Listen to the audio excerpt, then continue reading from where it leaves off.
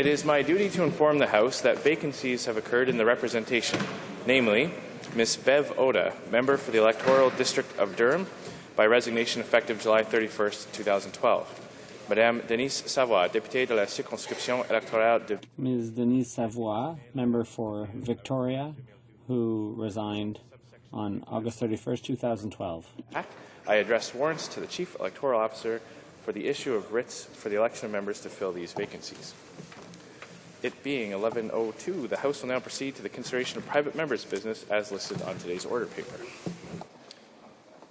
Orders of the day, private members' business. Resuming debate at second reading of Bill C-370, an act to amend the Canada National Parks Act, St. Lawrence Island National Park of Canada. Standing in the name of Mr. Brown, leads Grenville. Reprise du débat. Resuming debate, the honourable member for Rivière-des-Mille-Îles. Thank you, Mr. Speaker.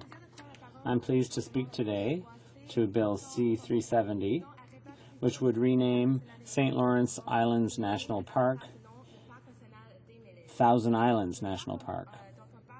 This park is made up of a lot of land that's ecologically sensitive and over 20 islands between Kingston and Brockville.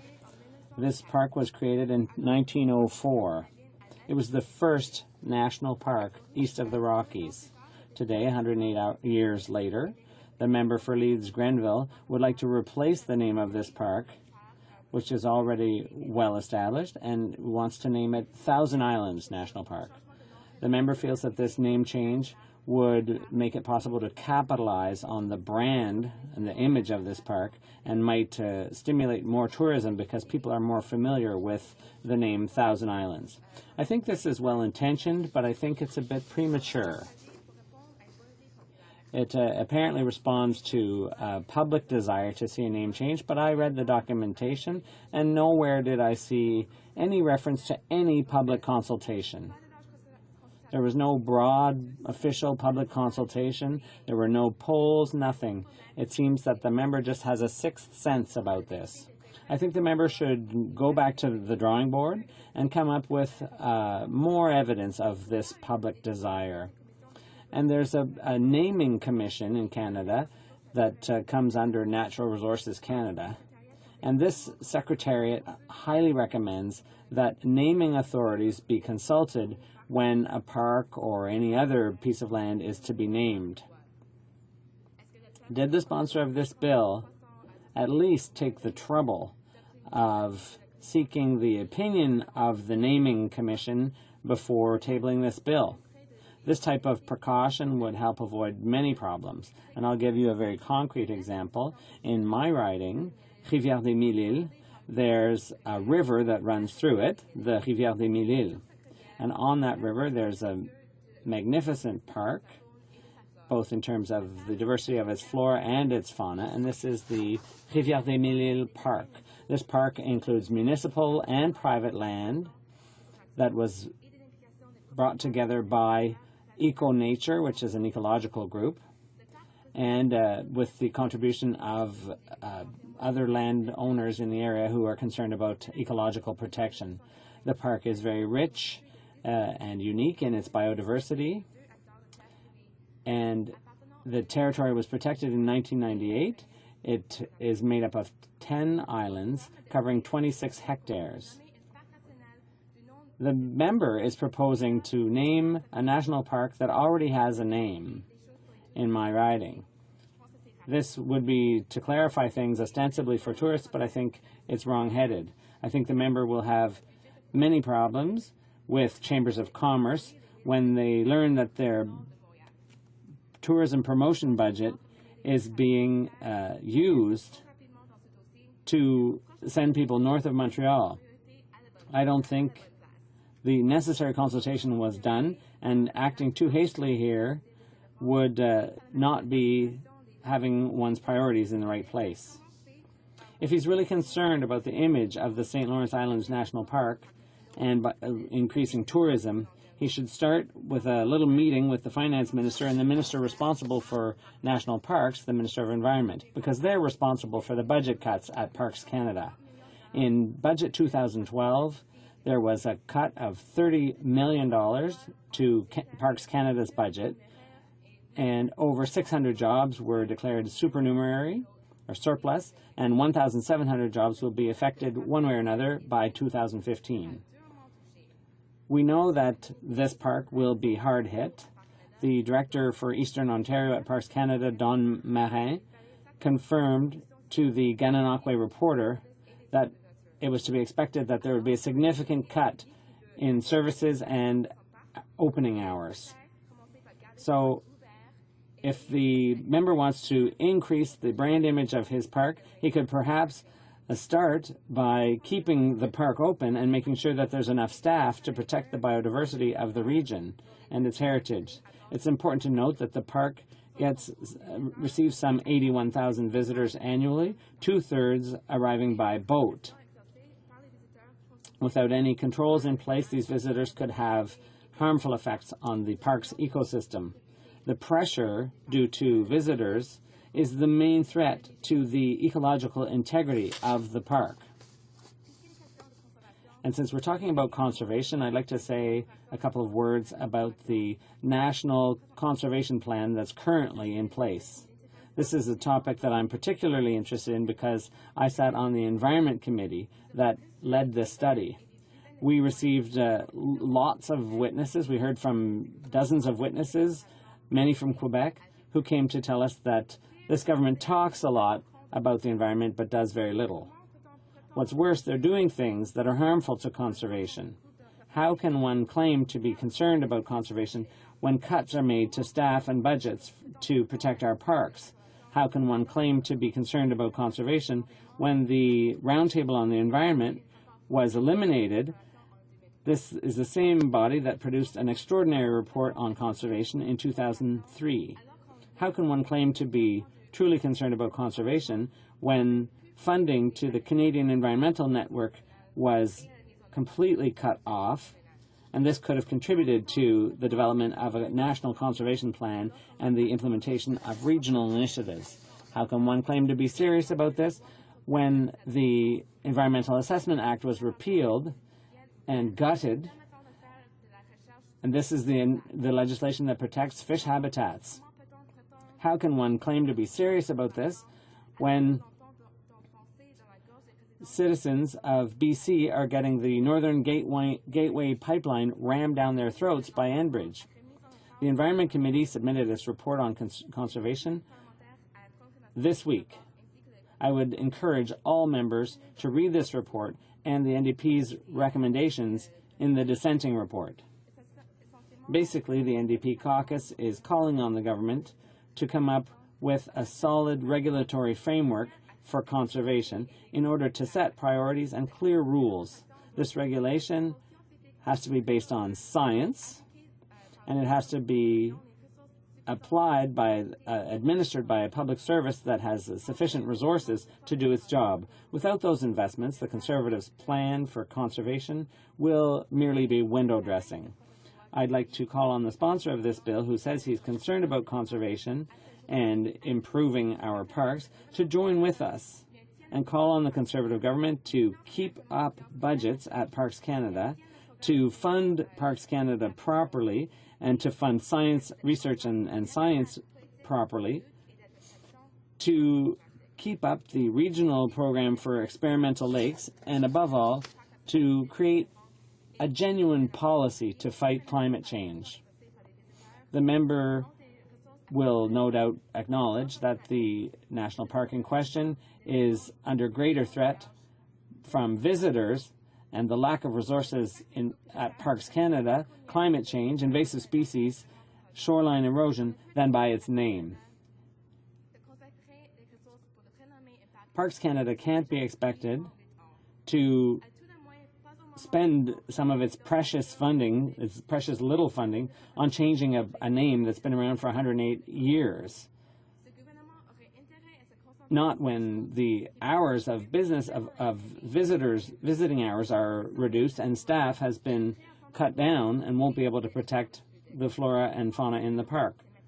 This government should concentrate on things that truly concern Canadians, protecting our heritage and protecting jobs and access to public services. When is this government going to listen? Mr. Speaker, I'm pleased to rise today to speak to Bill C-370, an act to amend the Canada National Parks Act, namely to change the name from St. Lawrence Islands National Park to Thousand Islands National Park, as there has been considerable community consultation and there is broad consensus that this will be good for the region and the economy, as the name is recognized by tourists all over the world. I would therefore like to commend the member from Leeds Grenville on his initiative and recognize that both he and the honourable member from Kingston and the Islands are both good friends of St. Lawrence Islands National Park and of the Frontenac Arch Biosphere Reserve, an official United Nations Biosphere Reserve. Very briefly, a biosphere reserve is local communities or representatives from key sectors such as agriculture, business, conservation, education, and tourism working together to develop projects that link conservation with economic development in their region. The committees are voluntary and community-based. Mr. Speaker, St. Lawrence Islands National Park is the smallest national park in Canada and the oldest national park east of the Rockies, having been created in 1904. The area is an important part of our history. The first inhabitants of the park were Aboriginal who began fishing and hunting about 10,000 years ago at the beginning of the Holocene epoch, the epoch that we are now exiting. Later, following the American Revolution, European settlers began moving into the area. And during the War of 1812, the area of the St. Lawrence Islands National Park was visited by both American and British warships. In the early 20th century, the area became a gateway for the rich and famous in North America, and today elegant homes and summer cottages are beautiful sights seen on the various boat cruises of tourist attractions. Mr. Speaker, the Thousand Island regions consist of 1,864 islands at the western edge of the St. Lawrence Seaway, right in the region of the park. Mr. Speaker, why is the park important and why should it be renamed? First, to accurately brand the area.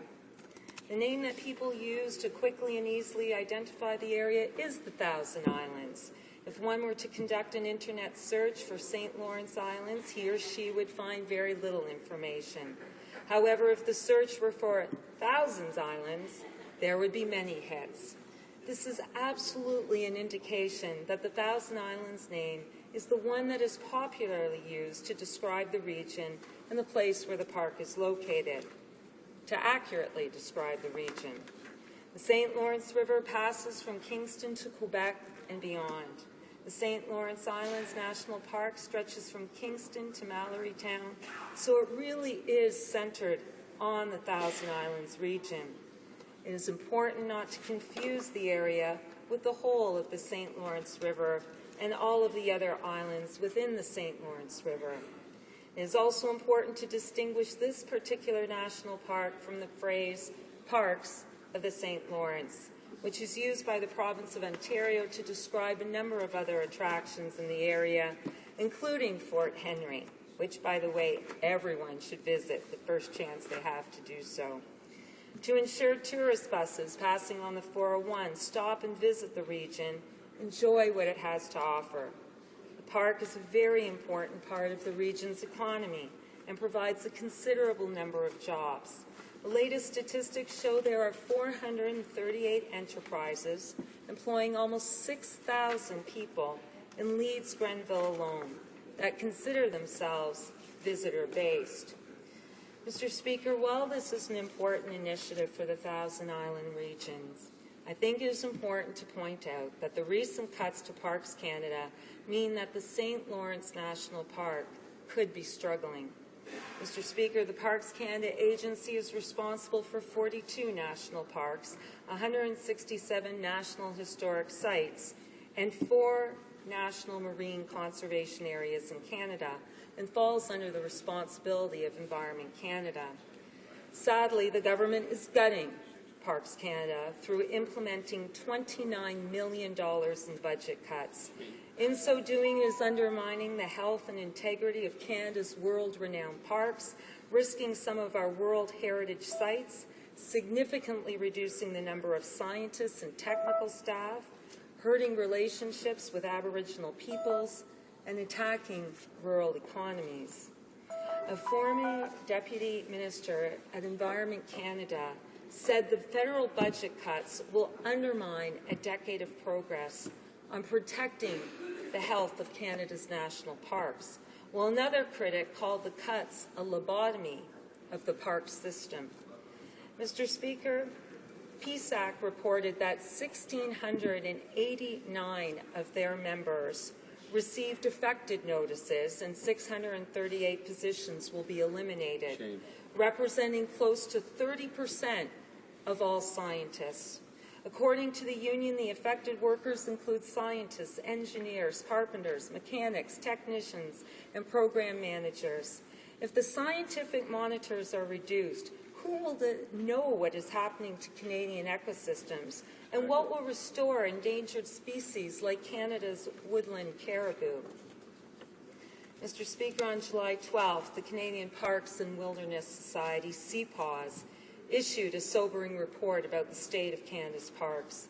It highlights the dangers to our national parks due to funding cuts, loss of science and monitoring capacity, the growth of inappropriate development within and adjacent to many current and proposed parks, the shortening of seasons, and inappropriate recreation and tourism activities.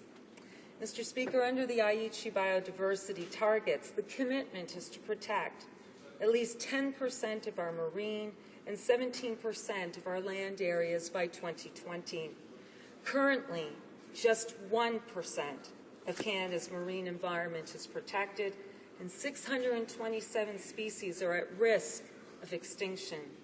The rate of extinction is expected to peak in the next 50 years because of climate change, economic expansion, habitat destruction, and pollution. And yet the government, through Bill C-38, has limited the environmental assessment process and stripped endangered aquatic species of habitat protection. Mr. Speaker, according to Parks Canada's report on plans and priorities, it is likely that user fees at national parks and historic sites are expected to increase at the beginning of the next fiscal year. These include entry fees, camping fees, locking and mooring fees. A national user fee proposal is expected to be tabled in Parliament in early 2013, which will outline the business increases. Our party has criticized the Minister of the Environment's claim that businesses near national parks and historic sites are getting, quote, a free ride, and our party has stated it was insulting to the owners and operators of thousands of small businesses across Canada, that a key pillar of the Canadian economy that employs over 500,000 Canadians. In conclusion, the name change has been thought through by the community. This is not rebranding, but rather attaching the name of a park to a brand that is very old and well known throughout the world, and something that people naturally talk about when they talk about the region. Mr. Speaker, one of my earliest memories is visiting the Thousand Islands and sitting on the dock with my brother and dad, waiting for one of the cruises. And in fact, it is that faded picture that my father always hung in his office and now lies quietly in his drawer. I hope to revisit the renamed Thousand Islands National Park with my family very soon. It's time to take them back there, and I encourage all of you to do so as well. Thank you, Mr. Speaker. Excellent. Resuming debate, the honourable member for Wellington, Halton Hills. Thank you, Mr. Speaker. It gives me great pleasure after the summer in our constituencies to come back to the House to support my colleague, the member for Leeds Grenville, in his bill that he's put in front of the House, which I think is going to do tremendous service for Canada's national park system, particularly for national parks that are located in Ontario. And so his bill would rename the St. Lawrence Islands National Park to the Thousand Islands National Park. And this is the second hour of debate, so I want to just summarize what was talked about and what was presented in the House during the first hour of debate about the history of this park, this current park, as it's called, St. Lawrence Islands National Park. Mr. Speaker, our national parks are governed by framework legislation that mandates that Parks Canada is to protect and present outstanding representative examples of natural landscapes and natural phenomena that occur in Canada. And St. Lawrence Islands National Park is an amazing example of a slice of Canada's biodiversity, not only in terms of its natural history and ecology, but also in terms of its cultural history. This year being the 200th year anniversary of the War of 1812, it's an area which is very historical in nature, that saw many of the conflicts that gave birth to the defense of Canada and to the early risings and stirrings of a Canadian identity. And it's also ecologically important. The park consists of several important ecologically important properties between Kingston and Brockville, Ontario. It's part of the Frontenac Arch Biosphere Reserve, and it lies at the eastern end of the Great Lakes system. It acts as a land bridge, and I think this is something that many people may not realize. There are two major parks that this park straddles and lies in between. There's Algonquin Park, which is a provincial park. In fact, Algonquin Park, which I spent some time in this summer canoeing on a wilderness trip through North T Lake and Manitou and 3 Mile Lake and Arabla Lake through the northwestern part of the park. Algonquin Park used to be called Algonquin National Park, even though it's always been a provincial park. At some point, the provincial government, when it created it, decided to call it a national park. It was renamed back to Algonquin Park as we currently know it. But it sits, this St. Lawrence Islands National Park sits between Algonquin Park, which is a major protected area in the near north in Ontario, and the Adirondacks in New York State. And this Thousand Islands Park, as we hope it will be called, acts as a land bridge between these two very ecologically important protected areas.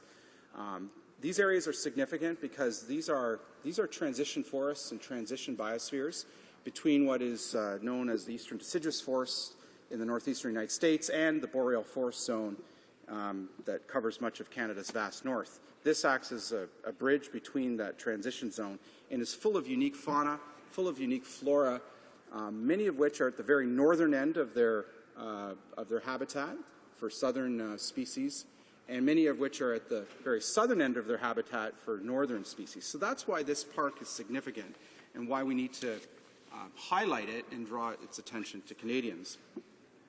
Mr. Speaker, part of this government's approach to national parks is to encourage greater visitorship and a greater number of tourists to come to our park, both foreign visitors, but also Canadians.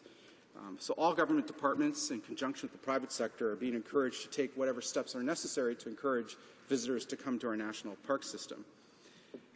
It's unclear, Mr. Speaker, why the park was named when it was originally formed, why it was named St. Lawrence Islands National Park instead of Thousand Islands National Park, but it's an historic error that must be corrected.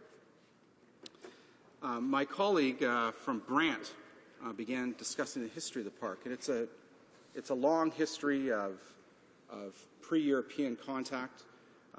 Aboriginals had been in the area for many, many generations and centuries before European contact. At European contact, the French first called this area Les Mille Îles, the Thousand Islands, and that was back some 400 years ago when they first set foot in the region. And so they were the ones who first used the term 1,000 Islands. And then the British Royal Navy came in and decided to start charting and naming the various islands and island groups in the area. Then we saw the advent of the American Civil War in the mid-1860s. And after that war ended, the area opened up significantly to development. And many wealthy Americans from downstate in New York started to come up to the Thousand Islands to build their summer homes and summer cottages. And it was at this time that the area started to get really developed. And it was at this time as well that local residents started to get concerned about the area that they had once hunted, fished and farmed and picnicked on for generations. They were concerned that this land was rapidly being lost to private property and to no trespassing signs. And so in 1874, their concerns led to 2 petitions being presented to the then Governor General of Canada asking that this area be protected for public use. And at the time, the government wasn't very interested in doing so. But nevertheless, local pressure continued to be brought to bear over the subsequent decades. And in 1877, a new champion in Thaddeus Leavitt, the editor of the Brockville Recorder and an historian of his day, came forward to start to push that this area would be protected as a park. And so he was not successful. But by the 1890s, citizens on both sides of the river were becoming interested in a park, and pressure mounted for an international park spanning both sides of the boundary waters. And so in 1895, a number of islands were considered for a formal park status. In 1804, that St. Lawrence Islands National Park was created with a base at Mallorytown Landing, which was donated by the Mallory family. And the natives in the region also agreed with the formation of this national park and the preservation of some islands. The government then began work immediately on establishing pavilions and docks. And by the 1960s, the park had its own superintendent, and over the years it expanded significantly. Only a few years ago, it acquired some more inland property to expand the protection of some of the sensitive biosphere areas. So, Mr. Speaker, the reason for this lengthy history lesson has been to highlight that over the last 400 years since European contact, the area has been known as the Thousand Islands. And for almost 4 centuries, the region and local businesses and local companies and local communities have known the area and talked about it as the Thousand Islands. And so it's a brand that locals know well and that people from away know well. And so no one knows exactly why the original name was created, the St. Lawrence Islands National Park, but there's no doubt that it confuses people and is one of the reasons why the park may not be as well visited as it could be if it had the same name as the local area. And so many of the local councils in the members' area, in communities ranging from Elizabethtown to Gananoque, from Brockville to the front of Young Township, Leeds and Grenville, Thousand Islands, Leeds and Thousand Islands Townships. Many of the local communities have petitioned the member to rename the park the Thousand Islands Park. And so this is an opportunity for us to do it, and I point out this to the members in the House who are considering supporting the bill, why this is so very important. Ontario does not have a great number of national parks. If you live in Alberta, you have access from Calgary within an hour drive to Banff National Park. If you live in Edmonton, you've got access to Jasper National Park. If you live on Vancouver Island, there's Pacific Rim National Park. If you live in Montreal, there's La Mauricie National Park. So within striking distance of many of our metropolitan regions across the country, there are these major national parks that are well visited, well known. But in Ontario, we have much smaller national parks, such as the one in on Point Pelee, such as the one in Eastern Ontario is known as the St. Lawrence Islands National Park, and they're not as well visited. So we do need to encourage Canadians, especially newer Canadians who flocked in great numbers to Ontario, to access the great outdoors and to understand that part of what it means to be Canadian is to understand our great north and our great outside and our great outdoors. And so by renaming this national park, the Thousand Islands National Park, we will ensure better branding and better visibility for this park and ensure that it gets the attention it needs as a protected area of one of Canada's most sensitive biosphere zones. So, Mr. Speaker, I encourage all members to support this. It's a great idea. It's a little thing that will not cost us any money, but will raise the visibility of our national park system in Ontario, a province that I and the member for Leeds Grenville are proud to call home. Resuming debate, the honourable member for Edmonton Centre. Well, thank you very much, Mr. Speaker. I'm pleased to rise today to talk about Bill C-70, changing the name of St. Lawrence Islands National Park to Thousand Islands National Park. And I want to welcome you and all members of the House back from what I hope was a good summer in the ridings and what I know will be a productive and hopefully somewhat congenial session of Parliament. And I think this private member's bill is a good way to start. Mr. Speaker, the bill that the honourable member for Leeds Grenville has brought forward for our debate today celebrates and recognises the natural heritage that Canada and the famous Thousand Islands region has to offer. What's in the name of a park? Well, a name with meaning builds a location in the consciousness of the public. It sets a site within the context of its surroundings and is open and inviting to those who seek to engage with our nation's protected natural heritage. And it is vast and is something we're all proud of. The St. Lawrence is a great and majestic river that originates from the outflow from Lake Ontario near Kingston and moves eastward 3,058 kilometres, one of the longest rivers in the world, where it flows into the Atlantic Ocean. There are several prominent islands in the St. Lawrence. Wolfe Island, Montreal, Ile d'Orléans, and Anticosti Island are just a few. What does St. Lawrence Islands National Park as a name say to the average Canadian? Those who do not know the park will not imagine a region where majestic castles and historic summer homes stand in contrast to rugged islands of granite and pine that are home to lumbering turtles, soaring eagles, and countless other species. The current name says nothing about how the island is located in the heart of a Thousand Islands area, an 80-kilometre-wide extension of granite hilltops joining the Canadian Shield of Northern Ontario with the Adirondack Mountains in New York State. This is a park that showcases the unique landscape created by glaciers retreating 10,000 years ago, scraping sediments and exposing rounded knobs of an ancient mountain chain. When the St. Lawrence River flooded the area on its path to the Atlantic Ocean, 1,000 hilltops became the 1,000 Islands. It's a land where soil is slow to form over the acidic granite, where even today the area retains a rugged beauty. Plants and animals migrated to the region, encouraged by the moderating effects of the Great Lakes and the variety of microhabitats that were created by the rugged topography. The islands form a land bridge, as was mentioned by the previous speaker, from the northwest to southeast across the St. Lawrence River, aiding movement of species across the landscape.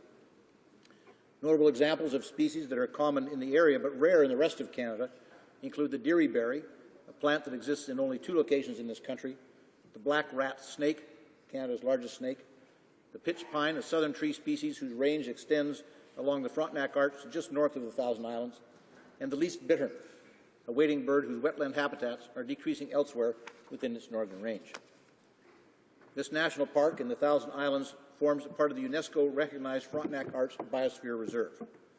It is an area that has important natural and ecological values and is a place where people live, work, and enjoy a variety of economic and recreational activities based on respect for the environment. The people of the region recognize the importance of protecting this land. Local residents were lobbying as far back as the 1880s for the creation of a national park in those Thousand Islands. As was stated earlier again, although it took until 1904, the park was still the first national park east of the Rockies.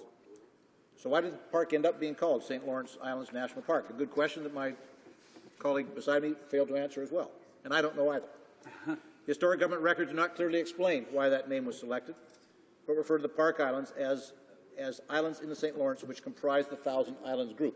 They should have had a clue right there. Despite what may be on the entry sign, many locals and visitors have always used the name Thousand Islands National Park. Each year, the park receives many letters from visitors who address their comments to Thousand Islands National Park. Quite simply, the name St. Lawrence Islands does not fit. It does not fit what this park is. It does not mean anything. It is not recognized by even those who return to the park on an annual basis. The idea of changing the park name is not new. It's been debated at the local level for decades. There was a recommendation to change the name of the park to Thousand Islands National Park in 1978 by the St. Lawrence Islands National Park Advisory Committee. This committee was formed by the Honourable Judd Buchanan, then Minister of Indian and Northern Affairs. The committee was made up of representatives of local municipalities, chambers of commerce, local citizens, and provincial and national organizations.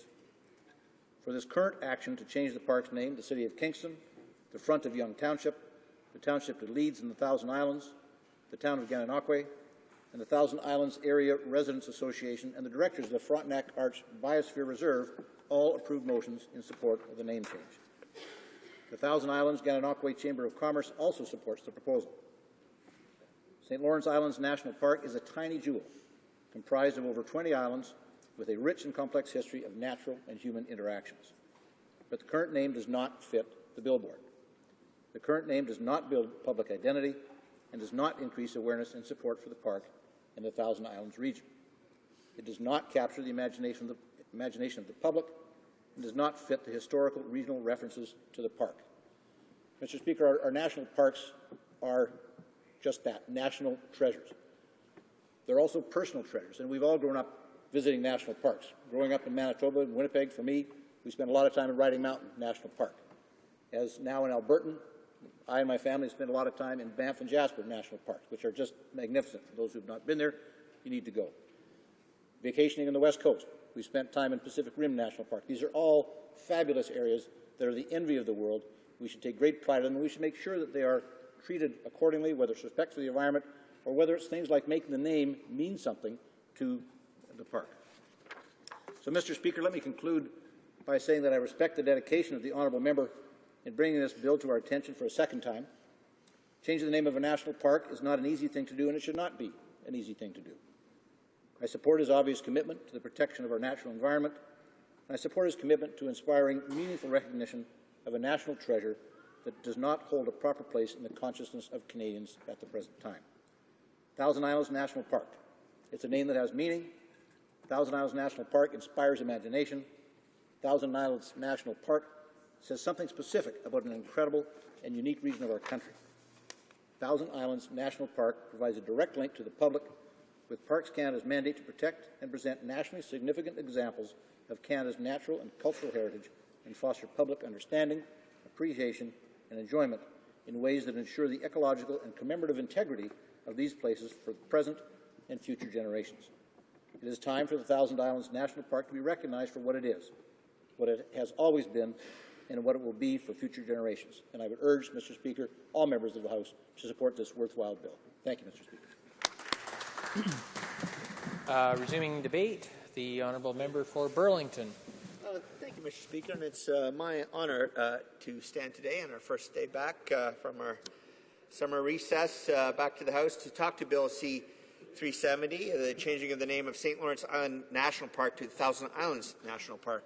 Now, I have to say, Mr. Speaker, I'm happy to be talking to this today, but as someone who was born in Brockville, I thought maybe the mover of the motion might rename the park Mike Wallace National Park, but that didn't work out, Mr. Speaker. But I do appreciate what the mover of this motion is trying to accomplish. I would like to add my voice to those who've already spoke in support of Bill C-370 and the renaming of the St. Lawrence Islands National Park to Thousand Islands National Park. Our national parks represent the very best that Canada has to offer. These special places are protected so that they can be enjoyed by visitors today and tomorrow. In fact, through Parks Canada, the federal government is Canada's largest provider of natural and cultural tourism products and its iconic destinations, national parks, national historic sites, and national marine conservation areas. These form the cornerstones of the Canadian tourism industry. Tourism represents a significant economic opportunity for Canada. In 2010, the tourism sector contributed $29.7 billion, and that's billion, Mr. Speaker, to the Canadian economy and employed 617,000 Canadians. As in the world of Canada, our national parks offer important economic possibilities for the province of Ontario. The Thousand Islands is known throughout the world as a tourism destination. Every year, millions of tourists flock to the iconic Thousand Islands region, but very few people know that there is a national park located in the heart of these islands. It is, in fact, the closest national park to the city of Ottawa. And even with the creation of the Rouge National Urban Park, Thousand Islands National Park will remain one of the closest national parks to the city of Toronto. It is time for us to adapt and renew the possibilities of this majestic national park. And something as simply as changing its name will dramatically alter how Parks Canada engages and attracts members of the public who are seeking to create great personal memories through meaningful experiences in an incredible natural space. For over 100 years, tourism has played a prominent role in the Thousand Islands community, supporting family-owned businesses from generation to generation. St. Lawrence Islands National Park has an annual budget in excess of $1.5 million. While some of that revenue is self-generated, a majority comes from the Canadian taxpayer. When Parks Canada has publicly stated that it is trying to encourage new Canadians, young Canadians, and urban Canadians to visit national parks, it does not make sense for Parks Canada to work outside the regional brand of the Thousand Islands. Parks Canada has an exemplary record of working within communities through partnering initiatives and stakeholder relations. Yet, in a region where other private tourism providers take advantage of the strong, recognized, and powerful world-famous Thousand Islands brand name, in using the term the St. Lawrence Islands, Parks Canada is not talking the same language or other Thousand Islands tourism operators. Mr. Speaker, if you were a traveller from Vancouver, from Newfoundland or England, would you not find it difficult to distinguish between the offerings of the St. Lawrence Parks Commission, Parks of the St. Lawrence, and the St. Lawrence Island National Park? Two of these three organizations named have many sites outside the immediate Thousand Islands area and are not interchangeable with the national park and have differing mandates. As the government, it is our role to help remove barriers that limit opportunities for Canadians to become more engaged with the treasured natural places. We should be doing all we can to help provide opportunities to showcase what Parks Canada has to offer. Placing Thousand Islands National Park on the map is a small but significant step that will help enhance public awareness of this incredible park. A name change represents an opportunity to renew Canadians' passion and support for our country's important natural spaces. A name change can help ensure that this national park finds a place in the conscience of Canadians and will help ensure that future generations are inspired by and support this long-established protected treasure. Economically, a name change to the Thousand Islands National Park will align our public offering with those of other regional tourism providers. This will help initiate sustainable, expandable growth, generating activities and relationships. We are creating a legacy that says lasting improvements can be made by this government. Parks Canada will be able to expand its reach and impact by taking advantage of the existing regional brand. I realize, Mr. Speaker, that there may be some in this House who oppose this name change initiative simply because St. Lawrence National Park has been the official name of the Thousand Islands National Park for over 100 years. In fact, national parks have had names changed twice before. In both these previous instances, the new name better reflected the region in which they are situated. Northern Yukon National Park has been renamed to Inuvik National Park, and Ellesmere Island National Park became Quintaquapa, I'm not sure if I'm saying that right, Mr. Speaker, National Park.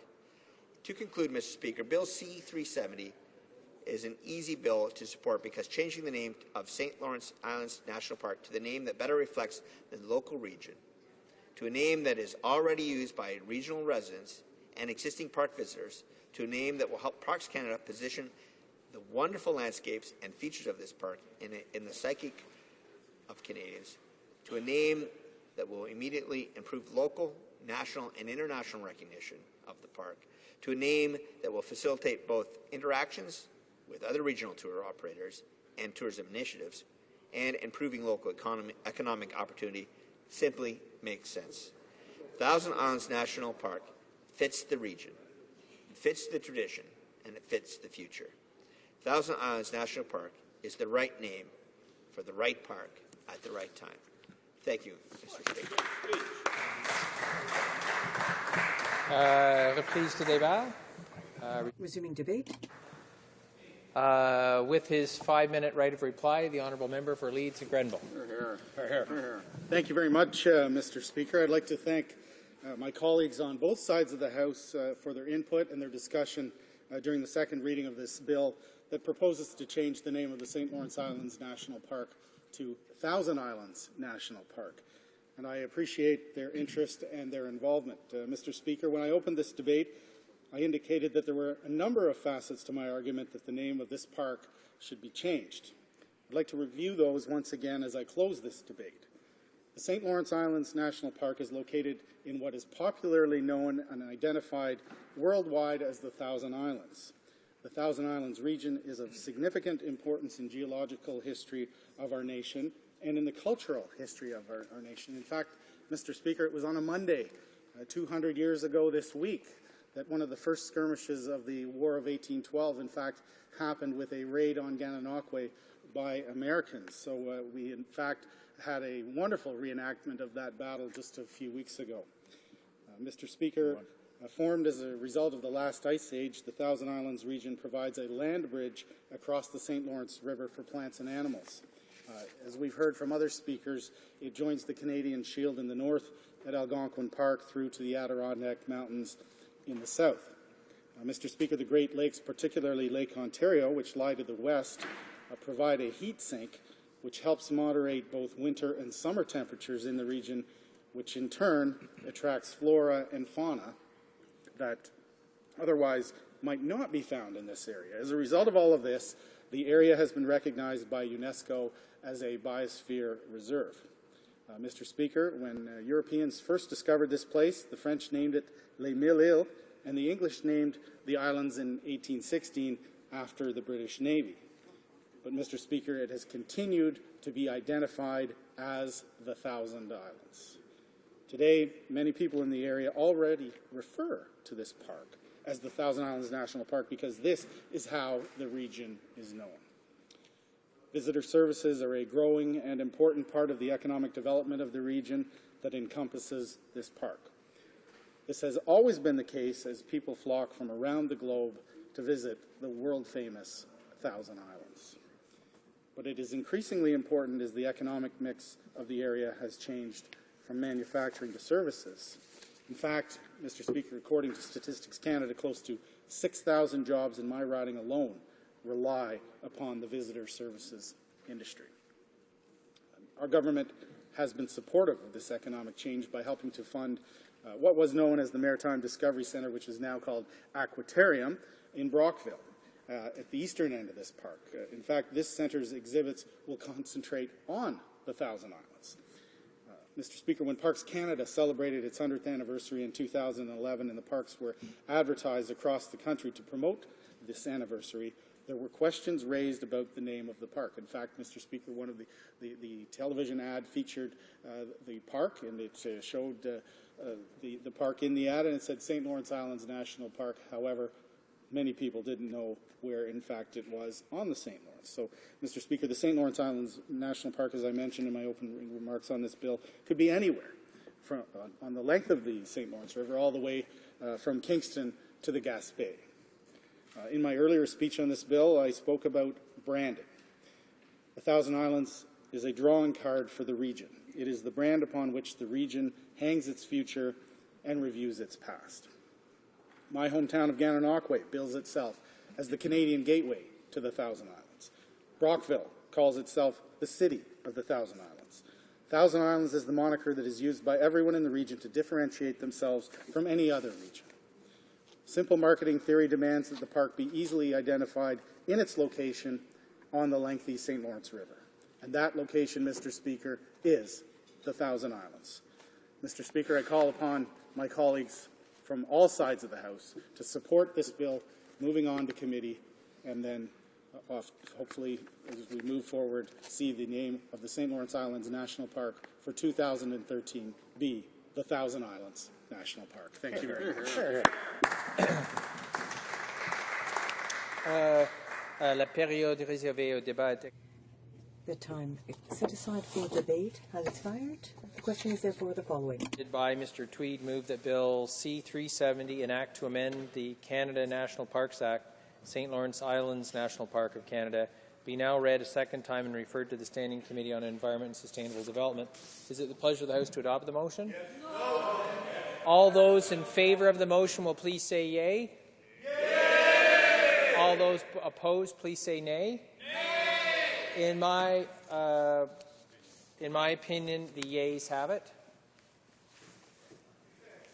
Pardon me. Accordingly, the bill stands referred to the... Sorry.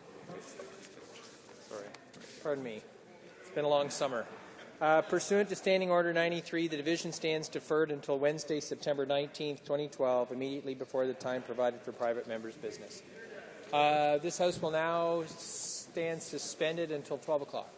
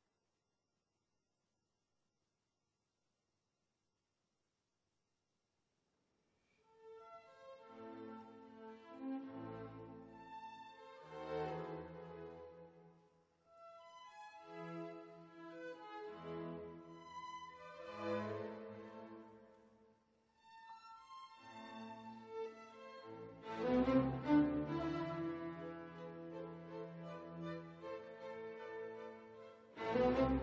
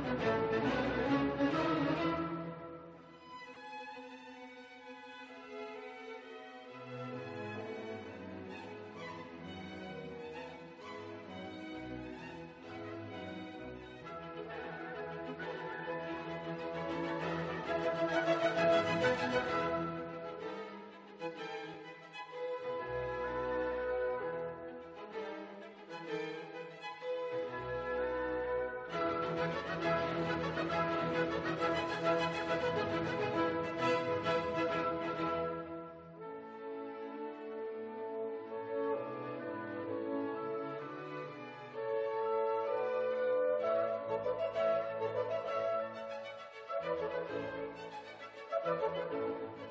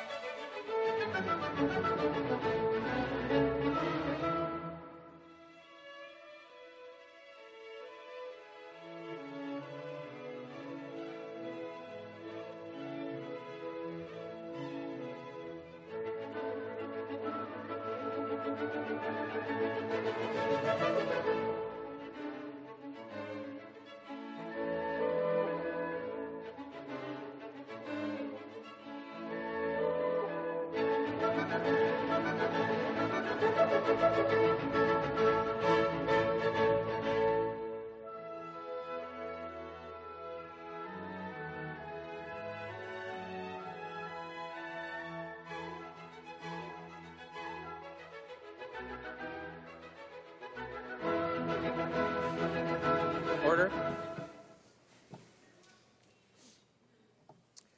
J'ai l'honneur de faire. I have the honor to inform the House that the Senate has conveyed the following messages to the House. The following bills have been adopted.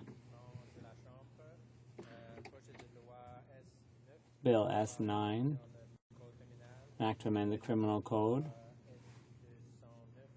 and S209, an act to amend the Criminal Code. Ordre du jour, ordre émanant Orders of the day, government business. of Bill C-42, Enhancing Royal Canadian Mounted Police Accountability Act. Mr. Taves, seconded by Mr. Kenny, Calgary Southeast, moves that Bill C-42, an act to amend the Royal Canadian Mounted Police Act and to make related and consequential amendments to other acts, be now read a second time and referred to the Standing Committee on Public Safety and National Security. Debate. The Honourable Minister of Public Safety. Thank you, Mr. Speaker. Mr. Speaker, with its roots stretching back to the 1870s, the Royal Canadian Mounted Police has evolved into one of the world's most respected police forces. It's clear that the RCMP is a vital national institution, but even the deepest roots need tending to remain strong. RCMP members are hard-working and dedicated Canadians who put their lives on the line to protect us each and every day. As an organization, the RCMP is respected around the world as a symbol of who we are as Canadians and what we value: professionalism, honesty, integrity, and compassion. However, these ideals and Canadians' confidence in the RCMP has been tested over the past few years. As parliamentarians, we are all aware of the high-profile events, public inquiries, and most recently by allegations of sexual harassment within the force. I know there is a consensus in this chamber that changes are needed. There is also no doubt that the leadership of the RCMP deserve modern, updated tools to do their job. Earlier this year, we signed 20-year contracts with our provincial and territorial partners, further demonstrating our government's commitment to the RCMP. We remain committed to ensuring that Mounties can effectively serve and protect our communities for generations to come. I was therefore very proud to enable the Enhancing RCMP Accountability Act on June the 20th. Before outlining the major provisions of the bill, I would like to paint a larger picture of why these changes are so necessary. Over the past 4 years, the RCMP has been busy addressing deficiencies to strengthen the trust and the confidence of Canadians. And most importantly, in November 2011, our government appointed Mr. Bob Paulson as the new commissioner of the RCMP. A senior police leader with extensive experience across the RCMP's complex mandate, including in British Columbia, Commissioner Paulson is well positioned to deal with the challenges associated with maintaining the RCMP as a key Canadian institution. While we've seen progress in several areas, for example, the provinces and the territories recently signed the 20-year RCMP Police Services Agreement, which address key issues such as governance, accountability, program sustainability, and cost containment, more needs to be done. And that means amending the legislation governing the RCMP. It's surprising to think that the RCMP Act has not been significantly amended in nearly 25 years.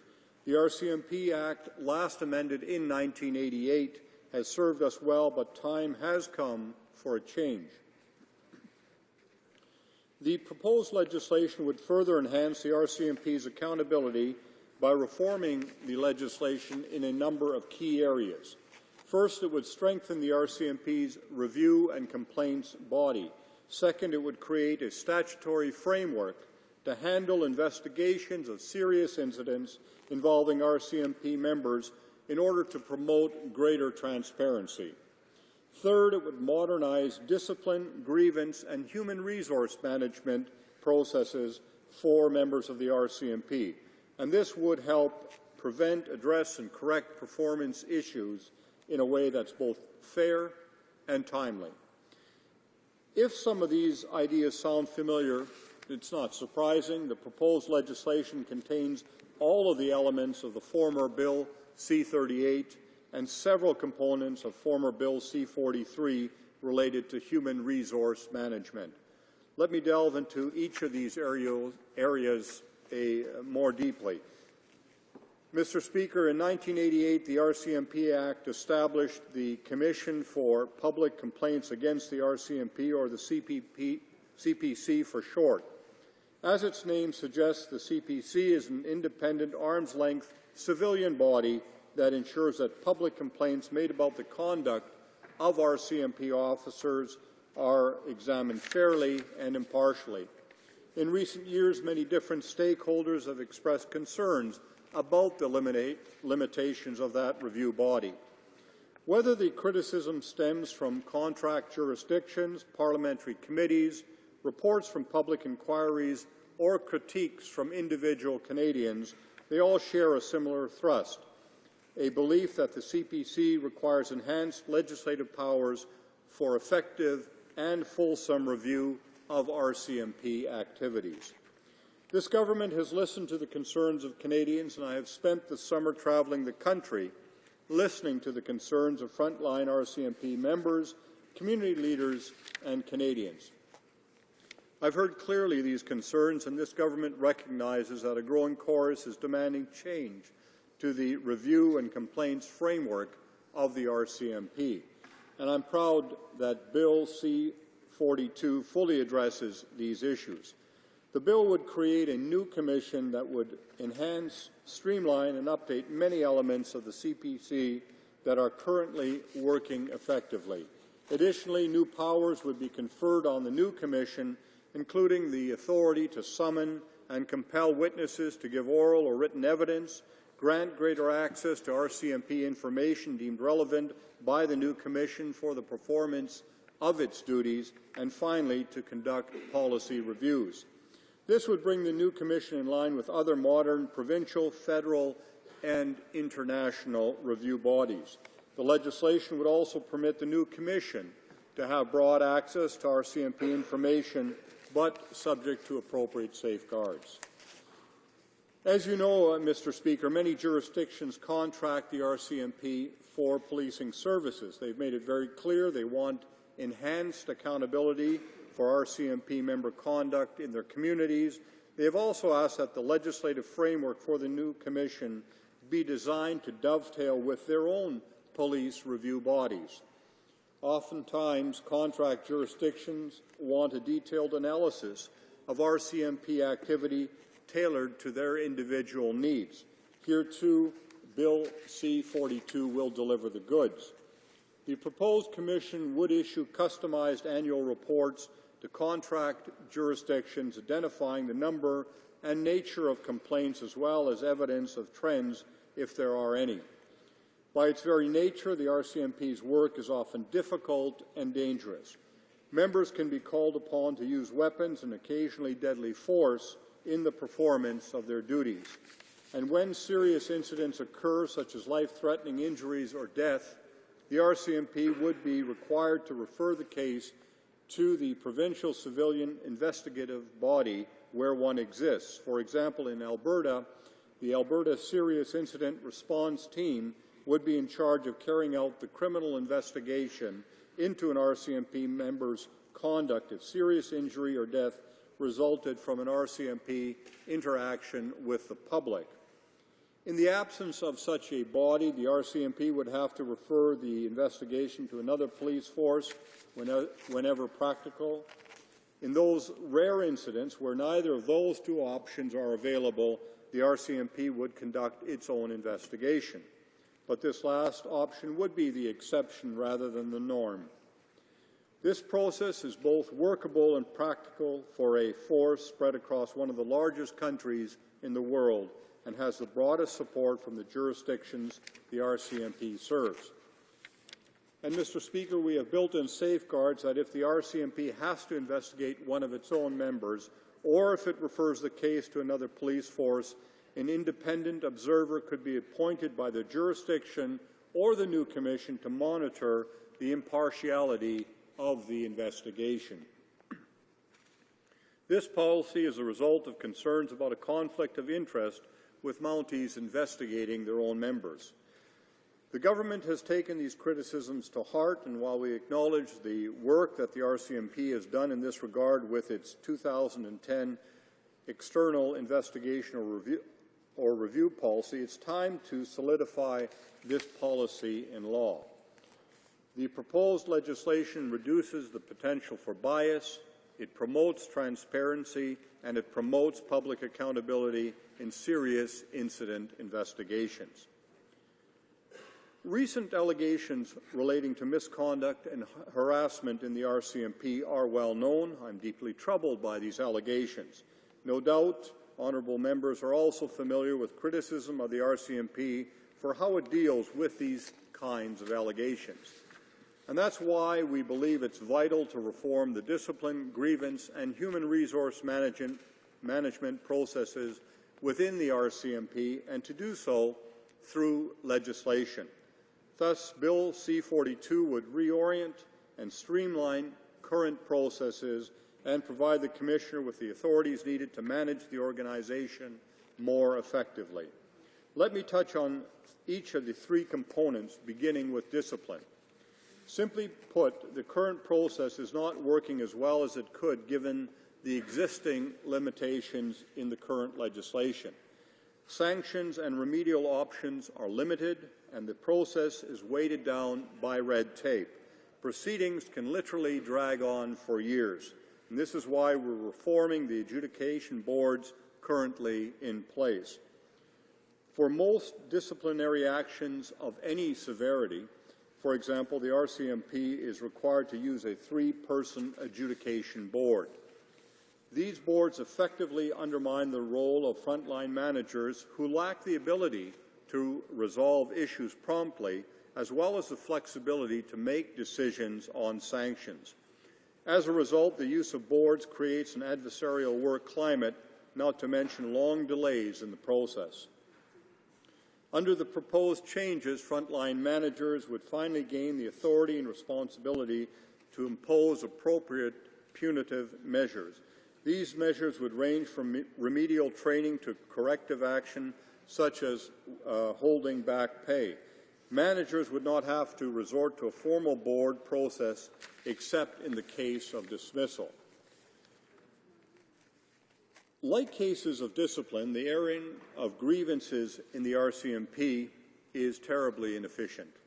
There are, for example, separate processes to deal with terms and conditions of employment, appeals of discharge for unsatisfactory performance, and appeals of formal and informal disciplinary sanctions.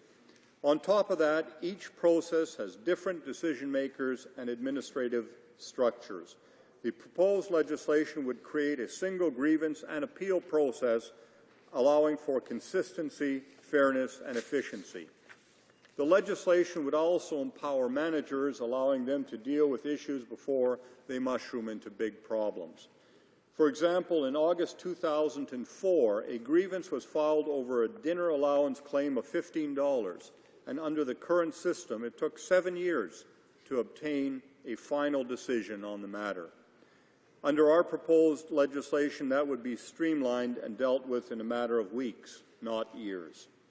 In other words, the proposed legislation would inject some much-needed flexibility into the current rigid system.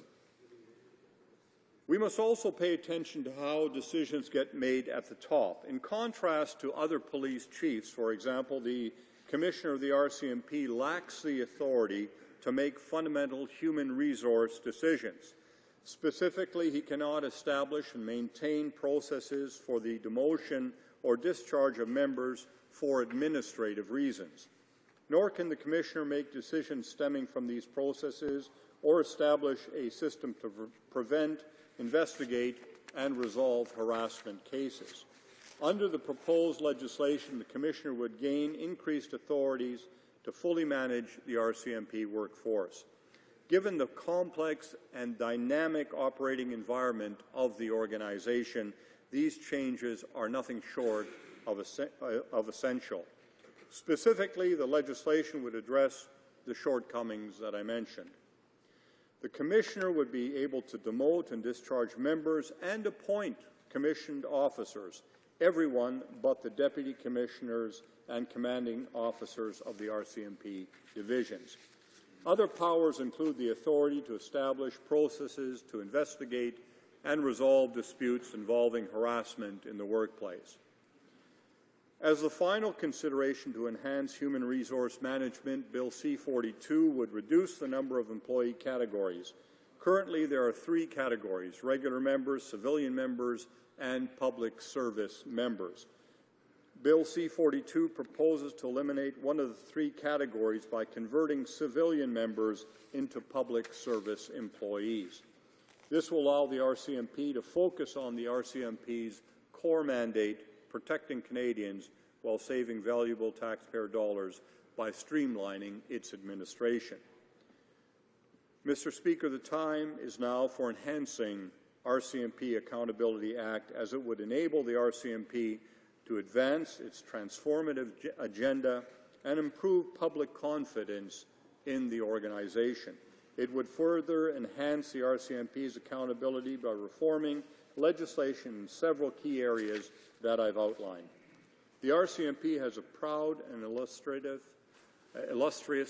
past, but this government believes the best is yet to come. As Minister of Public Safety, I've had the privilege of meeting RCMP members and staff across the country. This summer particularly, I've also witnessed the pride and appreciation that Canadians have for the men and women of the RCMP. The legislation will be important in ensuring the RCMP is an accountable, trusted, and adaptive organization for generations to come. In closing, I must mention that we have identified a small number of grammatical and translation errors in the bill that the government will aim to correct at committee stage. I trust that all members will support these amendments to ensure we have the best bill possible. I urge all members to join with me in supporting this bill and a speedy passage through to committee. Thank you, Mr. Speaker. Questions and comments? The Honourable Member for Esquimalt-Juan-de-Fuga. Thank you, Mr. Speaker. I thank the Minister for his remarks and for the introduction of legislation. And I'll have a chance in just a few minutes to state our own position on the legislation. My question to the Minister is simply, there have been many reports suggesting reforms on accountability in the RCMP, many over the past 6 or 7 years. And this proposed bill doesn't appear to align specifically with any of those or to include the recommendations, the full recommendations of some of those reports. So my question is, how did the Minister arrive at this particular package as the solution on accountability for the RCMP? The Honourable Minister of Public Safety. Thank you, Mr. Speaker. Mr. Speaker, we've spent a great deal of time in respect of examining all of those reports, in discussing this matter with the RCMP, with experts in the field of policing, to ensure that the problems that the RCMP is currently facing is in fact addressed by the legislation. I would have liked to have had this bill come forward to the House sooner, but given the lack of clarity in respect of the constitutionality of provisions dealing with the collective bargaining situation, we had to wait for the courts to render its decision. Finally, in June of this year, I tabled the bill because we simply could not wait any longer for the courts to clarify those very, very important areas, and subsequently the courts, in fact, have clarified that, and we believe that this is an appropriate package to go forward. Questions and comments? The Honourable Member for, for Disnepi, Churchill River. Thank you, Mr. Speaker. And I'd like to thank my colleague, the Minister, for his speech. Having served in the RCMP for over 18 years and having faced the challenges in getting to the rank of sergeant, I faced a lot of challenges that this bill is doing. Just once, an accountability of the RCMP. When you first joined the RCMP, we learned the esprit de corps, maintain the right. And that's what each member, when they join the RCMP, that's what's entrenched in them, to serve the communities. And we're always upheld to a different accountability when you serve in the policing across Canada. What I'm just kind of curious, having met with many detachment leaders, and actually I just had a conversation with one member here who's in charge of her own detachment just yesterday. And what we've seen taking place is the lack of accountability on members, where they're going through the processes of not being accountable for their actions while on and off duty. Where I'm just kind of curious if the Minister can just maybe elaborate further. It's just that going across Canada, what type of consultation process did he do over the summer? The Honourable Minister. Well, one of the things, and I want to thank the member for his question, of course, for his 18 years of service in the RCMP. He had a remarkable career. He, again, is a fine example of the product of the RCMP, and we know that there are many others in the RCMP who have a similar exemplary service record. But we, in fact, consulted extensively over the last number of years, even prior to me becoming the Public Safety Minister. But we certainly looked at some of these issues, especially the disciplinary issues. The legislation that we brought forward has the full support of the Commissioner and his senior officers. It reflects some of the concerns that they have had as commanding officers at lower levels in the organization. And we believe that the disciplinary measures are absolutely essential, that line commanders have a degree of responsibility in ensuring that disciplinary matters are dealt with very quickly, very effectively, so that the organization can focus on the protection of Canadians. So not only did I do this summer, again, to ensure that we're on the right track, and I believe we are, but this has been the product of extensive consultation over the last number of years. Questions and comments? The Honourable Member for Charlebourg-Saint-Charles. Mr. Speaker, I would like to welcome all my fellow colleagues and the members across the way. And Mr. Speaker, I think in this kind of file we need to call for zero tolerance, and that includes the attendant consequences. When there is harassment, we need to take measures and conduct investigations and eliminate the people, or rather dismiss the people who are responsible for this harassment and cause the problems. So can the Minister of Public Security Does he intend to put the standards in place to ensure that there's no more harassment within the RCMP? The Honourable Minister of Public Security. Well, thank you very much, and that's essentially what the Commissioner has been doing since he was appointed by our government. We believe that that is an important matter that needs to be attended, that there's a clear process and a clear expectation in terms of the standards that RCMP officers have to meet. But processes alone, Mr. Speaker, won't solve the problem. Attitudes need to change, but where problems arise, they will be dealt with appropriately. Questions and comments? L'honorable député de Hochelaga. The Honourable Member for Hochelaga. Thank you, Mr. Speaker. To continue in the same vein, I would like to ask the Minister how a commission whose recommendations are not binding can have sufficient teeth to change the organizational culture of the RCMP. The Honourable Minister of Public Safety. Well, as I've indicated to the member, and I thank her for her questions, that processes alone won't solve the problem, but attitudes need to change. The proposal that we have here would facilitate the in respect to the harassment process, would facilitate the timely and effective prevention, investigation, and resolution of harassment issues, and would address the serious concerns that are being expressed by RCMP employees and the public.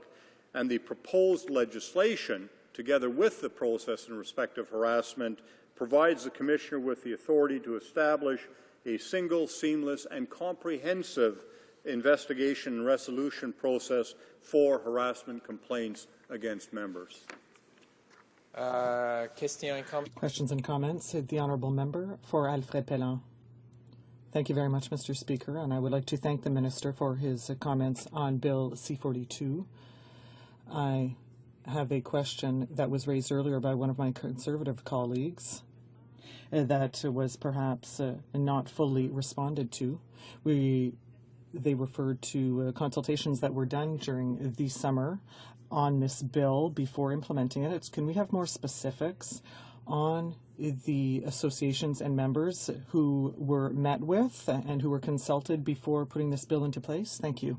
The Honourable Minister of Public Safety. Well, just to clarify, the bill was put forward prior to the summer. The summer was a good time, though, for me to get reaction from the members, and I went right from British Columbia to Newfoundland, Labrador, speaking with members of the RCMP, and indeed people who are civilians and who may come in the jurisdictions of the RCMP. And so I think the reaction, generally speaking, was a good reaction, but if the member believes that there are changes that need to be made and that further consultation needs to take place, I'd certainly like to hear from her.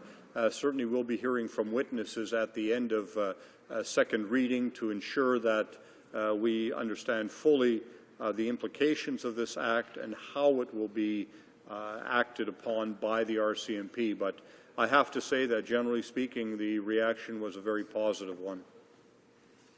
Resuming debate, the Honourable Member for Esquimalt-Juan-de-Fuga.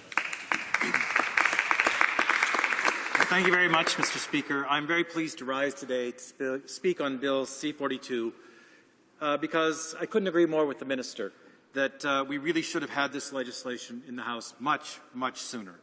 There's an urgency for the public in terms of confidence in the RCMP.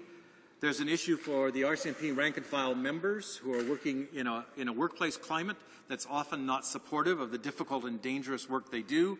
And, of course, it's important to the RCMP leadership, which is charged with the task of making those necessary changes. So we on this side find much to agree with in this bill as the reasons for undertaking reform of the RCMP Act. In the preamble, it talks about many things which we can agree with.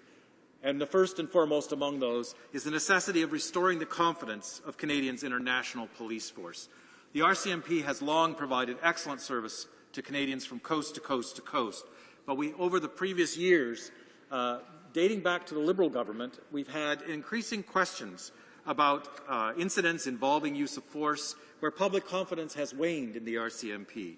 And that's a problem not just for the public, but it's a problem for the serving members in the RCMP. A second purpose it's stated is to promote transparency and public accountability in law enforcement. And again, we could not agree more that this is essential if we're going to meet that first objective, which is to restore public confidence in the RCMP.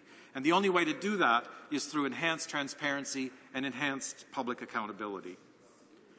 A third reason for reforming the RCMP Act, which is stated in the preamble, deals with the relationship with provincial governments and I would also add regional and municipal governments who hold contracts with the RCMP.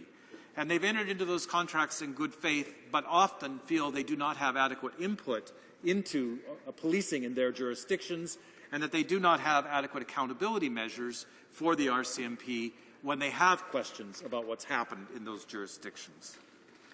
A fourth measure which is stated in the preamble is to promote the highest levels of conduct within the RCMP. And this, of course, is a goal that's shared by governments, RCMP members, and the public at large. We know day in, day out, the vast majority, virtually all of the RCMP members strive to meet those levels of conduct. But we need clear statements of what happens when those levels of conduct are not met, and clear consequences, clear procedures, but also those which protect the rights of RCMP members who've dedicated themselves to the service of Canadians so that they do not find themselves subject to arbitrary procedures as part of discipline. And finally, in the preamble, it says that we need to reform this legislation to create a framework for ongoing reform so we don't find ourselves in this situation again 25 years later, where government after government, Liberal and Conservative, have failed to address these questions and failed to provide leadership on these issues. So we in the official opposition can agree on the goals expressed in this legislation. And I believe we can go further. We can even agree on the key areas for action identified in the summary of the bill. Although the bill's summary counts the areas of action as only two vital areas, I would actually count them as three. So we on this side agree that there needs to be action to strengthen the RCMP review and complaints body. The RCMP Public Complaints Commission has provided a valuable service, but we have concerns about its full independence and its ability to oversee independent investigations. Second, we believe that there needs to be a framework to handle investigation of serious incidents involving members, incidents which involve death or serious injury, which will help enhance the transparency. At this day and age, the public has said very clearly they do not accept that the police investigate themselves in these very serious incidents. And we believe that independent investigation not only benefits public confidence, it also benefits those who serve in the RCMP by guaranteeing that the public will understand the outcome of those investigations, and where their names are cleared, they will be cleared once and for all. And finally, there needs to be action in the area of modernizing discipline, grievance, and human resource management processes. The Minister has cited anecdotal evidence of things that take way too long, and we all know that those are indeed true. But what's really lacking is that clear guidance to RCMP members of what those standards are and how any failures of those standards will be dealt with in a judicious and fair manner. In addition, when RCMP members have grievances, they need to have the understanding that their concerns can be brought forward in a timely manner and that those grievances can be resolved and not drag for years and years and years. So we do agree on the areas in which we need to make reforms in the RCMP Act. And in particular, we believe it's crucial to allow the RCMP Commissioner reforms in the area of discipline to deal with the climate of sexual harassment that exists in the RCMP. What we'd like to see is leadership from this government in mandating the Commissioner to bring in a clear anti-harassment policy and a clear process which contains specific standards of behavior with regard to sexual harassment and specific criteria for evaluating the performance of all employees in this very important area. But having said how much we agree with the objectives of this legislation, and having said that we do agree with the areas that need to be reformed, I have not risen in the House today simply to present bouquets to the Minister. We in the opposition have our concerns, both about government inaction, Liberals and Conservatives, and government inaction in particular in the area of transparency and accountability.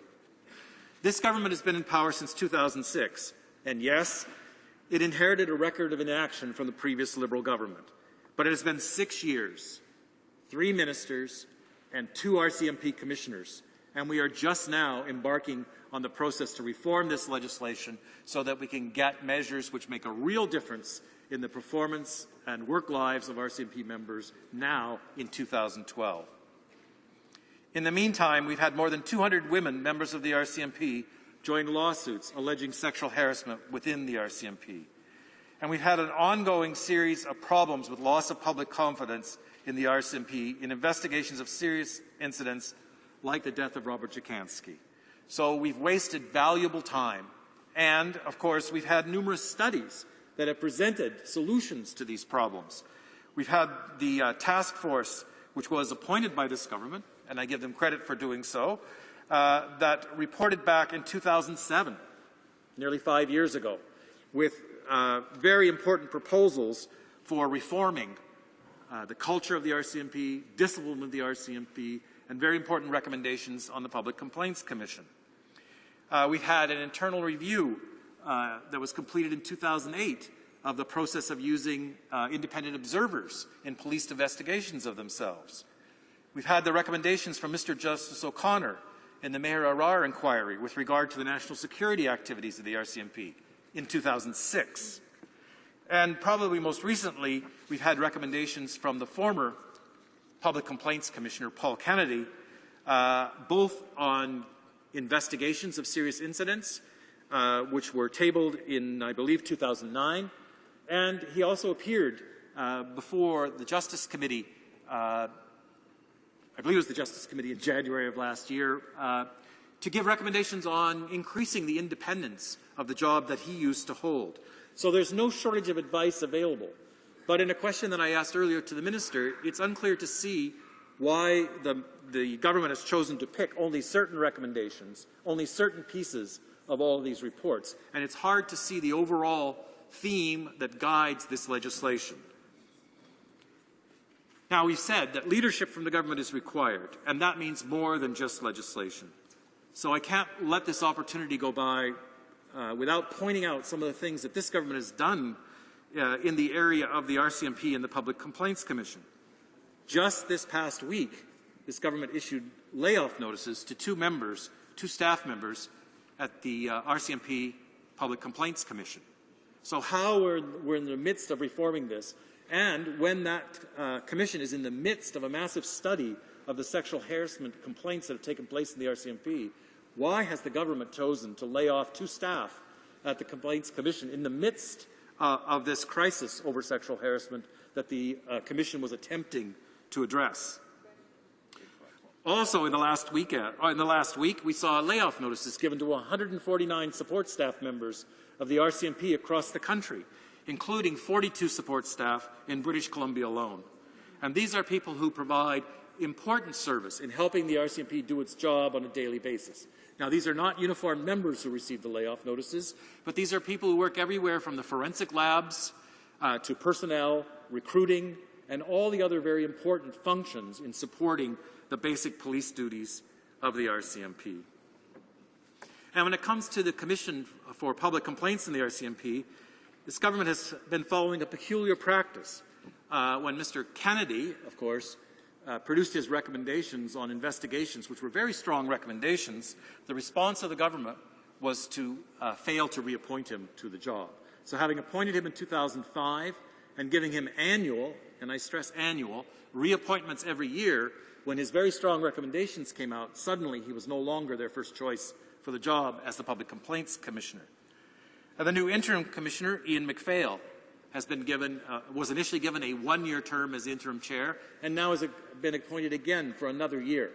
Now, I'm emphasizing 1 year here because we're talking about someone who should have independence from the government to do their job in providing civilian oversight for the RCMP. How can someone do that with any confidence when at the end of every year they can lose their job?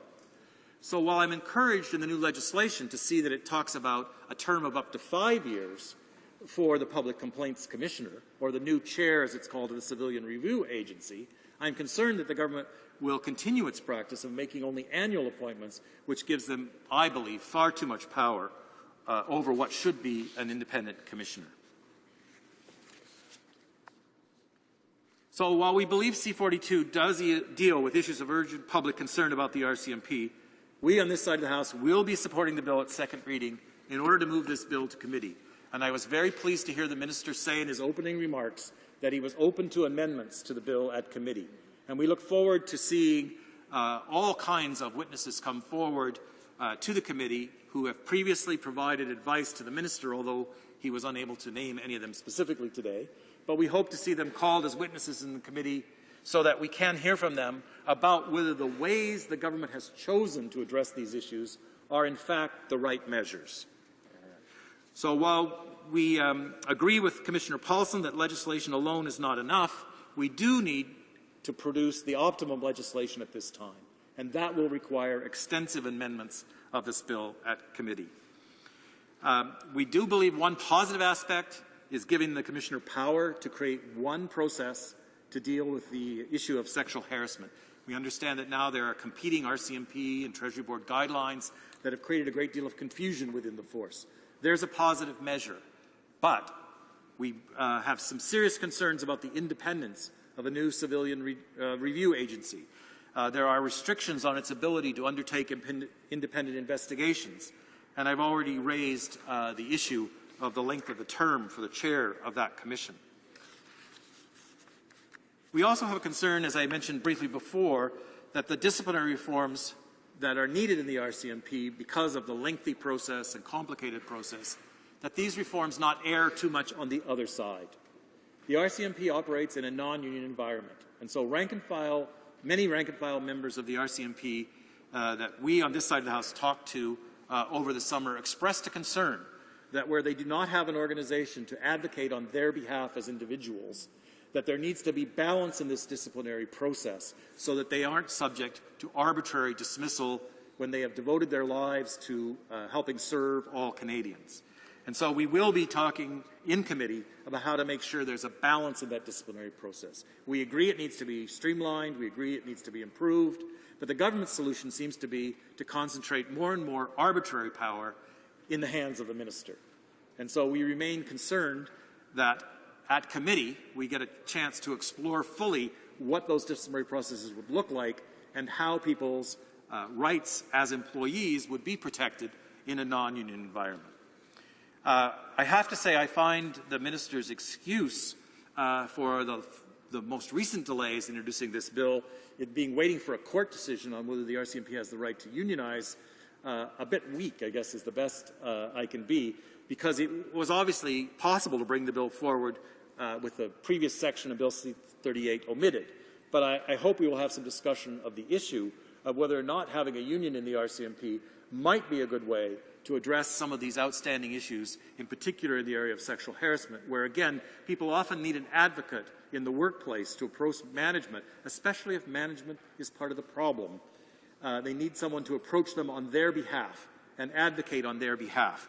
And we might not be in the situation we're in today with these more than 200 women with lawsuits against the RCMP if we had a more conducive work environment and we had a better way of making sure that individual members have advocates on their behalf in the RCMP.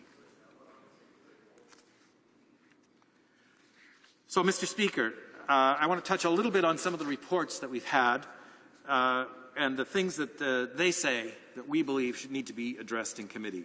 The 2006 report of the Justice O'Connor inquiry into the actions of Canadian officials in relations to Maher Arar called for Parliament to create an RCMP watchdog along the lines of the Security Intelligence Review Committee, which also already monitors CSIS, but would also have the right to audit RCMP files and activities, and the power to subpoena related documents and compel testimony.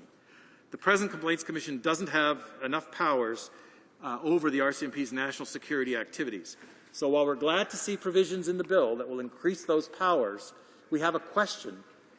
Given the causes for the creation of CSIS, we have a question about the RCMP recreating an arm doing national security activities that appears to operate without adequate parliamentary oversight. So that is a question that we will be addressing in committee. The report filed in 2007, called the Task Force on Governance and Cultural Change in the RCMP, proposed reforms to establish the RCMP as a separate entity from government with separate employer status. Now, that was a very interesting proposal that appears nowhere in this bill. And so I'd like to know why the government on the other side, having appointed this commission of eminent persons, including a former commissioner of the RCMP, including a vice admiral of the Canadian Navy, a very prominent Canadian corporate lawyer, a member of the Alberta Law Enforcement Review Committee, why was the expertise of these members appointed by this government to suggest solutions to the problems in the RCMP, why was a major recommendation of theirs set aside? It's a question I would like to hear the government's answer for.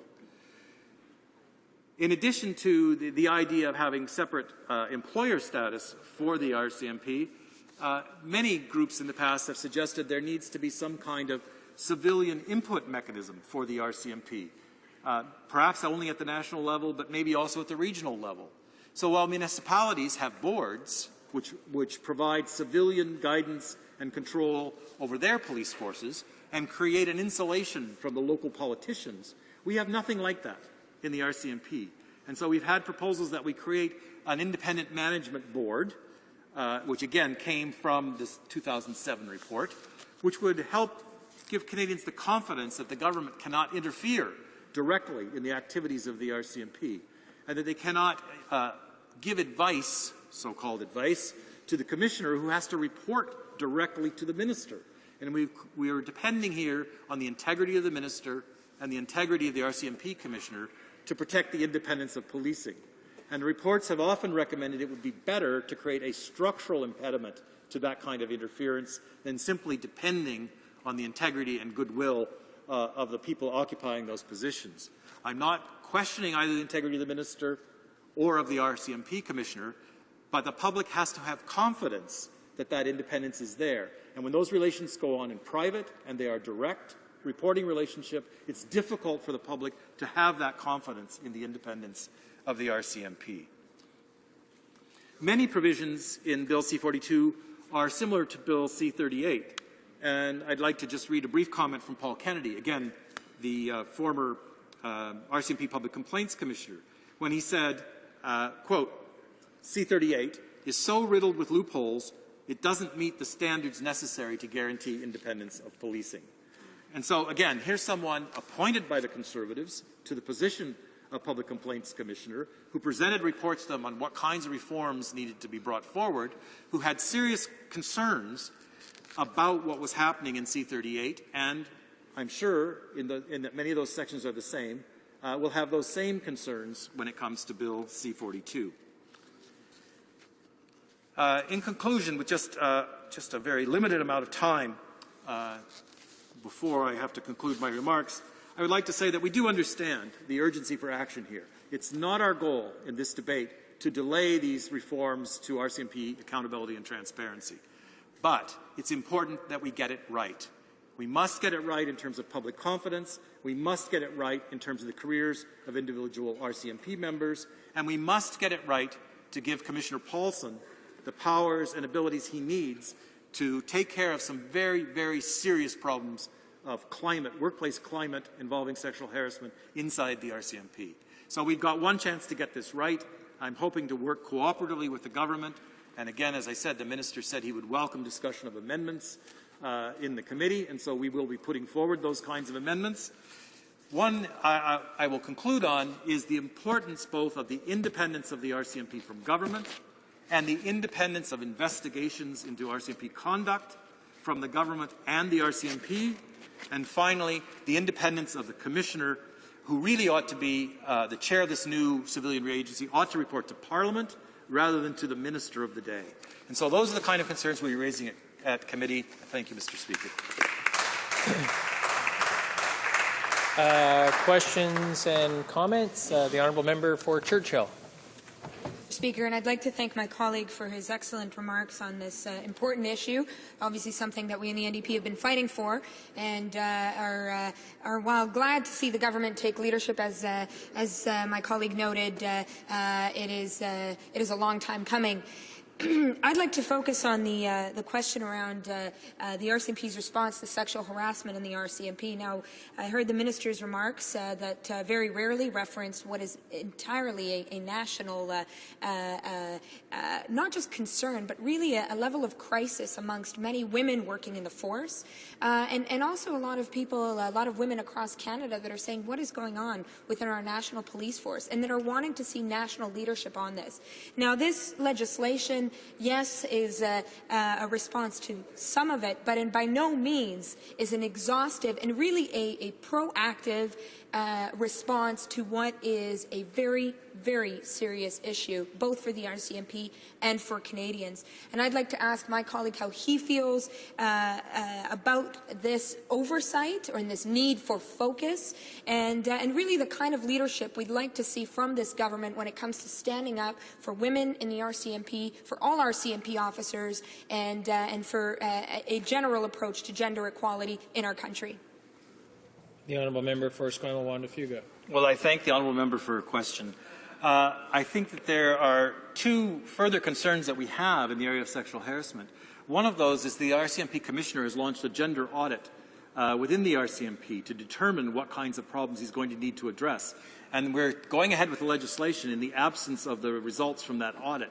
So I'm hoping that when we come to committee, we will be able to get at least some interim advice from the Commissioner on what he's found in those areas, which could help guide the government in providing real leadership in ending sexual harassment within the RCMP and sending a real signal to the broader Canadian society about the confidence they can have in those young women who might want to join the RCMP, because I do feel we will have a crisis in recruiting of women in the force if we do not address this. Second concern, and if I may, Mr. Speaker, is that the Public Complaints Commission has launched an investigation into sexual harassment within the RCMP, and we're now replacing that commission with a new body. And so one of the questions we'll be asking in committee are what are the succession plans which will allow that commission to complete its work on sexual harassment, and again, we'll hopefully have some interim indications that can help guide us in committee. Questions and comments? L'honorable député d'Alfred Pellin. The honourable member for Alfred Pellin. Well, thank you very much, Mr. Speaker, and I'd like to thank my colleague from Esquimalt Fuga for his excellent remarks and the excellent summary of the measures contained in this bill before the House. My colleague talked about amendments, as the Minister did in his introductory remarks, that could be brought up at committee. I'd like to know what kinds of amendments he would like to see added to the bill to strengthen it and to ensure that it takes a harsher stance against harassment. Fuga. Well, I thank the honourable member for her question. What she raises is a very serious question as to how we actually make the legislation provide the kind of things we need for the RCMP Commissioner to take action on sexual harassment. Certainly in terms of the timing of the bill, one of the curious things is that the Minister did have the courtesy to inform me that there were errors in the bill, in translation and in the text of the bill. And it seems we've had this long to get the bill into the House of Commons. It's a bit odd to receive a letter from the Minister saying now we'll have to correct that bill. But I think apart from those housekeeping things, we'll be talking about the kind of amendments that will ensure a balanced disciplinary procedure, amendments that will ensure greater independence for investigations, and amendments that will ensure greater independence for those who serve on this new body, the civilian review body that's being created under the legislation. Questions and comments? Questions and commentaires? L'honorable député de Hochelaga. The honourable member for Hochelaga. Well, thank you very much, Mr. Speaker. I had a question for the Minister earlier, and I was dissatisfied with the answer, so I'd like to put the same question to my colleague. Many people have stated that the organization, the RCMP, has problems from the ground up. In this bill, it states that the recommendations aren't binding, so how can a commission that doesn't have any teeth really make any changes that are so ingrained at the RCMP? Honourable member for Esquimalt Fuga. Well, I thank the honourable member for her question. This is part of what Paul Kennedy, as the former Public Complaints Commissioner, made very strong statements on, that his view that in his time in the job, which amounted to, I guess, 5 years, he felt that he needed greater powers to make binding recommendations. And it goes back to this kind of nexus of relationships between the commissioner and the minister and the commission, which is supposed to hold them accountable. But both the commission that's supposed to do the accountability and the commissioner report to the minister. And so there's no clear hierarchy here of someone who can make recommendations that will have to be carried out. So the reports from the commission, even the new commission they're proposing, which have to come to Parliament, are only an annual report. So any interim reports with recommendations in them, the minister can choose whether or not to forward those to Parliament for debate. And so we're left with a situation, as I said, which I believe lacks the true independence we need in terms of the civilian oversight of the RCMP. Questions and comments? Questions et commentaires? L'honorable député d'Alfred Pellin. The honourable member for Alfred Pellin. Thank you very much, Mr. Speaker. My colleague has just talked about independence within the RCMP, and that reminds me of something important. Bill C-42 stems from C-38, which was put forth in a previous parliament. A number of measures are quite similar, measures that are being proposed. This type of bill would again allow the RCMP to conduct certain investigations itself under certain circumstances. Now, what we're proposing is that each province have an opportunity to choose the body that would investigate the RCMP, and that if no one is found, then the RCMP at that point could conduct the investigation. I'd like to ask my colleague a question, my NDP colleague. What does he think about this system within the RCMP? Does he not find the system as such something that would undermine the confidence of Canadians with, in fact, respect to the RCMP? Well, thank you, Mr. Speaker. I think the members asked a very interesting question, because we've seen, I think, a regrettable tendency from this government across the board to shed responsibilities and pass them down to the provinces. And the RCMP is, in fact, our national police force. And so if Canadians as a whole are to have confidence in the RCMP, it seems that the buck has to stop at the national level and quit trying to push these responsibilities down to the provincial level. So I think that is a great concern in the bill, and one that we will be addressing in committee. I think it's interesting because, like the minister, the honourable member, who is my associate critic, and I fanned out across the country as well. And I know that the member for Alfred Pellin met with the Canadian Police Association. She also met with the Canadian Association of Police Chiefs. I attended the annual meetings of the Canadian Association of Police Boards. And in all of those meetings, with all of those people, we found serious concerns, not that the government is heading in the wrong direction or addressing the wrong problems, but some serious concerns about the measures which are contained in this bill to address those problems. So once again, we'll be looking to the committee process to make amendments to the bill, which are quite significant in terms of independence of investigation, independence of oversight, and giving the Commissioner balanced disciplinary powers and the powers he needs to address sexual harassment. Reprise de débat. Resuming debate. The honourable member for Louis Saint-Laurent. Pardon-moi. L'honorable. No, I apologize. The honourable member for Louis Lac-Saint-Louis. Thank you, Mr. Speaker. Well, this is a good bill to kick off the proceedings and work of the House for the fall session. I'm pleased to rise and participate in this debate. To start with, I'd like to make some general comments about police forces. And I'd like to start by telling this House about an incident that I witnessed in the summer. Now, I'd stopped at a Tim Hortons in my riding to have a coffee, and work on my agenda. And when I went in, there were 3 people sitting at a table, 2 women and a man. And after a certain period of time, it was clear that the third person didn't really know the 2 others very well. And the third person was a young woman, about 20. She was holding her head in her hands. She was crying. And she was in distress. Now, this took place calmly. It lasted at least 15 minutes. And then 2 police officers from the STM, the Montreal Urban Community Police Force, came in. 2 police officers, and started to talk to the woman who was in distress. They invited her to leave. It was a long discussion, and it lasted about 30 minutes. The police officers were extremely professional.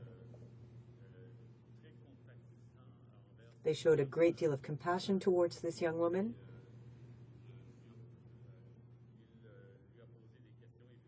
Asked her questions. Was she thinking about suicide? Was she drugged, high on something? Was she having some kind of a psychological crisis? At the end of, an ambulance came in, and the police officers put her on a stretcher, or rather the paramedics put her on a stretcher and took her to the hospital. Now, that was just to say and to explain just how exceptional and professional our police forces are. They work patiently, with exceptional understanding. When they need to deal with a situation that could have turned quite bad. Part of Montreal's finest shouldn't surprise anyone. I think, Mr. Speaker, I know we're talking about misconduct, the misconduct of police officers and specifically officers within the RCMP, but I think for every one incident of alleged misconduct or questionable behavior by the police, there are thousands of instances every day in this country, like the one I described, in which officers act in a manner consistent with the highest professional standards, in a manner that is faithful to their lengthy and rigorous training, and in keeping with the highest ideals of service to the community, the same ideals, Mr. Speaker, that led them to seek a career in law enforcement in the first place. On a personal level, the police officers I know in my community are individuals of the highest integrity, individuals committed to public service. I think of Roberto Del Papa, the Community Relations Officer at Station 1 in my riding. I think of Paul Dufort, a detective for many, many years, a gentleman who had a career as a detective with the Montreal Police prior to being elected city councillor in my home town of Kirkland. I think of Michel Lecomte, now retired, but for many years a stalwart presence in Montreal's West Island community as commander of Station 1. And I know there are many police officers serving in this House in a new capacity as the elected representatives of the same people they once served as peace officers. And I take this opportunity to salute their previous contributions to Canada in their role as members of various police forces. True, the incident I described did not specifically involve the RCMP. Indeed, we are talking about the RCMP's problems here today, but all peace officers are pretty much cut from the same cloth, Mr. Speaker. They're all members of the same family, life members of a true honor society, what used to be called the Brotherhood, before women joined the forces to serve in the same capacity as men and provide the diversity necessary in any public institution that aims to earn and keep the trust, respect, and support of the general population. I came to understand the deep and special bonds that exist within the police community through a friend of mine, the Honourable George Springate, who is now a senior citizenship judge, but who started his career as a policeman. Many of you here in this House may have heard of him. He started as a policeman, then became a place kicker for the Montreal Alouettes and helped win the Grey Cup in, I think it was 1970. After that, he became a lawyer, and after that was head of the police tech program at John Abbott College in my riding, and he's been a citizenship judge for a number of years now, doing an exemplary job bringing new citizens, giving the oath to new citizens. And Judge Springate, I've come to understand, knows every police officer in this country. Every time he runs into a police officer, somehow he seems to know him or her. And whether it's an RCMP agent or a member of other police forces, municipal police forces, you know, he makes you realize that it's one big community of individuals, men and women, serving society. Mr. Speaker, it's true that there is some cynicism in our society towards police officers. Even when I was at that Tim Hortons this summer, and the police officers were dealing with the situation at hand in an exceptionally professional and noble way, there were people in the coffee shop who somehow thought they were using too much force, which was absolutely not the case. So there is a level of cynicism towards the police, and obviously this bill to some extent is intended to reassure the public that our RCMP officers are behaving properly. But I would like to suggest that this cynicism is really surface deep, that really fundamentally Canadians truly trust their police officers, you know, truly feel that the police officers are there to maintain order and to do the best in upholding the public good. You just have to think for a moment, Mr. Speaker. Everyone here who might have kids or know some kids would probably have given them the following advice. If ever you're in trouble, you're lost, or you need some help, and there's a police officer around, go to the police officer. Now, a public that is cynical towards the forces of law and order would not say that to their children. And also, we all know how much more comfortable we feel if we're in a situation where there's a disturbance or the potential of a disturbance when we see a police officer not far away, or if we see someone speeding on the highway and we just happen to see a police car not far away, we somehow feel much more secure. And that means that we really fundamentally do appreciate the work of our police forces. Now, that doesn't mean that police forces always operate in a perfect way, that reform is not required. Police forces, Mr. Speaker, are human creations. They are human constructs. They are human institutions. And as a result, their management structures and procedures and operations are a function of legislation that is created by legislators. And sometimes some reform is required. Sometimes the system is not perfect. Changes need to be brought, especially as society evolves. And that's what Bill C-42 is all about, Mr. Speaker. That's what it's fundamentally about. It's about changing procedures so that inappropriate behaviors can be dealt with effectively and decisively by the forces, by the RCMP's internal disciplinary mechanisms. But it's also about changing RCMP culture.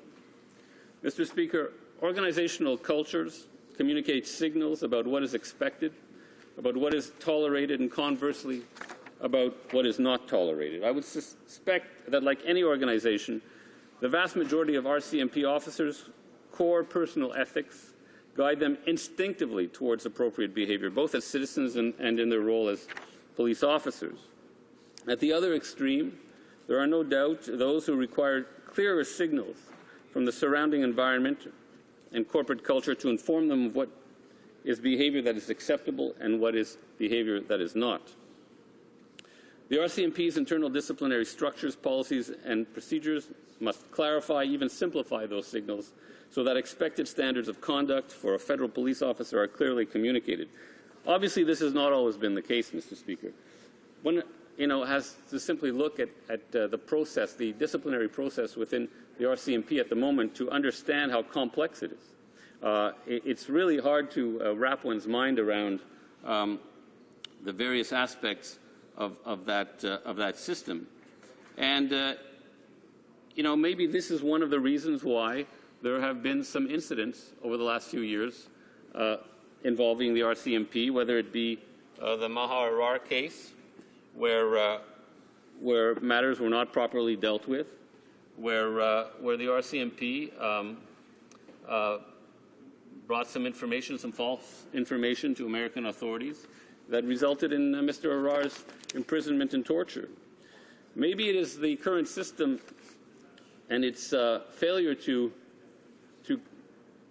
communicate properly the inherent solid values of the RCMP that has led officers to go astray in other ways. For example, in 2004, when the RCMP raided the home and office of Ottawa Citizen reporter Juliette O'Neill.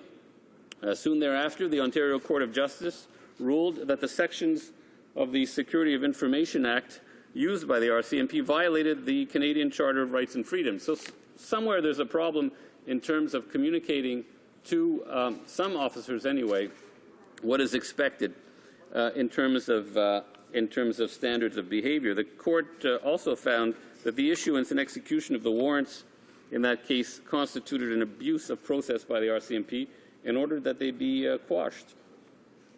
Mr. Speaker, then in 2007, David Brown, a former head of the Ontario Securities Commission, released his report on allegations that senior RCMP officers covered up problems in the administration of the force's pension and insurance fund. He didn't find an issue of cover-up, just mismanagement, saying that the force requires major changes to its governance and culture. Quote, "We need fundamental cultural, structural, and governance changes throughout the RCMP." He went on to say the RCMP structure and culture is, quote, completely at odds with the reality of running a $3 billion enterprise. So this is what we're doing here today. We're debating a bill which is intended to bring some reform, some clarity, perhaps some simplification to disciplinary procedures and other related procedures within the RCMP so that they are clearly understood by RCMP officers, Mr. Speaker. In this regard, in regards to the bill, we are especially pleased that the government has finally given in on something Liberals have been seeking for a long time, a civilian complaints commission with the power to compel witnesses to give evidence, to review the RCMP's compliance with legislation and regulations, and appoint civilian observers to assess the impartiality of criminal investigations. I know that one of my colleagues raised this point somewhat in a maybe tangential way a moment ago in her question to the NDP critic. Yes, provincial police forces will be empowered, and I believe they are empowered at the moment to investigate situations of potential or alleged misconduct by RCMP officers. But the new complaints commission, or the new complaints office, and the name escapes me at this exact moment, but that new office will have the power to review investigations to see if they were truly impartial, and they will also have the power to call witnesses. So I think that is an important safeguard. Whether it's a perfect mechanism, we'll see in committee. We'll hear differing opinions, no doubt on that, and we'll produce amendments as a result. Now, Mr. Speaker, the RCMP is an iconic and thus powerful symbol for Canadians, but its identification with Canada and our Canadian values of order and good government is also international. If I'm not mistaken, the RCMP, or Mounted Police as it's known, is the most identifiable symbol of Canada in the world outside our borders.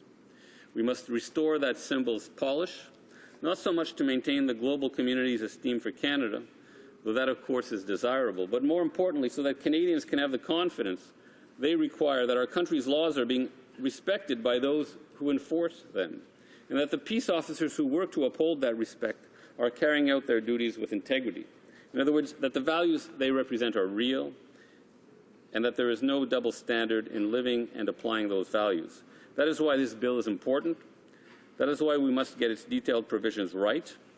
We can't afford as a committee, as a parliament, to slip up on this important task before us. I look forward to participating in Bill C-42 study in committee and working with my colleagues in amending it where necessary, and I sincerely hope that the government members on the committee will be open to suggestions from the opposition. I know the government probably has its own point of view of what needs to be amended, but I really do sincerely hope that the government listens to the debate, because these debates sometimes uncover issues that people who prepared the bill within the department or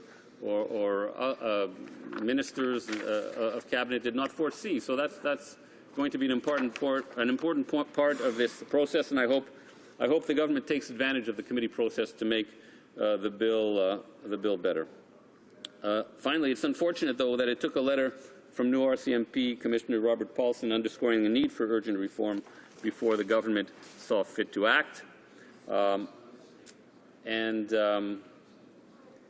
It's also unfortunate, quite frankly, that it took some high-profile sexual harassment cases to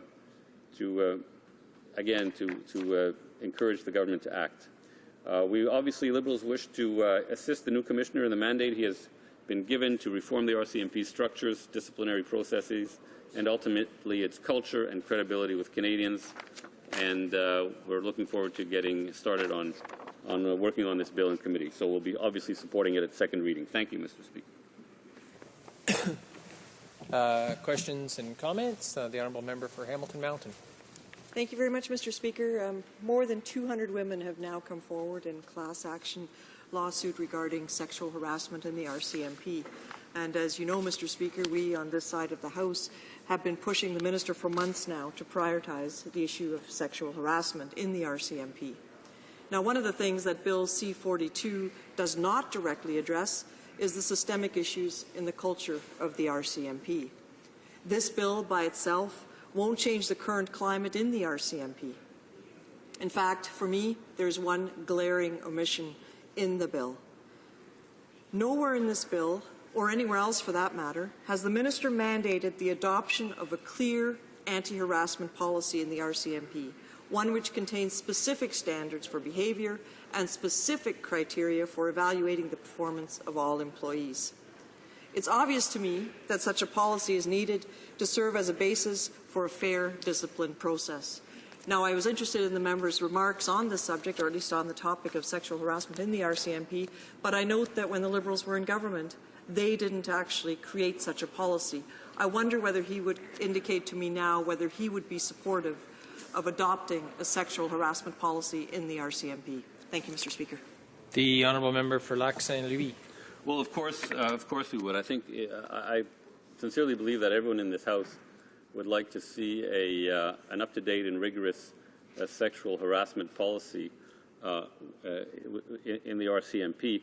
One of the other concerns I have on this about this bill, which relates to the point that the honourable member raised, is that so much is being left to future regulation, and in fact we ran into a similar situation when the committee was studying a private member's bill C-293, where the bill lays out a framework, but the details are to come later. So I think it's very important that that at committee, perhaps the RCMP table a model sexual harassment policy, one that they would commit to putting, at least perhaps in regulation, but one to which they would commit today publicly as being the one that they will live by. Questions and comments? The Honourable Member for Kingston and the Islands. Well, thank you, Mr. Speaker. In any large organization that one is managing, it is impossible, very inefficient, very expensive if you try to micromanage, Mr. Speaker, if you try to keep track of what every single person in that large institution is doing. And that is why it's so important at a senior management level to take control of the culture of any organization that one is managing. My question to my honourable colleague is whether or not he thinks that this bill reassures him and makes him believe that that change in culture will be occurring at the RCMP. The Honourable Member for Lac Saint-Louis. Well, I'm hopeful. I'm hopeful, Mr. Speaker. I do think there needs to be more detail. We need to know more about the kinds of structures that will be created. But what we do know is that the Commissioner will be given more latitude, I guess, to reward well-performing officers and to discipline those who fall short of expected standards of behavior. I think this is a positive. I think this is a positive development. I think this is a desire to cut through bureaucratic disciplinary systems that have probably evolved over a long period of time, but never truly been simplified or rationalized. And I'm hoping that the Commissioner will exercise his new latitude decisively and wisely, and thereby, through that process, help transform the culture. But again, we need some more detail about why the current system doesn't work, and what the government plans to put in its stead. Mr. Speaker. Questions and commentaires. Questions and comments. The honourable member for Alfred Pellant. Thank you very much, Mr. Speaker. I have a question for the member from Lac Saint Louis. My colleague here asked an excellent question, I thought, about what's going on currently involving the class action by a number of women who formerly or currently still work for the RCMP. They're trying to take action against their employer. It's extremely important, to my mind, to have an anti-harassment policy. C42 is a golden opportunity to create just such a harassment policy in order to break the unhealthy culture in the RCMP. This has been going on for years. My colleague is probably aware whether this was the case when he was on the government side. So I'd like to know, why did they do nothing to create a harassment policy when they were in office? The honourable member. Listen, Mr. Speaker, unfortunately, I wasn't part of the government back then. So action needs to be taken. It needs to be taken now. Perhaps it should have been taken in 2005, but clearly everyone was surprised at the scope of the problem. We were surprised to learn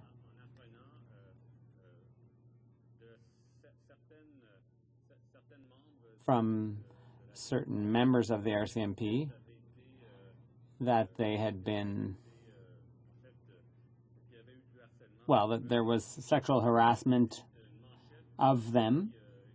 The headlines, fortunately, this did make the headlines, but it was only quite recently. And this pushes the government, pushes everyone to react. It would have been a good thing if action had been taken sooner. We will find out at committee whether there was a harassment policy of any kind and what were the shortcomings of that policy. But I think we have to look toward the future. Our duty as members of the committee is not so much to look back at the past, but rather to make sure that the harassment policy that will be developed is a policy that's tailor-made to the 21st century. Questions and comments? The honourable member for Winnipeg North.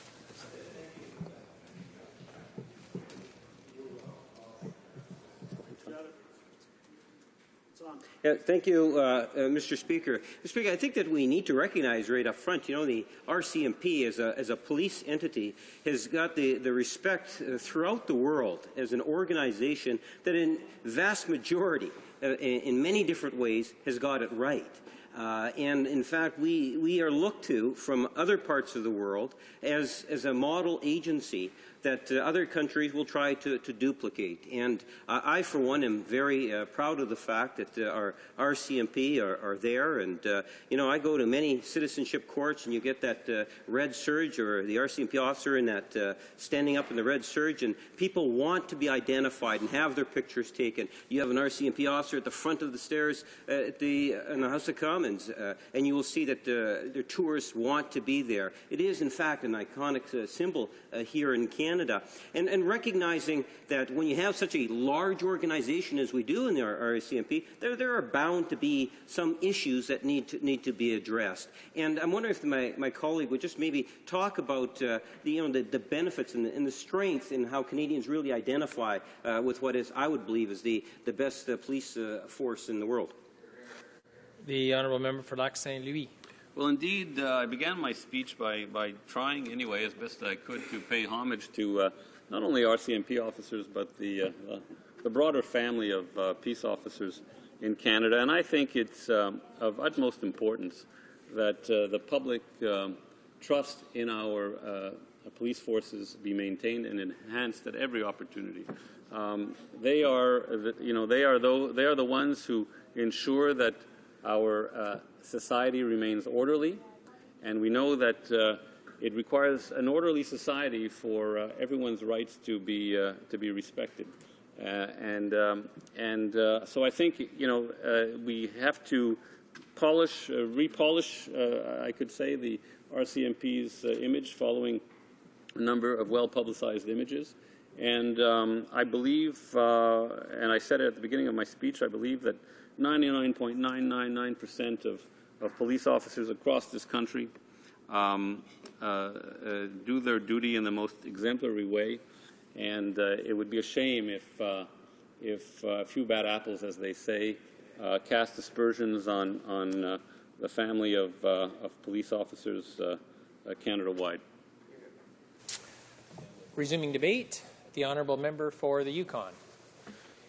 Thank you, Mr. Speaker. And first, I'd like to thank my honourable colleagues from Lac Saint Louis and Winnipeg North for their comments. And before I get into the bulk of my speech, I'm going to read just a section from Sharing Common Ground. It's a document written in the Yukon Territory on the review of the RCMP and their police force in that territory. And one of the sections says, before we get into the contents of my speech, they write, "We've heard many accounts of policing excellence, including stories of RCMP members going above and beyond their normal duties. The purpose of this review is to improve the quality of policing services for all citizens in the territory." So, Mr. Speaker, I am pleased to rise today to support Bill C-42, the Enhancing the RCMP Accountability Act, because I believe this bill will achieve just what that review was highlighting. This is a critical piece of legislation that will ultimately have an impact on every Canadian right across this country. The RCMP is a national presence, serving 8 provinces, 3 territories, more than 190 municipalities, 184 Aboriginal communities, and 3 international airports from coast to coast to coast. But it's more than that. It's woven into the very fabric of our nation. Almost 140 years ago, Canada's first Prime Minister, Progressive Conservative Prime Minister John A. Macdonald, established the Northwest Mounted Police to help bring law and order to the newly acquired Western Territories. The idea then was to make the force something uniquely Canadian by opting for a red uniform in order to differentiate it from the blue ones worn by the Americans. Since then, the red surge has become recognized around the world as a symbol of what it means to be Canadian. Indeed, it has come to symbolize what we as a nation value the most: peace, honesty, integrity, and compassion. Mr. Speaker, the RCMP's reputation follows it around the world, with our officers deployed in far-flung corners as part of international peacekeeping operations every day. This global presence is just one more reason why we must ensure that the RCMP continues its ongoing transformation and modernization efforts. Unfortunately, these ideals and Canadians' confidence in the RCMP have been tested over the past few years due to high-profile events, public inquiries, and most recently by the allegations of sexual harassment brought forward by RCMP members. That is why our government has always placed RCMP modernization at the top of its priority. Mr. Speaker, I'll read once again from the Sharing Common Ground document in the Territory, from their executive summary, where they note, "The public expects that police officers will act with integrity and that their conduct will be above reproach at all times. From time to time, police officers fall short of this expectation. This can be due to the result of a single act by a police officer that offends public sensibility, or through a more general decline in the quality of service over time. When either or both occur, it erodes the public's trust in its policing service. In these situations, there must be independent, transparent, and accessible processes that hold individual members and the organization accountable. Since first coming into power in 2006, our government has made great progress helping the RCMP modernize and transform itself in key areas. Mr. Speaker, we have already heard the calls for better civilian oversight, more accountability, and a stronger framework to handle investigations of serious incidents involving the RCMP. We've heard the calls for more modern discipline, grievance and human resource management frameworks, and one that will bring about the cultural shift within the RCMP. And Mr. Speaker, we have responded. The RCMP has also made changes. For example, they have adopted an external investigation and review policy for serious incidents involving RCMP officers. Whenever possible, it refers these investigations to other agencies. It has also revised its conducted energy weapon policy, and it has introduced new operational responses and readiness policies to ensure frontline officers have the resources they require to do their jobs safely and efficiently. Overall, the vast majority of Canadians remain confident in and proud of the Royal Canadian Mounted Police. This was made clear earlier this year when all provinces and territories that rely on the RCMP to keep their communities secure and citizens safe re-signed new 20-year RCMP police service agreements. Notably, among the key issues addressed within the new agreements was accountability, a theme that underpins Bill C-42 and one that I will be returning to often. Although progress has been made on many fronts, we must take further steps to enhance the RCMP's accountability and transparency to all Canadians. Bill C-42 is that body of legislation. It is a comprehensive bill, and that will allow us to move forward with certainty in our transformation exercise. It addresses calls for increased oversight and accountability of the RCMP and builds on the progress already being made in the management of its workforce. As I said earlier, underpinning this legislation is the idea of strengthening the accountability of the RCMP. Accountability to the Canadian public and accountability of senior management to RCMP members themselves and RCMP members to each other. Focusing on the first thought, that of accountability of the RCMP to the Canadian public. This legislation will put in place a new Civilian Review and Complaints Commission for the RCMP. This new review commission will replace the Commission for Public Complaints Against the RCMP, or CPC, which was created in 1988, Mr. Speaker, to review public complaints made against RCMP members. Mr. Speaker, the CPC has fulfilled its role with great fortitude and dedication, and we are grateful for the tremendous efforts of its members over the years. The reality is, however, that the CPC's powers have limited its ability to fully and effectively review RCMP activities. As such, its efforts to hold the RCMP to account to the Canadian public have been hampered. The new Commission will maintain many elements of the CPC, but will operate under an enhanced framework that will allow it to be a more effective oversight body. The most important changes, Mr. Speaker, are new powers, including the power to conduct policy reviews subject to certain identified limitations, the authority to summons and compel witnesses to give oral, written evidence under oath, or to provide documents and other materials relevant to the complaint, and the authority to access all RCMP information except cabinet confidences that the Commission needs to undertake their reviews. For example, the Commission would be able to request privilege information if it can demonstrate that it is both relevant and necessary to fully review the conduct of an RCMP member. Mr. Speaker, I am pleased to note that the framework for this Commission was developed in close consultation with the provinces and the territories that contract RCMP services. During the negotiations for new police service agreements, provinces and territories spoke of the need for a more efficient review system that removes overlaps and redundancies, as well as meets or exceeds other police review bodies. The new commission would be better integrated and harmonized with provincial police review bodies, including the sharing of information, conducting joint investigations as needed, and issuing annual case-specific reports to provinces and territories regarding complaints and reviews in their region. A further step toward better accountability to the Canadian public can be found in the framework proposed for investigations of serious incidents. Mr. Speaker, when an RCMP member is involved in an incident that results in death or serious injury or some other matter of great public interest, the Canadian public wants to know that there is a system in place to allow an independent and comprehensive criminal investigation. In other words, it addresses concerns regarding the police investigating the police. Mr. Speaker, I can defer back once again to an earlier remark I made about this being done in consultation with the provinces. And when I reviewed the Sharing Common Ground document, that was an underlying theme that I found contained within here, that the concerns of the community did revolve around police investigating the police when it involved serious incidences or death. So drawing directly from Sharing Common Ground, we see how Bill C-42 is addressing the specific needs at least outlined in that territorial's review of their police force.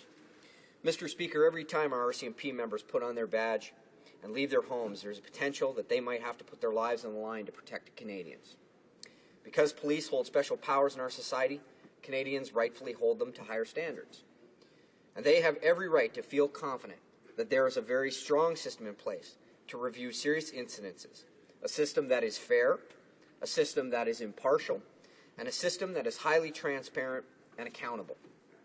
Under the proposed framework, and building on the RCMP's policy on external investigations announced in 2010, the RCMP would be required by law to refer serious incident investigations involving the RCMP to an independent provincial body that has as its core mandate the investigation of police-related incidences. For example, Alberta's Serious Incident Response Team. Where no such body exists, the RCMP would then be required to refer the investigation to another police service. And only in those very rare instances where these two options are not available, the RCMP will undertake the investigation itself. The framework also provides for an independent observer to be appointed to monitor the impartiality of these investigations when they are conducted by the RCMP or another police service. This will go a long way toward maintaining public trust in the RCMP.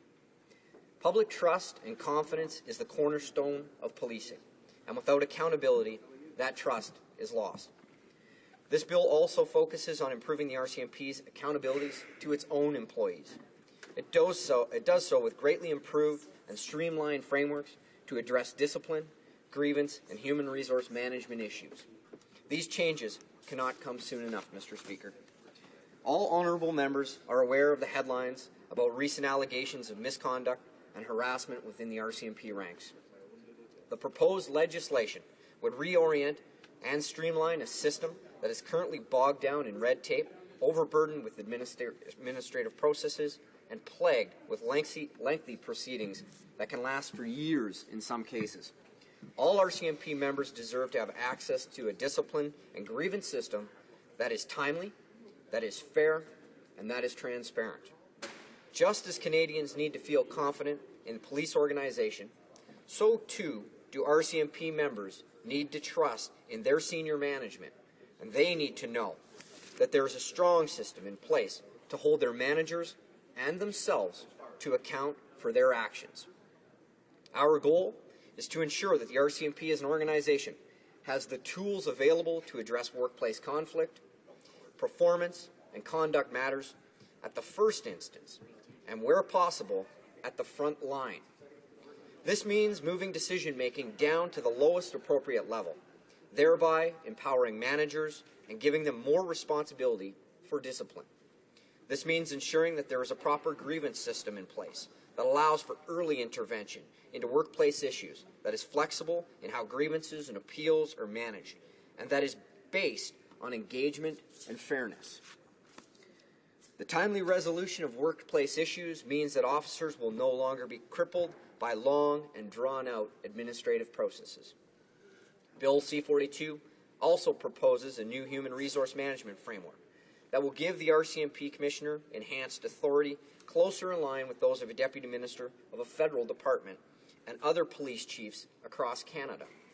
In other words, the Commissioner will be more fully able to manage the complex and dynamic environment in which the RCMP operates. The bill will give the Commissioner the authority to make decisions regarding hiring, demoting, or discharging most members, including officers other than Deputy Commissioners and commanding officers in charge of their divisions, as well as the flexibility to delegate these authorities to another person. He or she will also have the authority to establish processes for investigations into disputes relating to harassment in the workplace. Of course, Mr. Speaker, with these new powers must come strengthened accountability and transparency.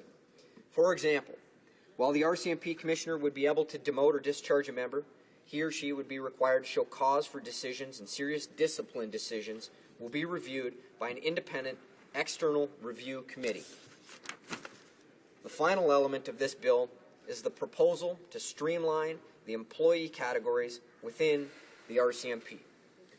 To do this, it contains a mechanism that would move the RCMP from 3 categories of employees to 2, and to provide for the conversion of civilian members to public service employees. Mr. Speaker, taken together, the amendments proposed in Bill C-42 will truly set the RCMP on a course for a strong future. They will strengthen and modernize the RCMP, making it more accountable and creating a more efficient grievance and discipline system. The bill will help ensure that the RCMP continues to evolve into a more transparent, effective, and accountable force of which all Canadians can continue to be proud. I call on all honourable members to support this important bill and to assure its passage.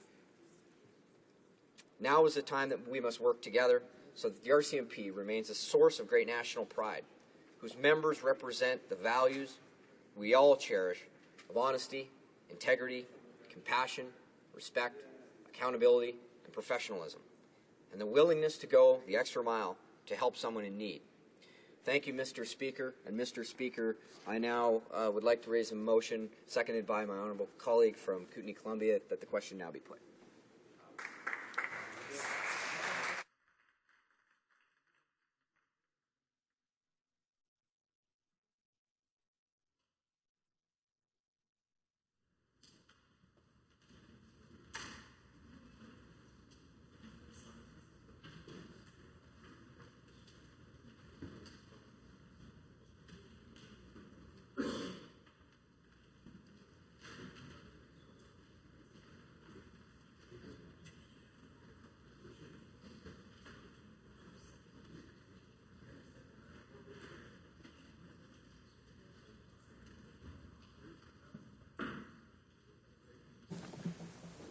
The honourable member for the Yukon, Mr. Leaf, seconded by the honourable member for Kootenay, Columbia, Mr. Wilkes, moves that the question be now put.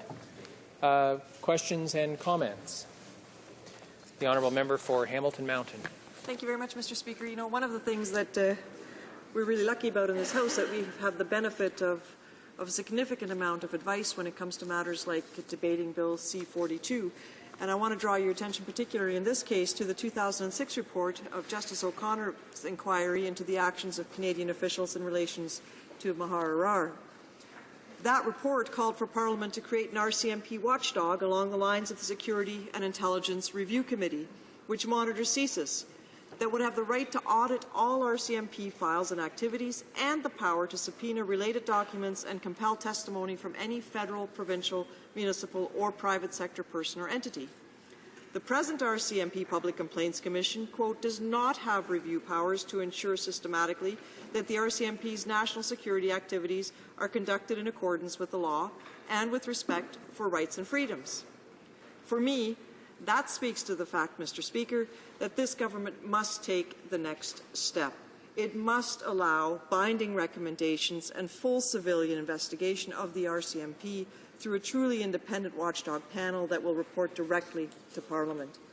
So, Mr. Speaker, my question to the member opposite is whether he would in fact be supportive of creating an agency that actually had teeth, and I wonder if that were the case, whether he would then support that when this bill goes forward to committee. Thank you very much. The honourable member for the Yukon. Well, thank you, Mr. Speaker, and I'd like to thank my honourable colleague for the question.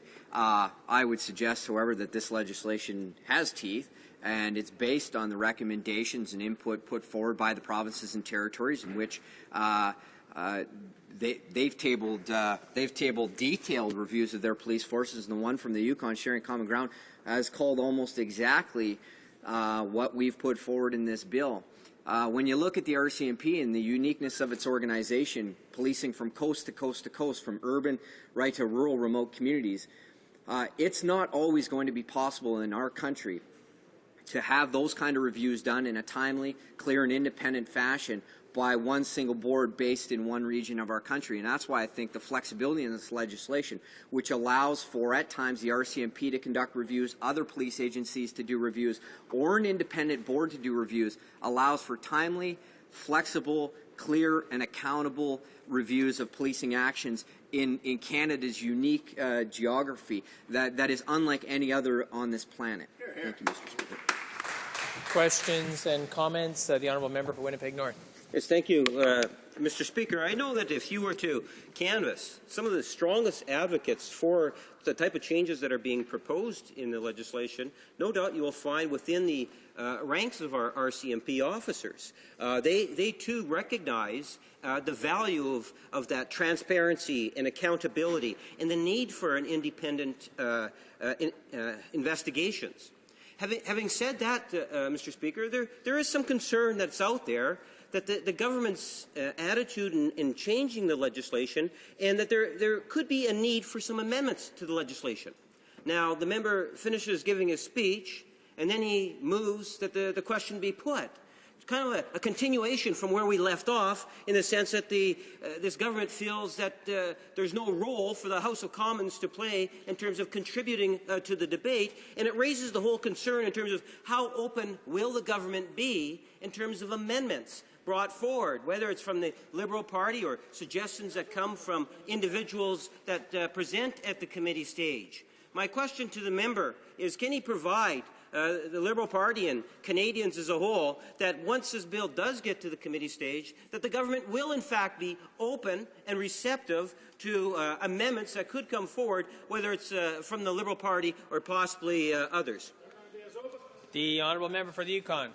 Well, thank you, Mr. Speaker, and I'd like to thank my honourable colleague for that question, and I was certainly expecting that to come. So what I can say is we've moved this now. If we move this into the committee stage, that's exactly where we get an opportunity to hear from the experts, the people with the skills, knowledge, and ability, those subject matter experts, to give us their input on the strengths and weaknesses and rooms for improvement in the bill itself. And certainly we'll have an opportunity, each as members of a committee, to provide that our own questions to those witnesses, and we see what comes of that from committee. So we're looking very much forward to that, I'm sure. Thank you, Mr. Speaker. Questions and comments? The Honourable Parliamentary Secretary to the Minister of Public Safety.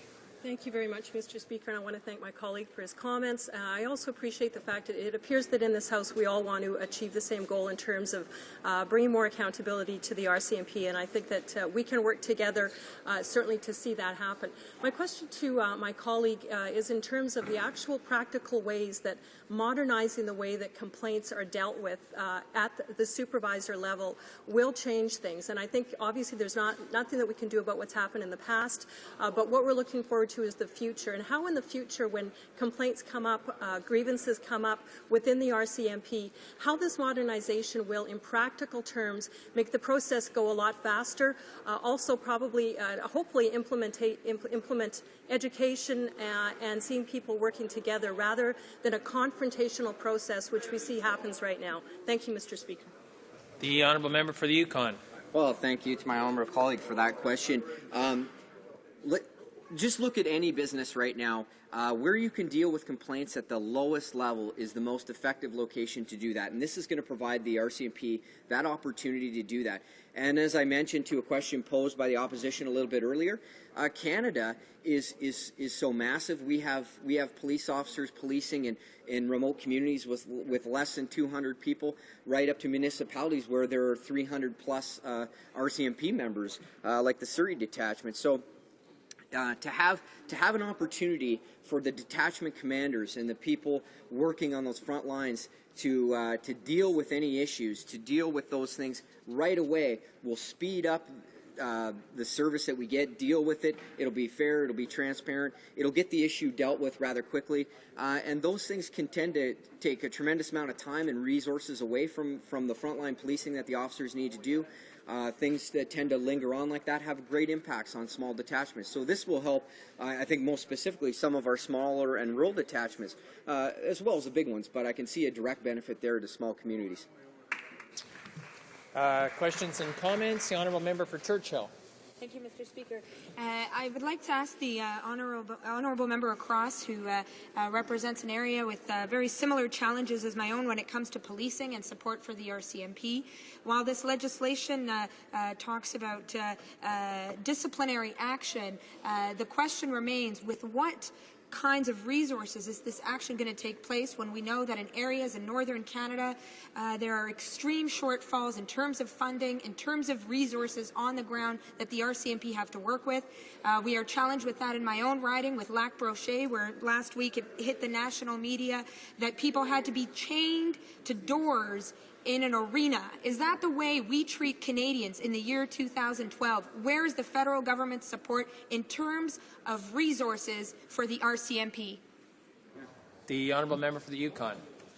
Well, thanks, my honourable colleague, for that question too. You know, I understand the needs of the policing situations in the north, and obviously that's up to the justice ministers of the provinces negotiate their resources needs with the commanding officer of that division. They highlight those and they set those needs, and that's generally supported by the contract that's outlined here in Parliament.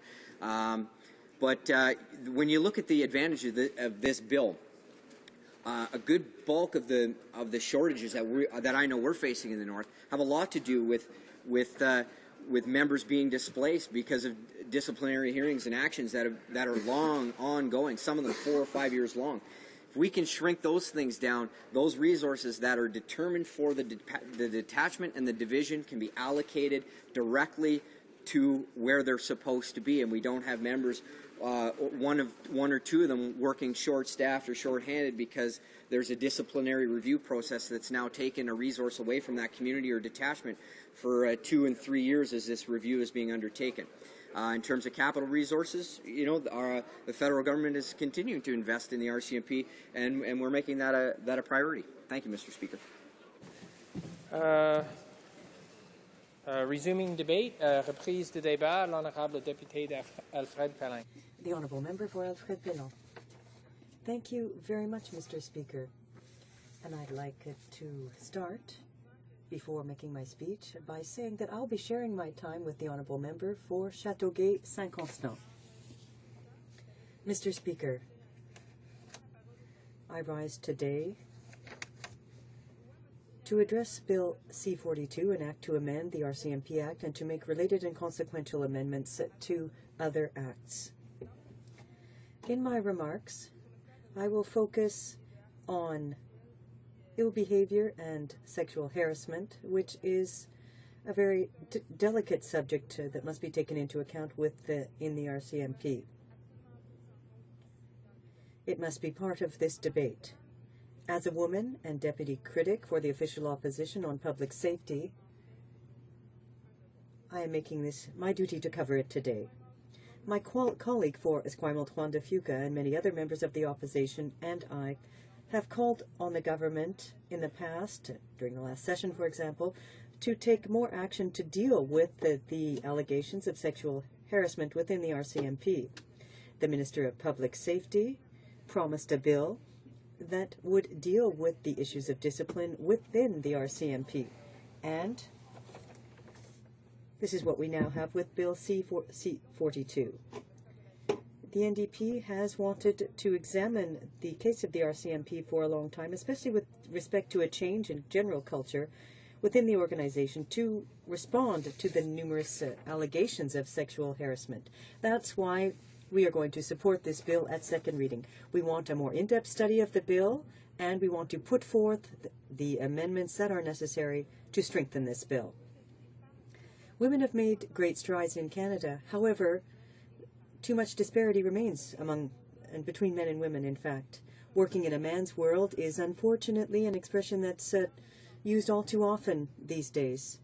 Many of these jobs are stigmatized: construction work, forestry, and even being in politics, just to name a few. As part of my job as a member of Parliament, I often have an opportunity to meet with women who are making a difference on a daily basis. And I'm thinking specifically of the female corrections officers who are working in our penitentiaries. In my riding of Alfred-Pellan, there are 3 penitentiaries, and the women working there are very proud. They're proud of the work they do, proud of the work done by their co-workers on whom they can always count. They are involved in their union. They are mothers. They are real examples of women who, like many women, are attempting to make a difference through their dedication and involvement. Women working in the RCMP are women who are dedicated to ensuring and guaranteeing the safety of Canadians on a daily basis. And we thank them for that. However, some of them have been victims of sexual harassment in the workplace. It's deplorable to note that sexual harassment exists regardless of the workplace. And what is even more problematic at the RCMP is the current method used to punish people who are guilty. We can look at the case, the unfortunately very famous one, of a high-ranking RCMP member being found guilty of sexual harassment on several occasions. This man faced very few consequences and lost just a few days' pay before being transferred outside the country, elsewhere in the country. Now, this type of approach will not help us to solve the problem. This kind of person, if transferred, can easily reoffend. And in many cases, the programs don't exist for these people who are not properly reintegrated into society. All specialists will say the same thing. We need to punish those who are at fault, but we must also ensure that they don't victimize any other innocent people.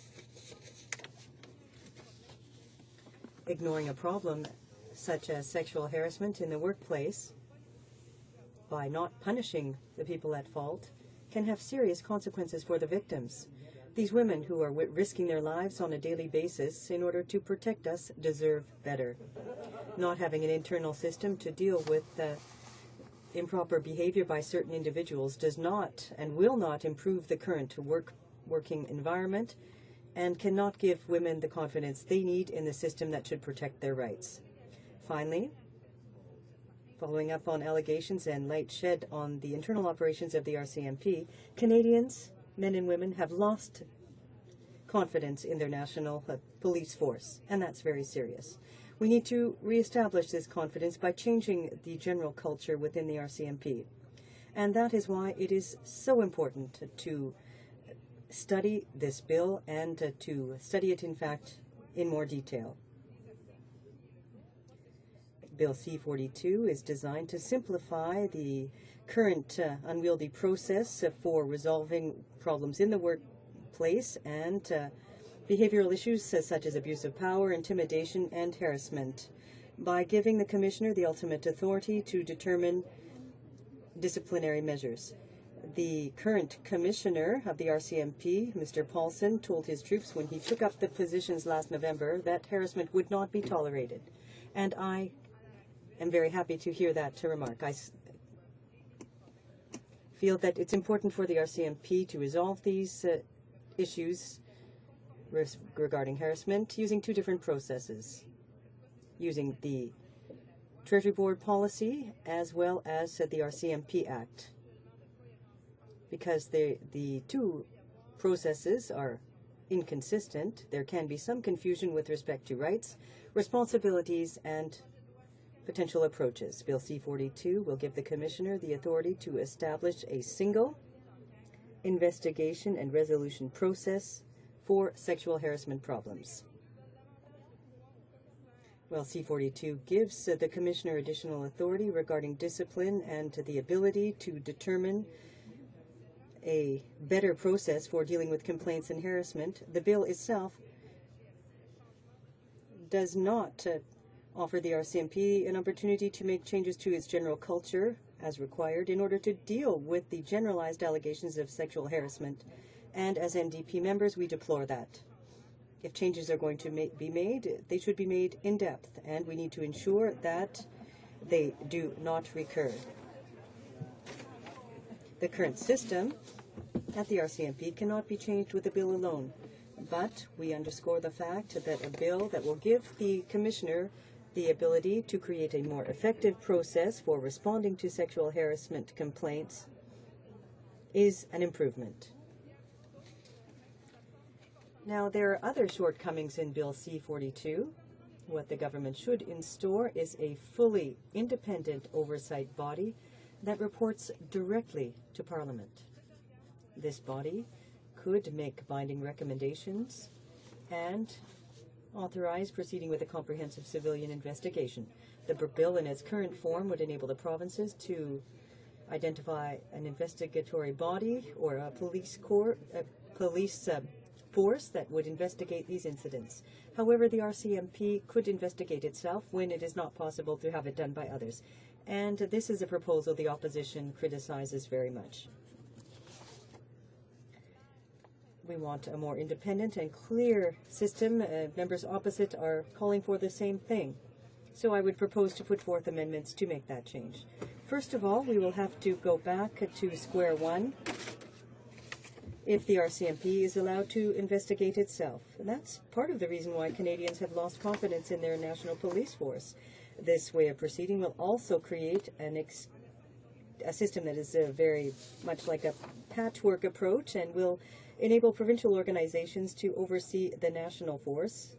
The rapport will not be the same from one province to the next. So we need a clear and transparent process. This would help to reestablish the confidence in Canadians as well as women working within the RCMP as regards their national police force. Many reports and commissions have called for the implementing of a structural and organizational change in the RCMP, which go much farther than what is being proposed in C-42. In 2006, Justice O'Connor urged the Parliament to create a watchdog for the RCMP, as did David Brown in the Working Group on Governance and Cultural Change. He proposed changes to separate the government from the RCMP from the government and to give it an independent status, employer status. As women, or for women rather, Bill C-42 doesn't go far enough. Women working in the RCMP are entitled to a more open, transparent, and safe working environment.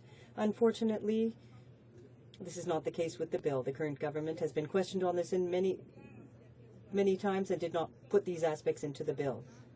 That is why we will be putting forth amendments with respect to Bill C-42.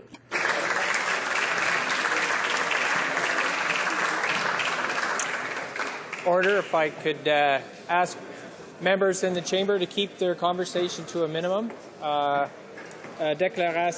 Statements by members. The Honourable Member for Richmond North Athabasca.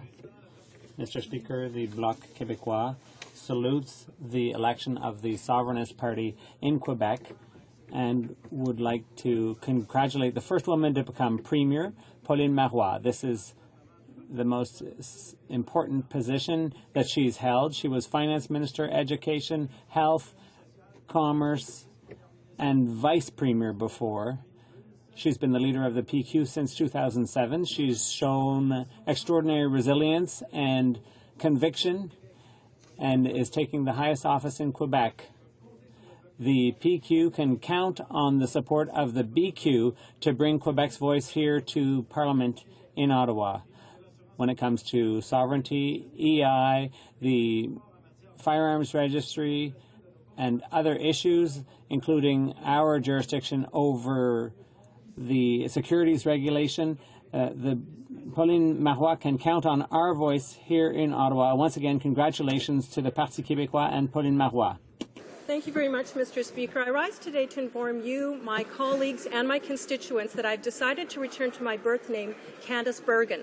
This change will take place as soon as this statement concludes. I realize that many will associate that name with a popular actress, but it is in fact the name that my parents gave me, and I'm extremely proud and honored to resume using the name Bergen, a name that has a deep history and strong ties in my riding of Portage-Lisgar.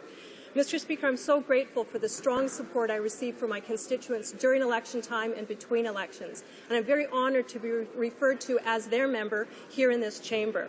Although my last name is changing, I can assure my constituents I will continue to serve them, to represent them here in Ottawa, and work for their families in the riding and for their interests. So, Mr. Speaker, if you hear on the Hill that Candace Bergen is here, it's not Murphy Brown people will be referring to, it will be me. Thank you very much.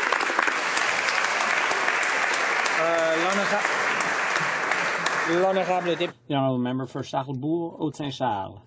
Mr. Speaker, today I'd like to tell my colleagues here in the House about an extraordinary young man in my riding, Jeremy Gabriel, who's 15 years old.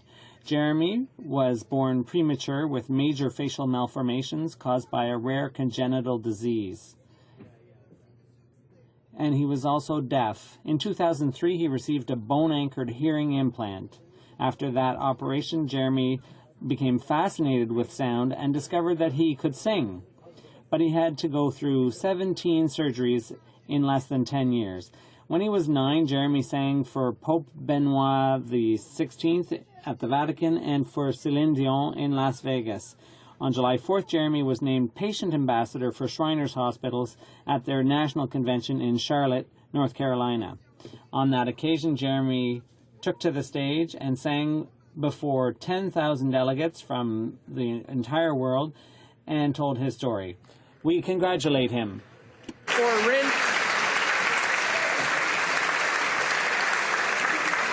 The Honourable Member for Renfrew, Nipissing, Pembroke. Mr. Speaker, it gives me great pleasure to rise today to recognize Ottawa Valley girl and Canadian Olympic athlete Melissa Bishop. Melissa Bishop represented Canada at the 2012 Summer Olympics in London in the 800-meter race. She earned the right to represent Canada by becoming only the third Canadian woman to break the 2-minute barrier in the 2-lap race in the qualifying rounds.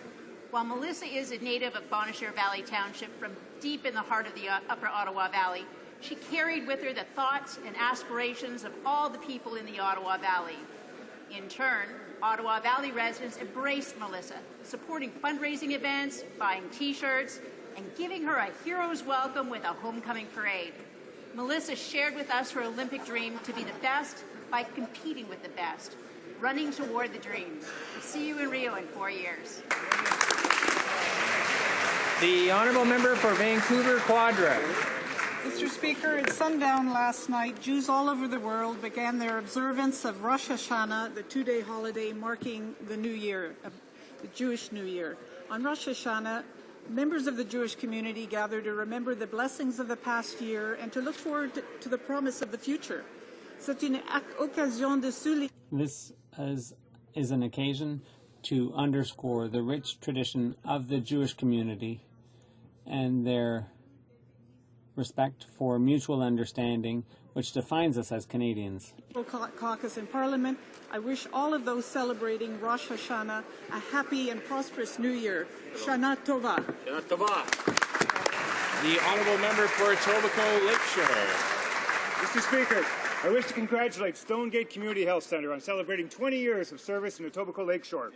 Founded in 1992 by a group of Stonegate neighbourhood residents, Stonegate CHC is a service hub for the whole community. Stonegate provides primary health care, including free blood pressure screening, flu vaccines and hypertension clinics, family programs, including prenatal programs, early years, and nutrition counselling, and importantly, health promotion and community building with programs like smoking cessation, Stay Fit for seniors, settlement services for newcomers, and the wonderful Stonegate Farmers Market.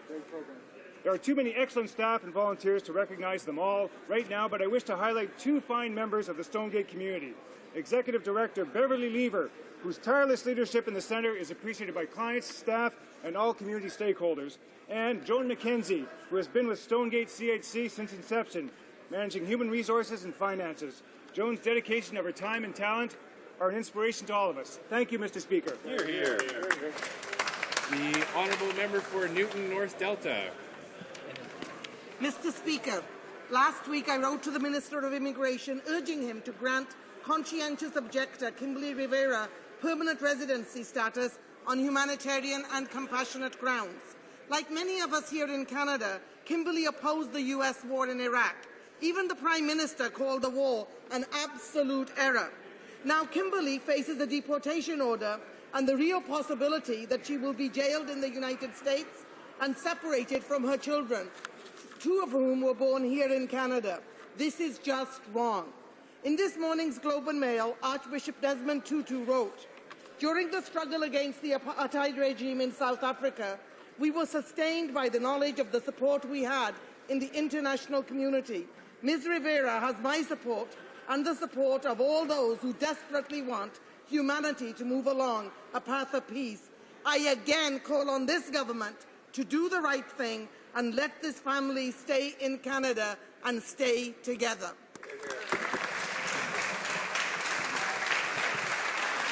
The Honourable Member for Prince Edward Hastings.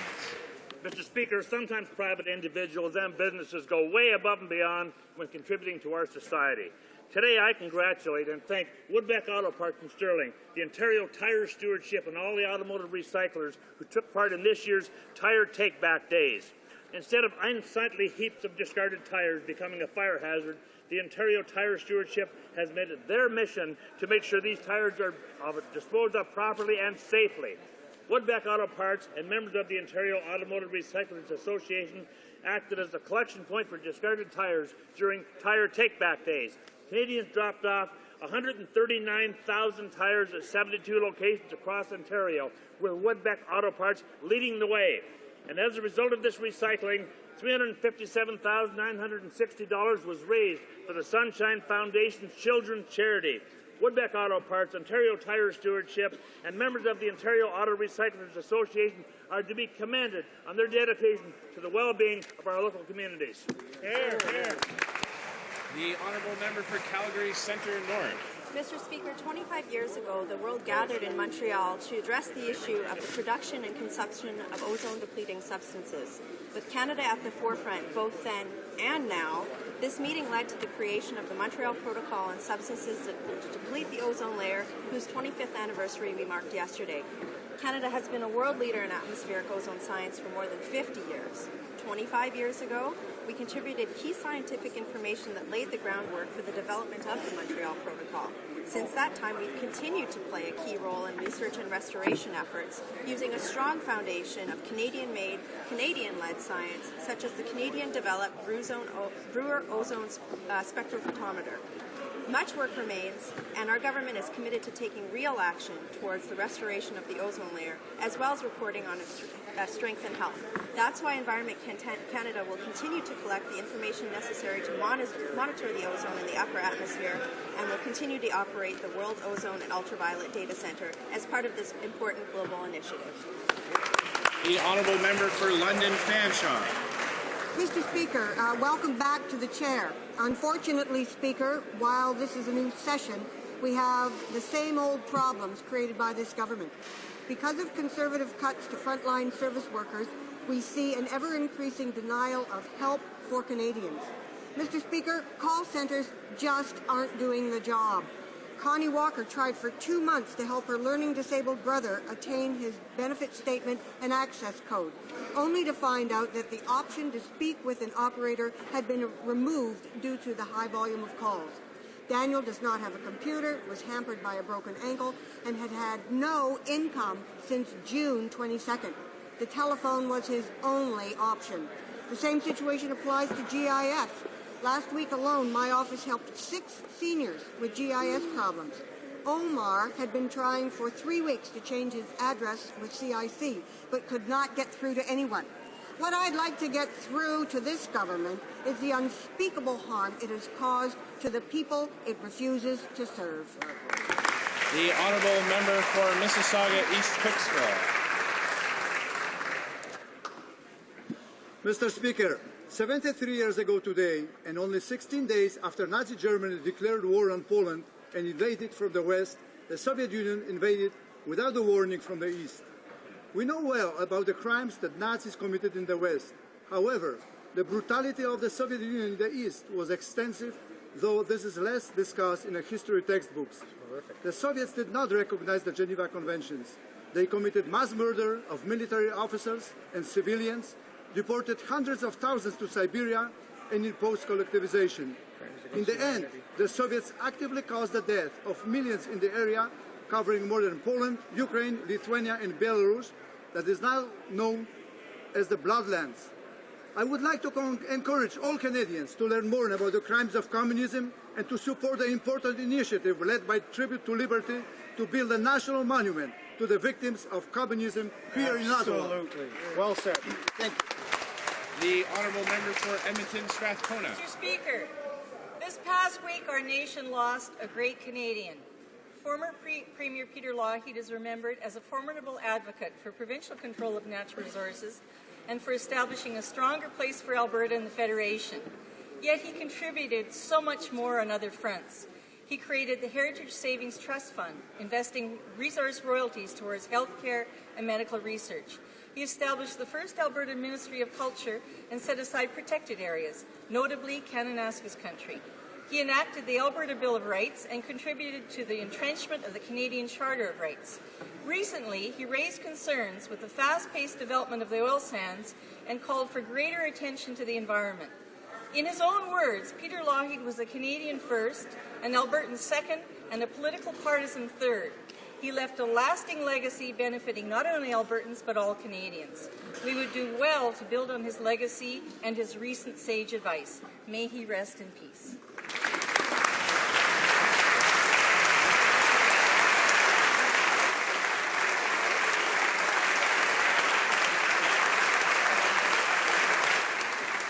The honourable member for St. Boniface. Mr. Speaker, the NDP's been busy over the summer pushing their idea of a carbon tax. The NDP leader and his party want to impose a job-killing carbon tax that would increase the cost of gas, hydro, and practically everything else under the sun. Canadians have made it clear what they think of this. Just look at where it got the Liberal Party. While the NDP makes busy trying to ensure Canadians pay more for gas, here on this side of the House, we're going to keep focused on the economy, jobs, and long-term prosperity. Our government has been clear. We will oppose virtually any tax proposed by the NDP leader. And we're going to keep taxes low for families and job creators. Thank you. The honourable member for Wascana. Mr. Speaker, all Canadians mourn the loss of the late Peter Lougheed. He lies in state today in the Alberta Legislature, where he served with such distinction. But his impact was truly national. His accomplishments were many: successful resource development policies, real concern for the environment, his long-term vision of a heritage fund, investments in medicine, science, the arts and recreation, his role in repatriating the Constitution, and much more. But three personal characteristics make him an endearing and enduring figure. First, he was always a gentleman. He earned respect by being respectful of others. Second, he sought to build bridges of inclusion, not drive wedges of polarization. And third, he always called himself a proud Canadian. Unfailingly civil and decent, Peter Lougheed made us all better by the example he lived. Our thoughts and prayers are with his wife Jean and their family.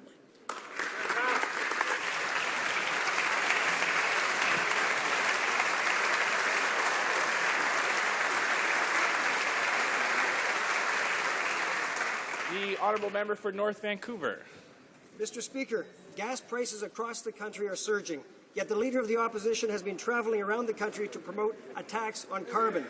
Hard-working Canadians across the country will suffer if the NDP bring forward a job-killing carbon tax that will increase the price on everything. Families will see the price of gas, groceries, and electricity increase and become even more of a burden. The NDP leader's carbon tax scheme may have been endorsed by the president of Shell, but it's Canadians who will pay this tax, not big oil companies. Why is the leader of the NDP advocating for another tax on Canadian families?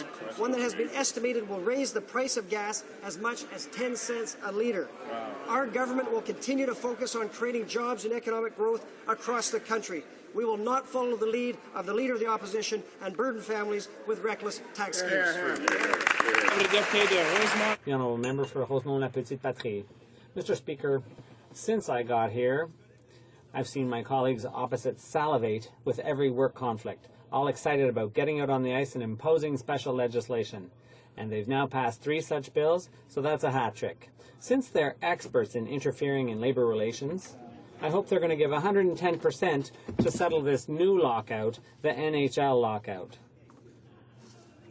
Since the Conservatives love rewriting collective agreements under the flimsiest of pretexts, the fact that fans are suffering should really be reason enough. To end the NHL lockout would make a really, really good chapter in the Prime Minister now mythical HoC book.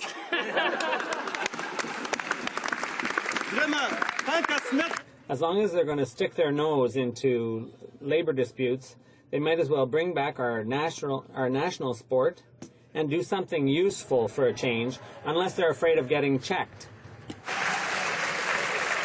The Honourable Member for New Brunswick Southwest.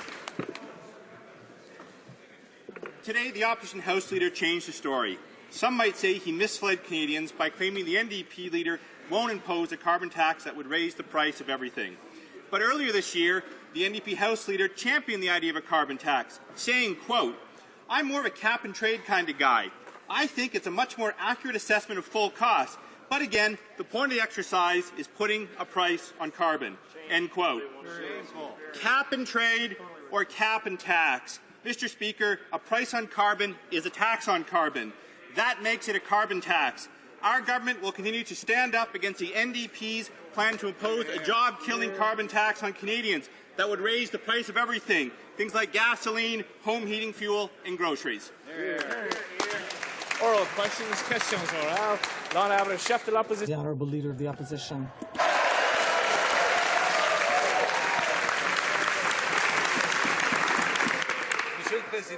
Mr. Speaker, Canada's economy is still struggling despite the Prime Minister's boasting. The Conservatives have established a new record with a trade deficit of $50 billion.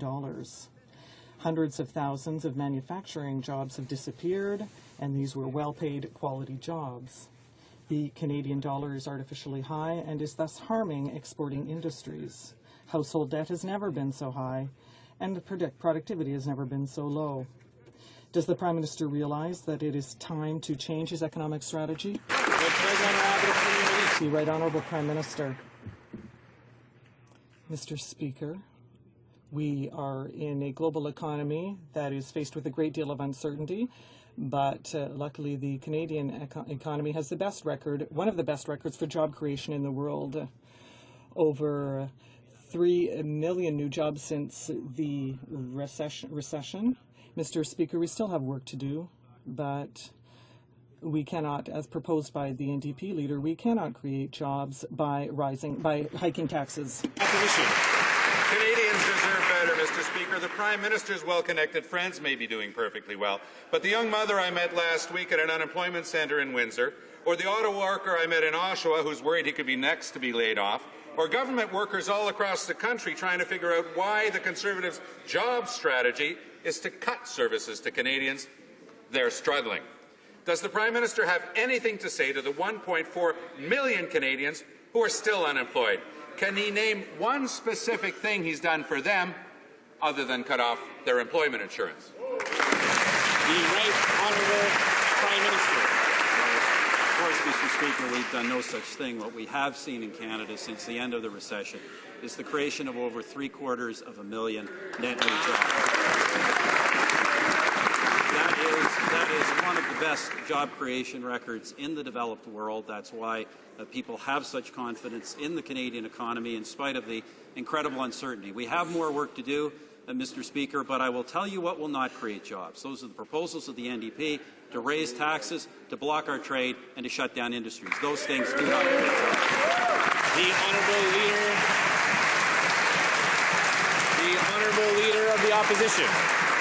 Speaker, the Canadian economy is facing unprecedented global risks. Despite a few positive steps by the European Union, the European economy is still in crisis. The United States is poised for another dangerous showdown over its debt, the so-called fiscal cliff. Rating agencies are warning of another downgrade. Economists are warning of another recession. The global economy is in turmoil. What specific actions has the Prime Minister taken in the last 3 months to protect the Canadian economy and to protect Canadian jobs? The Right Honourable Prime Minister. Well, Mr. Speaker, of course, all those things are true about the uncertainty in the global economy, but what's interesting, of course, is that nobody suggests that Canada is the source of that uncertainty. On the contrary, Canada is one of the few islands of stability in the developed world. The reason we are, because this Minister of Finance has created one of the broadest and most sweeping action plans in the history of this country, which we continue to move forward on, and also because, Mr. Speaker, Canadians and people across the globe know we have a government smart enough to reject dumb ideas like a $20 billion carbon tax.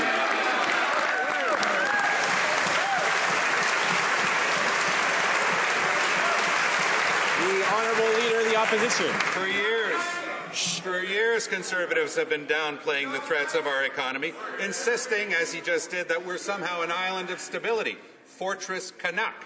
But in an interview last week, the Prime Minister let the truth slip. The Prime Minister admitted that he underestimated the, quote, fragile state of our economic recovery. He warned that economic turmoil in the United States and Europe should be considered, to quote him again, the new normal. If the Prime Minister now admits that the situation is worse than he thought, why is he still stubbornly refusing to take action? The Right Honourable Prime Minister. Well, Mr. Speaker, on the contrary, I have been saying for 5 years now, in fact, before the recession began, that we were on very uncertain economic times, that Canada had a lot of strengths that are envied around the world, but that we must keep our focus on the economy and doing good things for the economy to keep creating jobs and economic stability here, Mr. Speaker, and that is why we try and increase trade. We don't try and shut it down. That's why we try and keep industries opening, why we don't try and shut them down. And that is why, Mr. Speaker, we lower taxes. We don't raise them, as the Leader of the NDP.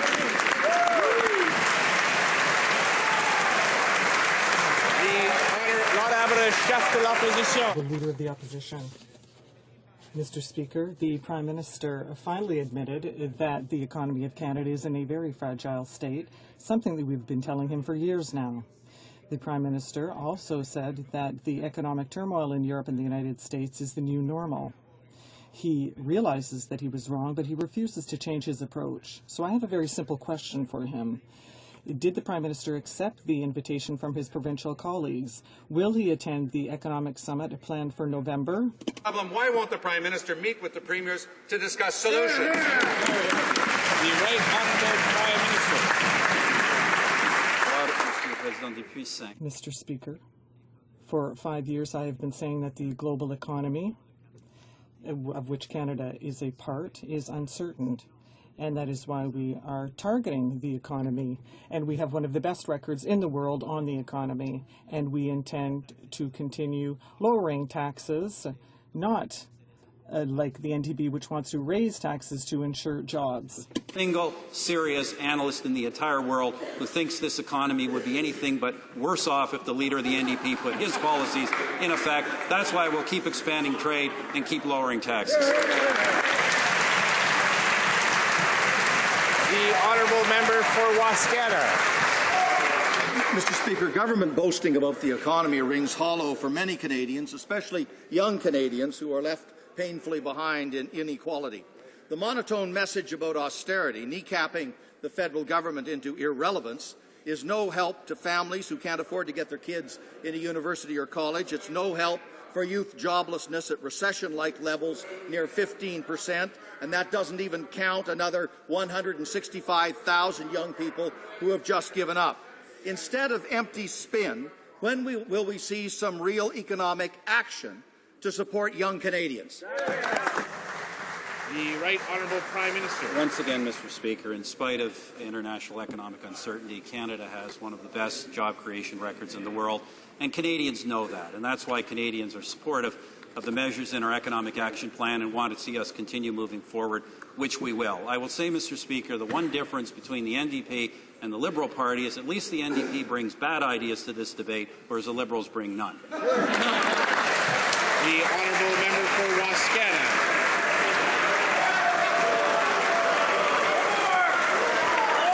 Order. The Honourable Member for Wascana. Mr. Speaker, smugness becomes him. Another example of this painful inequality is the loans that are granted to the Canada Mortgage and Housing Corporation cooperative loans. Sometimes their interest rate is higher than 13%. They cannot refinance these loans without having massive penalties imposed upon them by the federal government.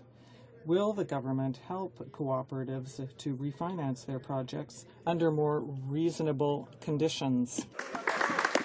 The Right Honourable Prime Minister. Mr. Speaker, as I have said on many occasions, our target remains the economy. This government is determined to continue increasing our international standing because we have excellent opportunities for our business people, and we want to continue to lower our taxes.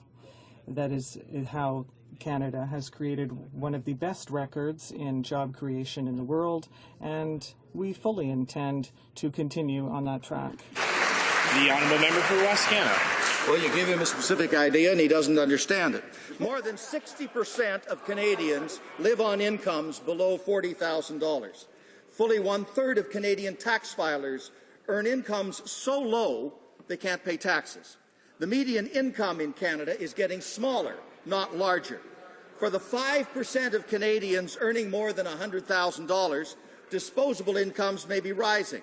But for the other 95%, the hard truth is the opposite. Does the government have any plan to tackle income inequality? Is there any plan for jobs in Canada's suffering manufacturing sector? Complacency doesn't work. The Right Honourable Prime Minister. Well, Mr. Speaker, the Liberal member talks about lower-income Canadians. That's one of the reasons why we lowered the GST for all Canadians, including lower-income Canadians, by 2%. It's why, Mr. Speaker, we brought in the biggest increase in the guaranteed income supplement in a quarter century, and why, Mr. Speaker, we continue to pursue policies that are creating jobs for Canadians across this country because they need those jobs. It's just disappointing to see the Liberal Party complain about these things and then vote against every single policy to help low-income Canadians. The Honourable Member for La Salle-et-Mort.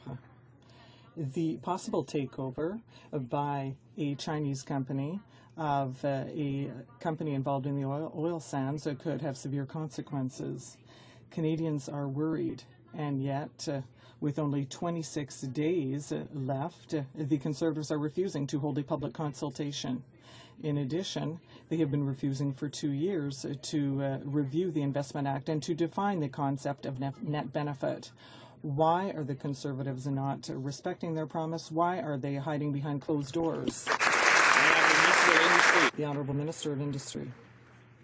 Mr. Speaker, as concerns the mentioned transaction, obviously we must determine whether there's a net benefit for Canada, and for that an evaluation that will be done. It will be scrutinized closely. We have also already made amendments to provide more clarification and transparency to the Act, and we have no lessons to learn from the NDP because any of their policies would undermine investment in Canada. We know what's happening behind closed doors, Mr. Speaker, because the lobbyist registry shows extensive meetings between senior lobbyists and this government. Now, Canada's 12th largest oil company is at stake, and meeting with lobbyists is not consulting with Canadians. On this side, we believe Canadians must be consulted about this deal, about the impact on jobs and the economy and on our communities. Now, after the broken promises, fiascos and scandals of this government, we understand they're afraid of the public. Simple question, when will there be a public review of the Nexon takeover deal? The Honourable Minister of Industry. Mr. Speaker, this transaction will be scrutinized very closely, but unlike the other side of the House, Mr. Speaker, this is not the intention of the government to put the oil industry out of business, Mr. Speaker. We don't have any lesson to take from this party, Mr. Speaker, and what they advocate for would deter any form of investment in this country, and this is certainly not the path we will take, Mr. Speaker. The Honourable Member for Abitibi-Témiscamingue. Let's talk about another file where the rules have never been clearly defined, Mr. Speaker. Letters between the Auditor General and the Department of Defence were recently made public by the NDP. They show to what extent the government was stubbornly objecting to the Auditor General's devastating report on the disastrous mismanagement of the F-35s. How can the Conservatives claim with a straight face that they accept the conclusions of the Auditor General when only a few months ago they asked for the report to be fully rewritten? The Honourable Minister of Public Works. Thank you, Mr. Speaker. Well, Mr. Speaker, it's been very clear by the government that we accept the recommendations of the Auditor General, which is why we set up the National Fighter Procurement Secretariat to ensure transparency and due diligence is done in the replacement of RCF-18s. No money has been spent on the purchase of any new fighter aircraft, and no money will be spent until the Secretariat independently verifies the cost and the requirements necessary to replace the CF-18s. We await KPMG's report on the cost of the F-35, and of course that report will be made public. The Honourable Member for Beaches East York. Mr. Speaker, the Conservatives claim to be in full agreement with the AG report on the F-35, but since the Auditor General found that they didn't, quote, demonstrate due diligence, they've decided to rewrite the report. For this creative writing assignment, Mr. Speaker, they've hired the auditor to a major F-35 contractor, a contractor who's making everything from fuselages to weapon systems to the new pilot's helmets because the other one doesn't work. Everyone sees the conflict here, Mr. Speaker, so why don't they? The Honourable Minister of Public Works. Mr. Speaker, we have no conflicts with the Auditor General's findings and his recommendations. We agree with him. We think that the Department of National Defence needs to update their cost estimates to Parliament and to the government, and in fact we'd like them to be independently verified, which is why we set up the Secretariat to ensure this level of transparency and due diligence is done, and the Secretariat has hired KPMG to do that particular portion of the seven-point action plan, which is to independently verify the cost of the F-35 and also look at the cost assumptions that the Department of National Defence has used. The Honourable Member for Rosemont-Petrie. Mr. Speaker, the more things change, the more they stay the same. Before the summer recess, the investigations were piling up against the Minister of Industry, and the government was naming its cronies to the Senate. There won't be any hockey this year, but for the Conservatives, the tradition continues. The Ethics Commissioner recently opened an investigation against the role of the Prime Minister's Chief of Staff in lobbying his friends at Barrick Gold. That proves once again that there's one set of rules for the party cronies and another for everyone else. Will the Conservatives finally pledge to respect the rules in order to establish a culture of ethics in their government? The Honourable Parliamentary Secretary to the Minister of Transport. Mr. Speaker, the Chief of Staff, Mr. Wright, is a man of integrity who has followed all the rules. The allegations leveled by the member of the opposition are once again baseless, and they seek to tarnish the reputation of a very honest man. Of a party that covered up $340,000 in illegal donations. They had an opportunity to admit what they did after being asked time and time again. It is the biggest political donations scandal in Canadian history. The leader of the NDP knew about it. He covered it up. He should stand up.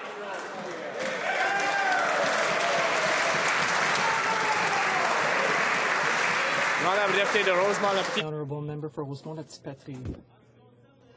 Well, regarding the respective electoral rules, the NDP has always been honest, but the same can't be said for the Conservatives. Mr. Speaker, the situation is simple. Barrett Gold lobbied the Prime Minister's Chief of Staff. So far, so good.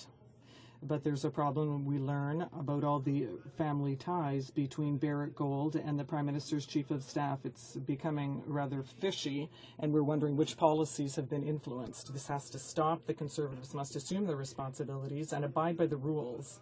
Where's the Conservatives' plan to ensure that party cronies will never again get preferential treatment? The Honourable Parliamentary Secretary. Say it in English, Mr. Wright is a man of unimpeachable integrity. He has followed all of the rules. There is no evidence whatsoever to the contrary. What we know for certain is that the NDP has been caught and found guilty of accepting $340,000 in illegal union money. We banned illegal union donations because we didn't believe that workers should be forced against their wills to give to political causes they don't support. The NDP didn't care. They were happy to rob workers blind, Mr. Speaker. We won't stand for it.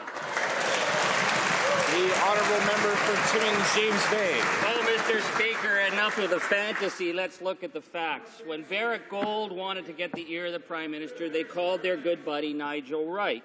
Now, he, of all people, should understand the importance of conflict of interest, but he allowed himself to be lobbied not once, not twice, but 3 times, in a classic case of who you know in the PMO. So will the government recognize that they need to clean up their act and work with us to bring in some real legislation with real teeth to close up this kind of backroom lobbying?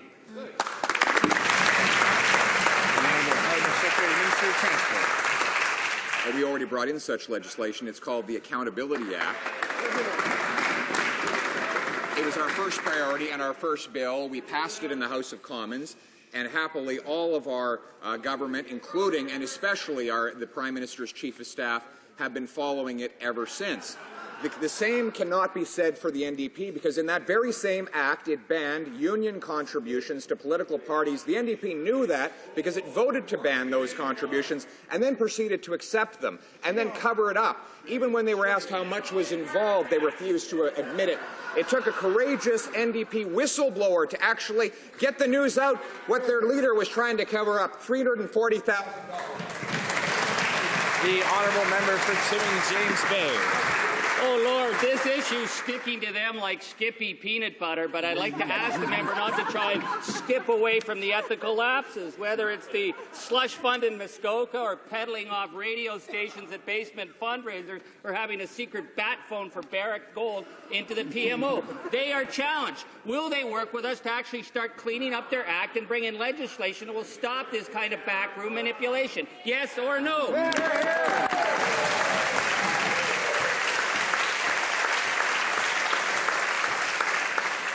The Honourable Parliamentary Secretary. Mr. Speaker, the question isn't whether we will introduce such legislation, it is whether the NDP will start following it. That party, when we brought in a bill to crack down on excessive lobbying, that party knew what was in the bill. They also knew that it included an explicit ban on union contributions. There is no ambiguity on that subject whatsoever. Yet they systematically, over years, accepted $340,000 in illegal union money. They tried to cover it up, Mr. Speaker. Canadians, and particularly workers, won't stand for it. The honourable member for Edmonton Strathcona. Mr. Speaker, on the heels of Gomery, the Conservatives came to power promising frugality and transparency in spending on advertising. Instead of meeting deadlines, instead of being transparent, instead of frugality, this government has spent more and dragged their heels reporting. When asked why the delay in reporting on the last 2 years' advertising costs, the response was, it's complicated. Accountability is only complicated, Mr. Speaker, when you're trying to avoid it. When will this government disclose the full cost of promoting the Economic Action Plan?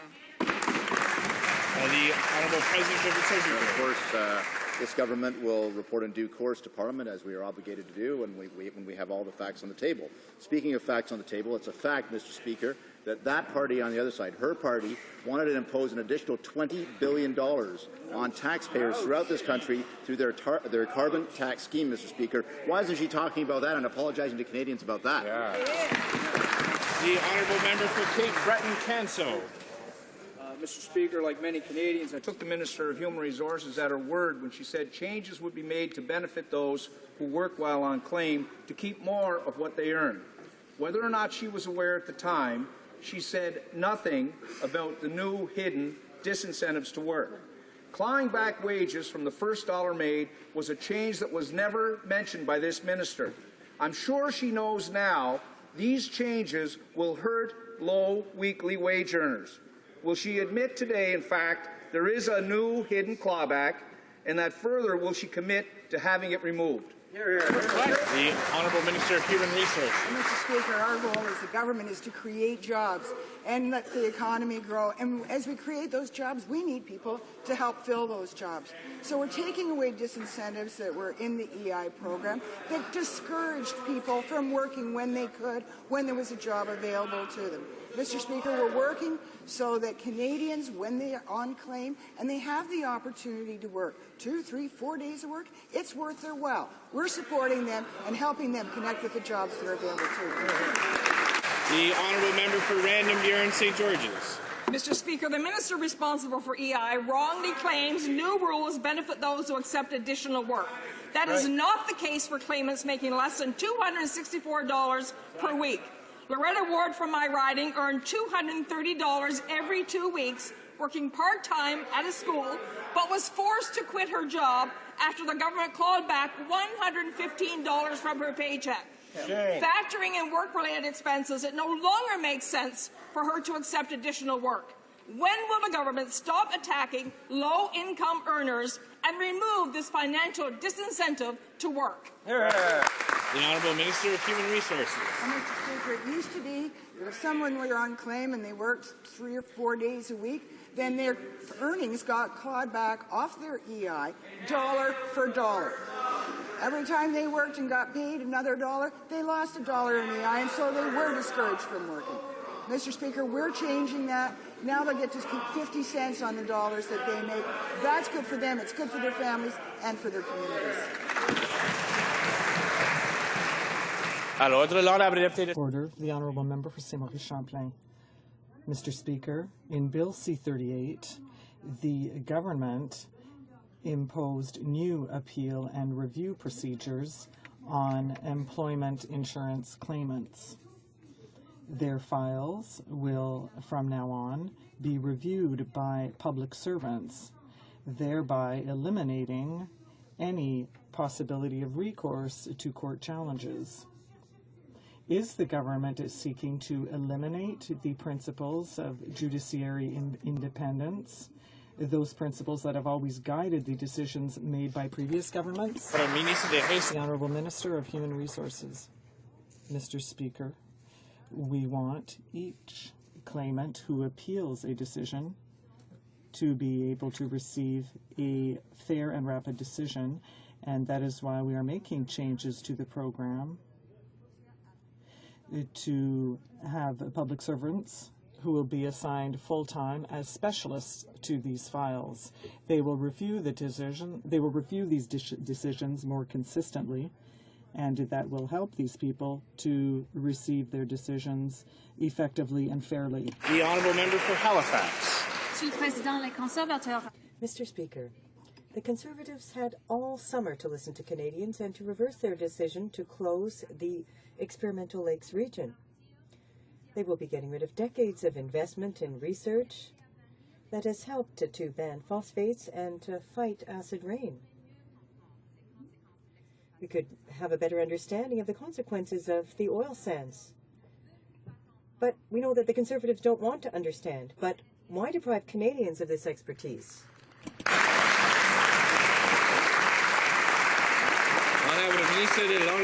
Honourable Minister of the Environment. It's not about closing down the experimental lakes region, no. All stakeholders and interested parties, Mr. Speaker, the intent is not to close the experimental lakes area. Environment Canada will assist the Department of Fisheries and Oceans in finding a suitable organization or a consortium to manage operations so that research by the academic community can continue. The honourable member for Halifax. That's not going to work, Mr. Speaker, because we've had international scientists who have said that this work cannot be replaced. Exactly. But the cuts to ELA are just part of a larger worrying trend here, because Conservatives are on track to eliminate all funding for contaminants research across all government departments. This is a reckless policy that puts the health of Canadians at risk. Stopping the study of pollution isn't going to make it go away.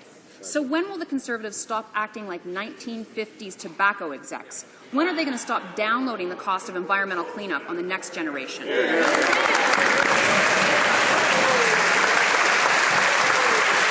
Honourable Minister of the Environment.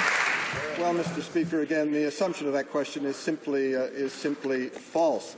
And getting back to the Experimental Lakes program, in my department, Environment Canada, is now using the science, the very important science that we drew from the Experimental Lakes program, to look at acid rain situations in other lakes in other parts of the country that are threatened by expending development. As the responsible management decision, Environment Canada now is placing emphasis on other areas of potential impact, negative impact on acid rain and impact on vulnerable lakes. The Honourable Member for Rimouski-Niget-Témiscouata-les-Basques. Mr. Speaker, the Conservative attacks against science are not limited to the experimental lakes. There's a great deal of concern in Quebec following the discovery of an abnormally high number of dead baby belugas, fish, and northern gannet in the St. Lawrence River ecosystem. At a time when we're looking for answers, the Conservatives have laid off 2/3 of the scientists at the Ecotoxicology Department of the Maurice Lamontagne Institute, which studies maritime pollutants. They're closing down the department over the next 2 years, and something that they opened themselves in 2007. Don't the Conservatives understand that cuts to science hurt the entire country? The Honourable Minister of Fisheries and Oceans. Obviously, science is the backbone of the Department of Fisheries and Oceans, and we are committed to maintaining our investments in science. Our record is solid, Mr. Speaker. We've spent millions and millions of dollars since 2006 to ensure that our environment is protected, our species are protected, whether they be ocean or air. Thank you, Mr. Speaker. Member for Burnaby Douglas. Thank you, Mr. Speaker. The reality is Conservatives are attacking scientific funding and research right across the board. Right. After getting rid of his science advisor, ending the experimental lakes area, cutting Canada's ozone network, this summer the Prime Minister went on to give us the punchline to this sad joke, quote, "Things are evaluated on an independent basis scientifically and not simply on political criteria." Can the Minister of State for Science and Technology name one policy decision where he in fact was guided by science and not politics? The Honourable Minister of State. Mr. Speaker, I can.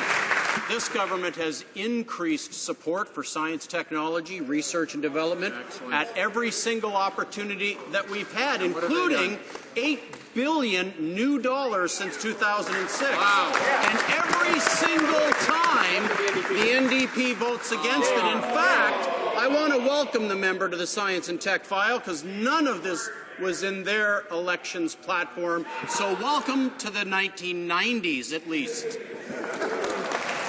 The Honourable Member for Richmond Hill.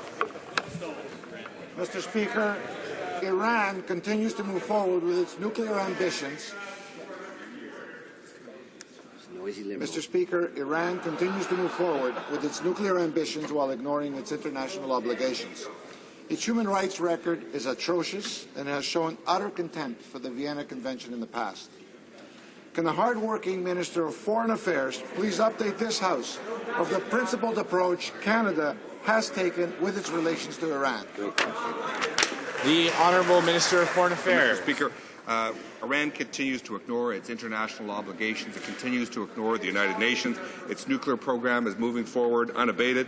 Iran continues to abuse the fundamental human rights of the Iranian people, Mr. Speaker, and most importantly, it continues to ignore its responsibilities under the Vienna Convention to protect foreign diplomats. As such, we've taken the difficult but necessary decision to remove our staff from Tehran and to expel Iranian diplomats here in Ottawa. Mr. Speaker, we're also pleased to announce today that Italy has agreed to act as Canada's protecting power in Tehran, and as always, we strongly implore Canadians against travel to Iran. Good job. Member for Welling. Mr. Speaker, severe moisture shortages coupled with record high temperatures have left many farmers in Ontario, Quebec, and Atlantic Canada in dire straits. The Conservative government's response is to offer little support and ignore farmers altogether. For example, the recently announced livestock deferral program doesn't even cover all the drought areas and does absolutely nothing for the horticultural growers. When will the government finally come forward with a balanced and robust response to this devastating drought? The Honourable Minister of Agriculture. Well, Mr. Speaker, well, he's been fiddling over the summer. We've been doing exactly that. We've held a number of roundtables around Ontario, working with our provincial colleagues who do the initial assessment. They bring it to us. We apply the science that's required to trigger the agri-recovery program. Having said that, Mr. Speaker, I'm happy to report that the vast majority of Ontario producers have embraced crop insurance, some 75 to 80%, and of course agri-stability is there as well. We also have a robust system of cash advances under the AMPA program. Every one of these, of course, the NDP vote against. On top of that, Mr. Speaker, the most detrimental thing to agriculture would be a carbon tax, and that's what they keep fanning. The Honourable Member for Berthier-Masquinongé. Thank you, Mr. Speaker. For many farmers, yields will be cut in half, and the Conservatives are doing nothing. There's lost income and the high cost of feed for livestock. Now drought is threatening the survival of family farms. And the Conservatives now want to cut millions to the business risk management programs. Why do Conservatives want to cut these support programs for farmers at such a crucial time? Honourable Minister of Agriculture. Well, let me quote Alan Ling, the President of the Atlantic Grains Council, on the new robust suite of programs, Mr. Speaker. What he says is, and I quote, "The changes to agro-stability, like on negative margins, for example, will help it to be more predictable so that as farmers we know more what our coverage is every year." That's exactly what we're doing, Mr. Speaker, is making changes that make it more respective of farmers that need more action. Those are the farmers that require the negative margin coverage, Mr. Speaker. What we've done is beefed up the bottom end, taken some of the money from the top end, put it back into a lot of new monies for contributions on the non-BRM side. That's the innovation and science and research. That's exactly what farmers need to move forward. Member for Hamilton Mountain. As usual, lots of excuses, Mr. Speaker, but Canadians get few answers. Last week, another 1,700 workers were told they will likely soon be out of a job. Hard-working federal employees who provide services the public relies on every single day. Conservatives can find billions for corporate tax giveaways, but have nothing left to help people with their employment insurance, old age security, or CPP claims. In these shaky economic times, will they now reconsider their reckless cuts? The Honourable President of the Treasury Board. Thanks, Mr. Speaker. Budget 2012, our Economic Action Plan 2012, was about jobs and growth and making sure our economy continues to build, continues to create wealth throughout the country. We've found well-balanced, moderate savings that we've put into that budget, which was passed by this House, of course, to reduce the deficit. And in fact, it means reducing the federal public service by about a fair and reasonable 4% over 3 years.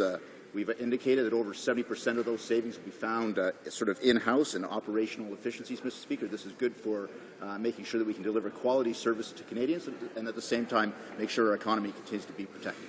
The Honourable Member for Brossard-la-Prairie. Now we hear about reducing overlap and increasing efficiencies, but in Conservative jargon that means cuts. I have a very hard time understanding how sending employees to service centres and counters will improve service efficiencies. I don't know how the Conservatives will explain to people that they'll be getting more bang for their buck when their services are being cut. Can the Minister of Revenue explain to Canadians how they will benefit from cuts to the Canada Revenue Agency? The Honourable Minister of National Revenue. Mr. Speaker, in-person discussions between the agency and Canadians only account for about 2.5% of all the interactions that happen with Canadians. More and more people are going online, they're accessing services online, they're using the phone services. So the way the Canadians file their taxes is changing. And, Mr. Speaker, we're changing to meet those needs. Canadians can visit their local Service Canada location for assistance if they need to, and CRA will provide in-person meetings when issues cannot be resolved on the phone. The Honourable Member for Beausejour. Mr. Speaker, RMG is a company that contacts voters for the Conservative Party. Former employees from RMG have signed affidavits stating that they were forced to call voters who weren't Conservative voters to send them to the wrong offices. RMG claims they have recordings that would help clear themselves, but they're refusing to submit them to an investigation by the federal court. The integrity of our very electoral system is at stake. What will the government do to ensure that RMG and the Conservative Party respect the law? The Honourable Parliamentary Secretary. Mr. Speaker, the Conservative Party always respects the law, and the Honourable Member is presenting no proof to the contrary. However, we need to admire the audacity of the Liberal Party. There's only one party that was found guilty of having violated or broken the law, and it's the Liberal Party in Guelph. So if they wanted to understand what happened in the most recent election with the robocalls, perhaps they should talk to their own colleague, because he's the one who violated the law, and our party respected it. We'll continue to do so. Member for Avalon. The member of Guelph provided all information and cooperated with Elections Canada.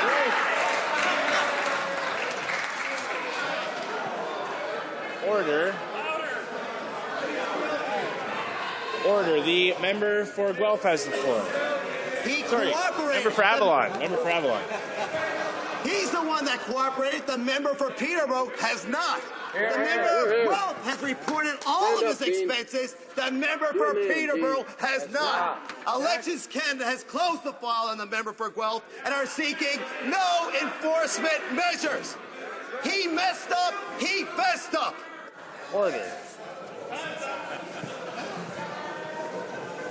Order. The honourable member for Avalon has a few seconds left to finish putting the question, and then we'll go for the response. The honourable member for Avalon. The member for Guelph admitted he messed up, he fessed up, and Elections Canada has closed the file.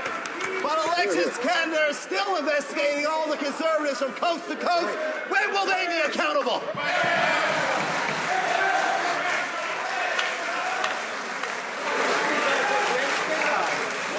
Order. The Honourable Parliamentary Secretary to the Minister of Transport. Mr. Speaker, it took them all summer long to hand me a gift just like that. Mr. Speaker, in the robocalls controversy, there is one person, one campaign that has been found guilty of breaking the law. It's the honourable member for Guelph. But worry not, because he has promised to hold seminars now teaching all of us how to follow the rules. Mr. Speaker, it's kind of like a vampire holding a seminar and becoming a vegetarian. The honourable member for Dartmouth, Cole Harbour. Thank you, Mr. Speaker. This summer I've had the opportunity to meet with fishermen and fishing organizations throughout the East Coast. And the message has been clear.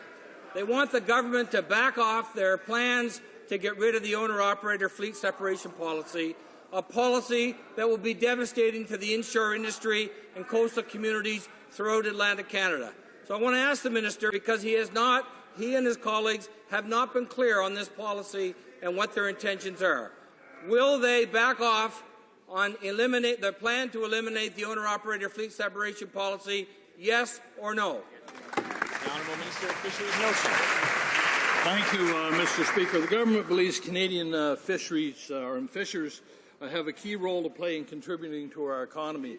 And certainly we did enter into discussions and engaged with fishermen and Canadians across the country to get their input as to how they should see fisheries will improve. Our government is listening to fishermen, not advocating any particular position, and we continue to be committed to the economic viability of the industry, Mr. Speaker. Thank you. Start with Cole Harbour. Thank you, Mr. Speaker. Still, the minister fails to commit on what his intentions are. They released a policy document in the spring that said absolutely nothing about this plan.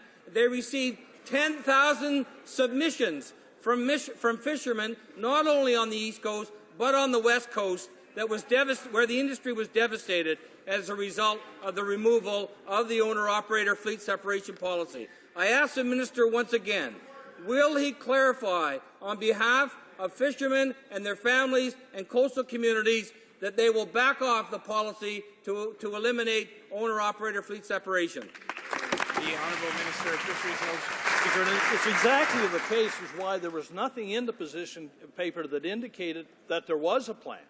There wasn't a plan, Mr. Speaker. We were looking for honest feedback from fishermen and Canadians across this country on the fisheries and how we could improve the fisheries in this country. We'll continue to listen to people and seek their input. Thank you, Mr. Speaker. The member for London West. Well, Mr. Speaker, over the summer I heard loud and clear from my constituents in London West that jobs and Canada's economic recovery must be the government's #1 priority. They told me they want their government to continue fostering a business environment that creates jobs and a government that keeps their taxes low. Would the government House Leader update Canadians on his plans for the House this fall? I heard the same thing. The Honourable Government House Leader. Mr. Speaker, our government's top priority is, of course, creating jobs, economic growth and long-term prosperity, and Canadians can expect us to continue focusing on keeping taxes down and creating jobs for hardworking Canadian families. Now, while we're focused on economic growth, we know that the Leader of the NDP has as the cornerstone of his economic plan a carbon tax. He campaigned on it in the last election in black and white, over $20 billion in their platform for a tax hike from carbon. He, in the leadership and seeking the leadership, said he'd go even further. Canadians can't stand that. That's not what they need to do. Slow our economy at a time when it needs support. That's why the NDP policies are so reckless for Canada today. Deputy de Lac St. Louis. The honourable member for Lac St. Louis. Can the Minister of Public Safety tell us if the government has begun destroying the data from the gun registry, with the exception of the data for Quebec, for example? In other words, are there now 2 classes of provinces in Canada, some whose registry data is intact, and thus they're able to set up a provincial registry if they'd like, and others who are just plain out of luck? Has the level playing field been destroyed? Has the equality among provinces been undermined? The Honourable Minister of Public Safety. No, it hasn't.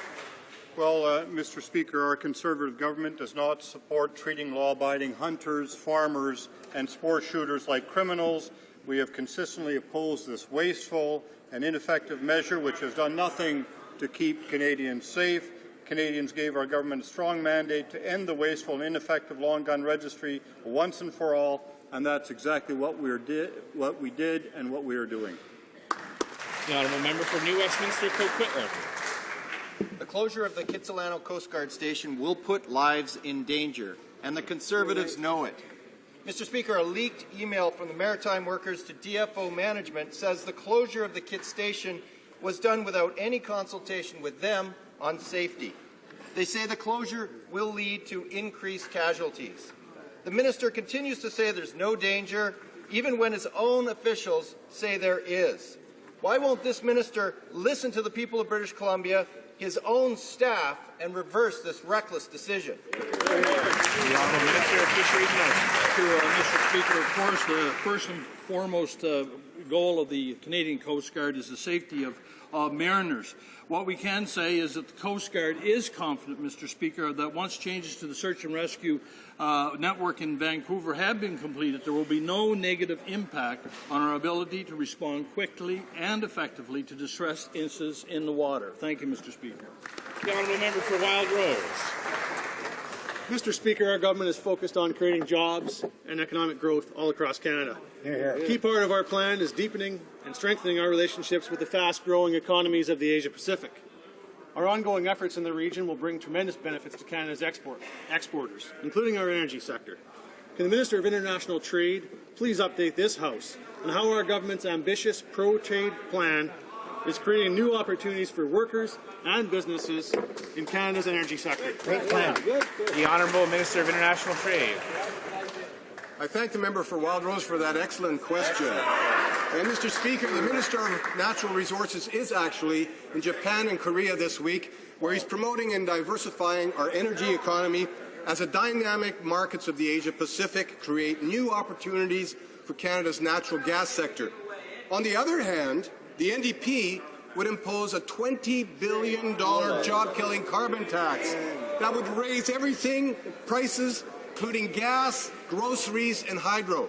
Our government opposes these reckless plans and will continue to stand up for hardworking Canadians. The member for Algoma, Manitoulin, Kapuskasing. Mr. Speaker, for centuries, lighthouses have been guiding the sailors along Canada's shores. Now tourists are drawn to these national symbols, driving economy in communities across the country. But the Conservatives are allowing these heritage sites to crumble and fall, like the Mississauga Lighthouse that is in need of a new roof. Instead, their plan is to throw up a second tarp in as many years. Will the Conservatives reconsider their temporary patch-ups and truly commit to protecting our heritage lighthouses?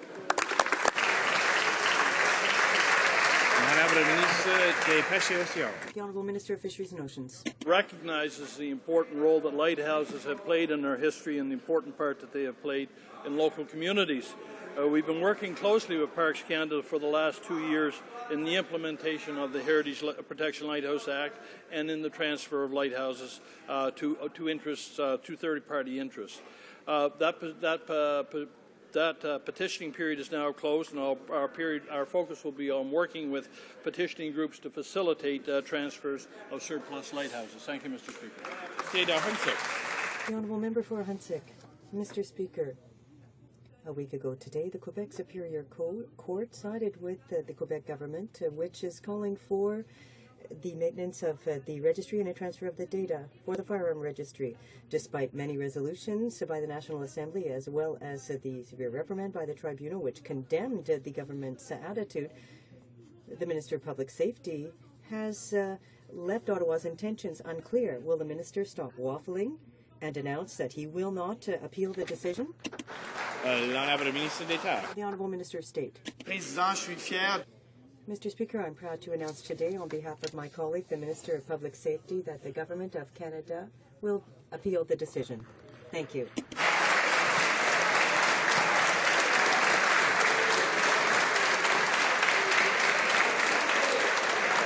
That concludes question period for today. Tabling of documents, dépôt de documents. I have the honour, pursuant to Section 38 of the Access to Information Act, to lay upon the table the report of the Information Commissioner for the fiscal year ended March 31st, 2012. Conformément à l'article 108. Pursuant to Section 38 of the Standing Order, this report is hereby tabled. The Honourable Minister of Human Resources. Thank you, Mr. Speaker. Mr. Speaker, in keeping with Standing Order 83.1, I have the honour of tabling a notice of Ways and Means, of a Ways and Means motion to amend the Income Tax Act and the income tax regulations. Introduction of legislation to create a federal income support measure for parents of murdered or missing children. This new grant will provide income support to parents who must take time away from work to cope with the death or disappearance of a child as a result of a criminal act. I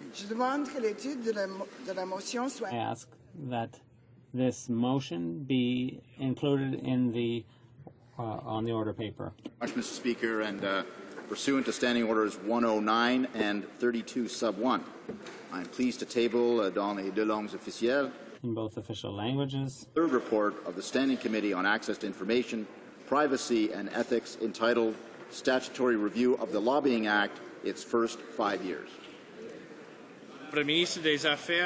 The Honourable Minister of Veterans Affairs. Mr. Speaker, I have the honour today of tabling the government's response to the report on access to information and privacy reports for Veterans Affairs.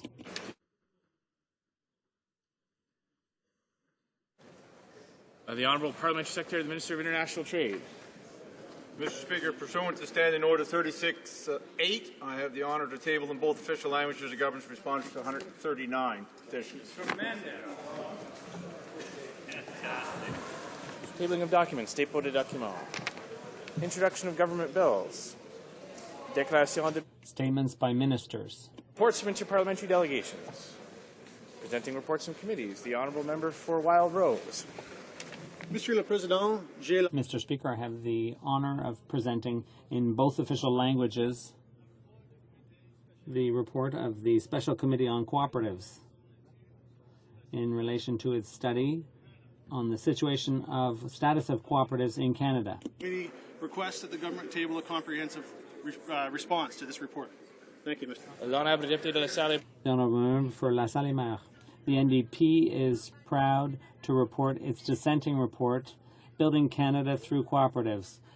We heard the recommendations by witnesses who created a compelling case for cooperatives in Canada. The Conservative government in Canada has abandoned cooperatives and dismantled the Secretariat for Cooperatives. The recommendations in our report show the NDP's commitment to supporting and promoting the growth of cooperatives in Canada. I believe in the cooperative sector and is proud to table 6 concrete recommendations that will support and ensure the development of this important sector of our economy, because we know that building cooperative is building a sustainable economy for Canada.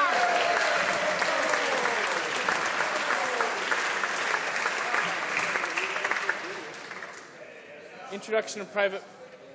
The Honourable Member for Ottawa-Vanier, point of order. It's not a point of order, Mr. Speaker. I just wanted to say that in the report that was tabled today by the committee, the Liberal Party tabled a supplementary report, not dissenting, but supplementary, and I would ask people reading the report to look at the 16 recommendations we made. Introduction of private members' bills. Dépôt de projet de loi émanant des députés. Introduction of private members' bills. Motions. Following the vacancy that has occurred in the position of Deputy Speaker and Chair of Committees of the Whole, I have consulted with the leaders of the recognized parties regarding the nomination to this position. I am now prepared to propose for the ratification of the House a candidate for the position of Deputy Speaker and Chair of Committees of the Whole. Conformément. Pursuant to Standing Order 7, I propose Mr. Joe Comartin for the position of Deputy Speaker and Chair of Committees of the Whole.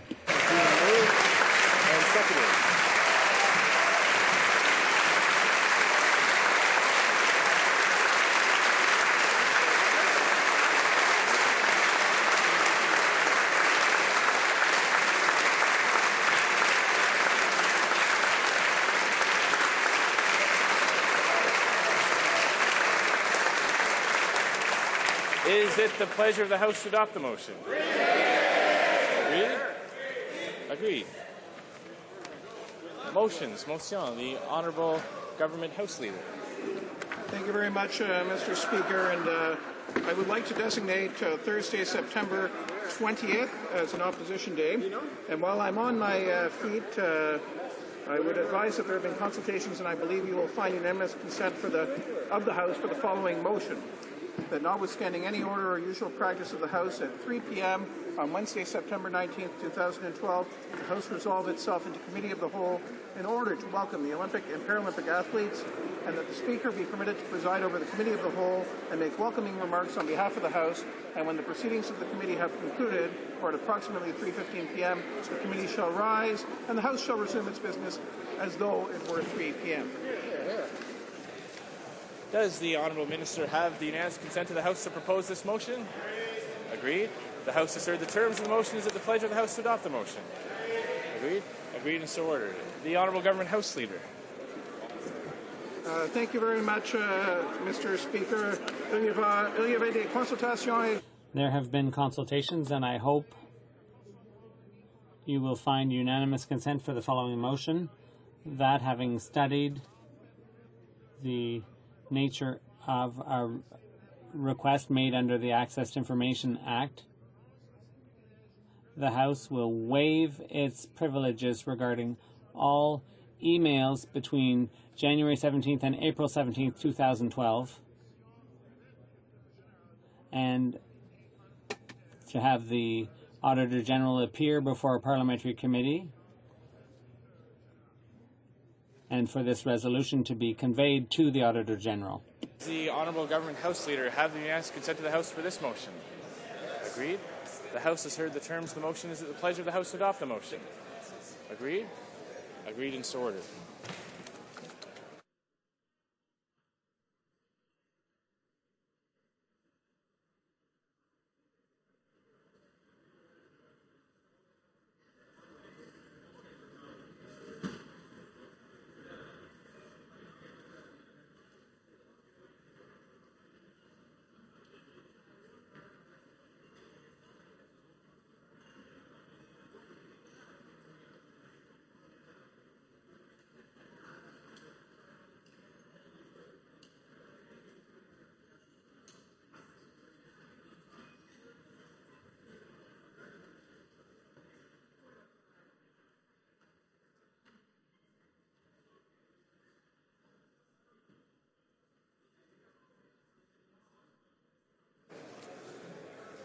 Order.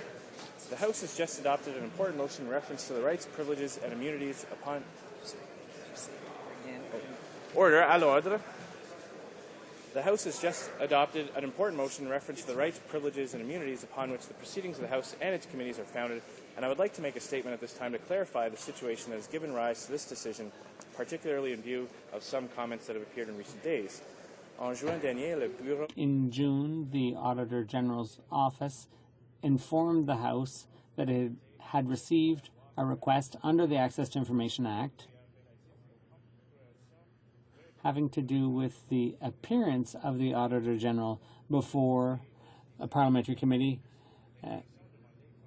between April and June 2012.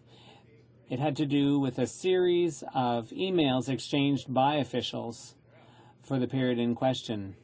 Of the request under Section 27 of the Access to Information Act, and provided 20 days to make any written representations and provide sufficient reasons as to why the information should not be disclosed. There followed several exchanges of correspondence between the Office of the Law Clerk and Parliamentary Counsel and the Office of the Auditor General, in which House officials questioned the release of the documents given their concern that these documents related to committee hearings, which are protected by parliamentary privilege. This view was consistent with past practice, which considered material that forms part of a parliamentary proceeding, whether that proceeding is in the chamber or in committee, to be protected by parliamentary privilege. In the case at hand, the documents requested were directly linked to a parliamentary proceeding, and the actions taken were fully in keeping with long-established practice.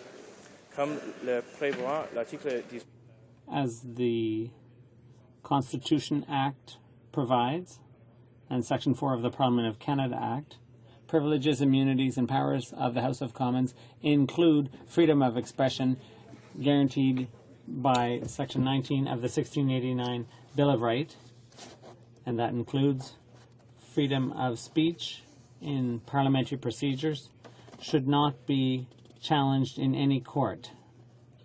As Erskine May's 24th edition at page 227 states, quote, underlying the Bill of Rights is the privilege of both houses to the exclusive cognizance of their own proceedings. Both houses retain the right to be sole judge of the lawfulness of their own proceedings and to settle or depart from their own codes of procedure. House of Commons Procedure and Practice at pages 91 and 92 explains that proceedings in Parliament include the giving of evidence before the House of Commons or its committees, the presentation of a document to either the House of Commons or its committees, the preparation of a document for the purposes of or incidental to the transacting of any such business, and the formulation, making, or publication of a document, including a report, by or pursuant to an order of the House. This has been seen to extend to all evidence, submissions, and preparation for participation by all persons participating in the proceedings of the House of Commons or its committees, all of which are protected by all the privileges and immunities of the House. Given that the House had adjourned when these discussions took place, counsel for the House asked the Office of the Auditor General to delay its decision until September, when the House would be sitting again. Notwithstanding this request, the Office of the Auditor General proceeded with its decision to release the documents in question, arguing that it had not identified parliamentary privilege among the exemptions or exclusions in the Act that would allow a refusal to do so. This decision started the clock on the timetable provided by the Act. Specifically, this meant that the House had the right to apply for a review of this decision pursuant to Section 44 of the Act, which imposes a strict deadline of 20 days from the day notice is given to file a notice of application in the federal court. In short, because attempts to have the Office of the Auditor General postpone its decision were unsuccessful, the House of Commons faced a deadline that had to be respected, and so filed not an injunction but an application for judicial review of the Auditor General's decision to release the documents. Had this filing not been made on or before September 10th, 2012, the documents would have been released without the express consent of the House. This would clearly have been unacceptable, so we acted to reserve for the House its long-standing primacy in decisions of this nature. I want to stress that the steps taken in this case were undertaken for the sole purpose of safeguarding the rights and privileges of this House and to reserve for the House the final decision in the matter. À la page 307 de la On page 307 of the Procedure and Usage of the House of Commons, second edition, it is written, and I quote, "The Speaker is the guardian of the rights and privileges of the House of Commons as an institution and the members who make it up. The primary responsibility is to safeguard the rights and privileges of the House and its committees and to ensure that they are not inadvertently eroded. Bien entendu, même si je..." Of course, even though I have the duty to protect the privileges of the House, I am also the servant of the Commons, and as such I am fully in the service of the House in implementing its decisions. As it is indicated on page 307 of O'Brien and Bosque, the Speaker is neither at the service of a party of the House or of any majority of the members in the House, but of the entire institution, and serves the best interests of the House, as distilled over many generations in its practices. The Speaker must ensure the defense of the interests of the House and ensure that it remains master of its deliberation. Respecting the strict deadline imposed by the Act and allowing the House the opportunity to make its own determination in this matter. The House has now made its decision on this matter.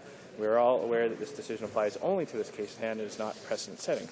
The House's rights and privileges have not been jeopardized by the House's resolution, nor has the House ceded any of its traditional rights or privileges, particularly as they relate to parliamentary committees.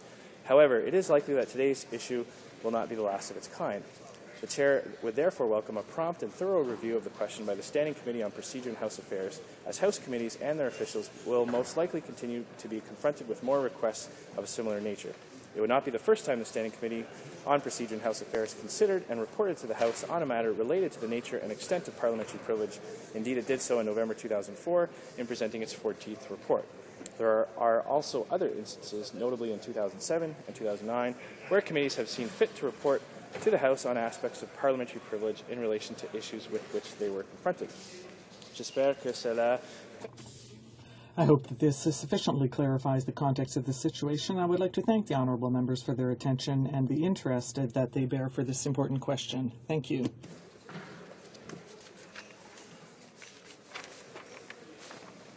Presenting petitions, présentation des pétitions. The honourable member for Churchill. I'm honoured to stand here on behalf of the thousands of Canadians, women and men, that oppose the Conservative motion M312, a veiled attempt to reopen the abortion debate in Canada.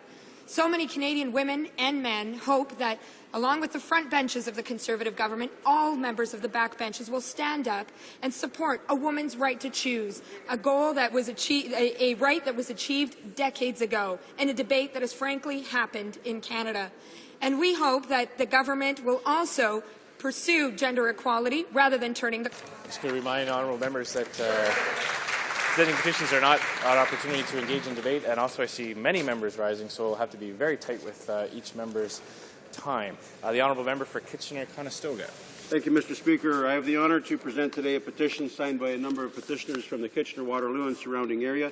They're calling on the House of Commons in Parliament to confirm that every human being is as recognised by Canadian law as a human being by amending Section 223 of our Criminal Code in such a way as to reflect 21st century medical evidence. Thank you, Mr. Speaker. The honourable member for Etobicoke North.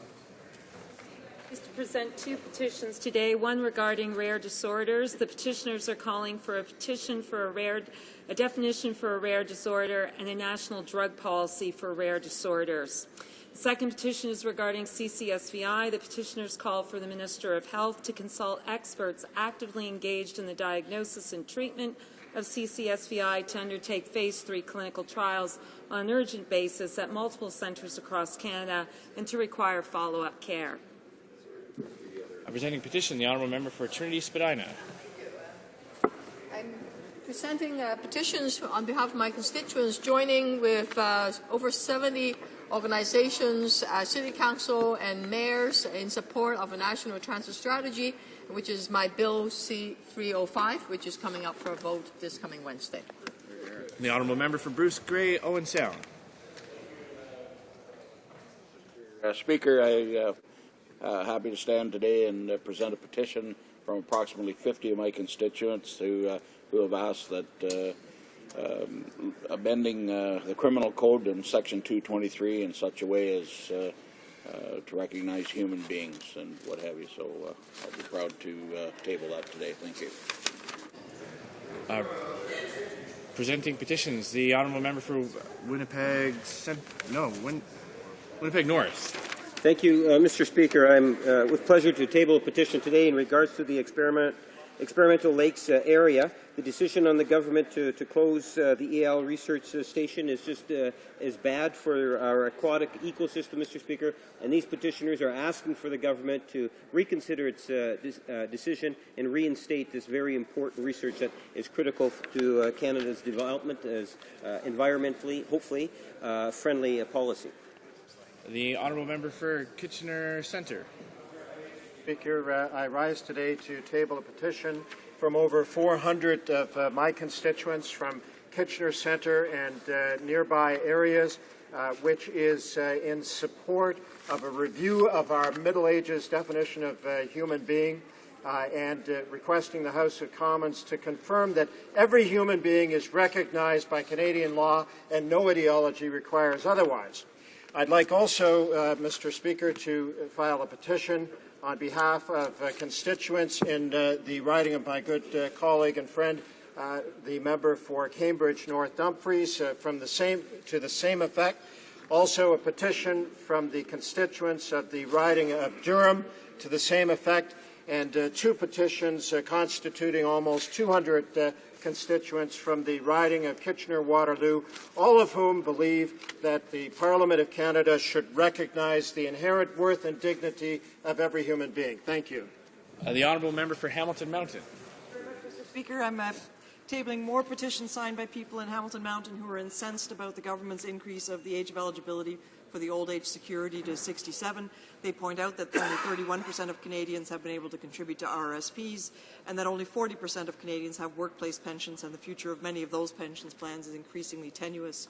Since over 250,000 seniors are now living in poverty and public pensions provide at most $15,000 to the typical retiree, the petitioners are calling on the government to drop its ill-considered change to the OAS, maintain the current age of eligibility, and make the requisite investments in the guaranteed income supplement to lift every senior out of poverty. The honourable member for Peterborough. Thank you, Mr. Speaker. I'm pleased to present a number of petitions, more than 250 constituents who have signed petitions calling on the House of Commons to confirm that every human being is be recognized by Canadian law as human by amending Section 223 of the Criminal Code. Presenting petitions, the honourable member for Saanich Gulf Islands. Speaker, I rise today to present two petitions. The first is from members of the community of Winnipeg, but they're writing in support of a private member's bill I put forward, for which I hope members on all sides of the House will give consideration and support a bill for a national Lyme disease strategy. My second petition today, Mr. Speaker, is from people within British Columbia, calling on this House to protect the British Columbia coast from the threat of supertankers bearing bitumen crude. We want a tanker-free coast in British Columbia. Thank you, Mr. Speaker. Presenting petitions, the honourable member for La Pointe-de-l'Île. Thank you, Mr. Speaker. I'm honoured to present a petition signed by hundreds of Canadians across this country who are opposed to Motion 312 introduced by the Conservatives, which is an barely veiled attempt to open the debate on abortion in Canada. The Prime Minister has often said that this debate is closed. The government promised not to reopen it, but that is clearly what it is trying to do with the presentation of Motion 312. And Canadians do not want to reopen this debate, so I am presenting this petition on behalf of hundreds of Canadians who are opposed to Motion 312. Presenting petitions, the honourable member for Nipissing.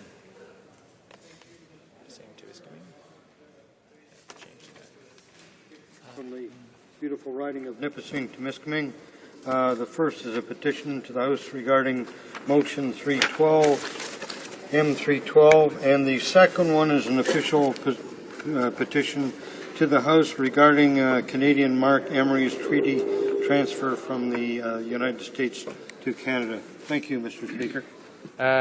Presenting petitions, the Honourable Member for London Fanshawe.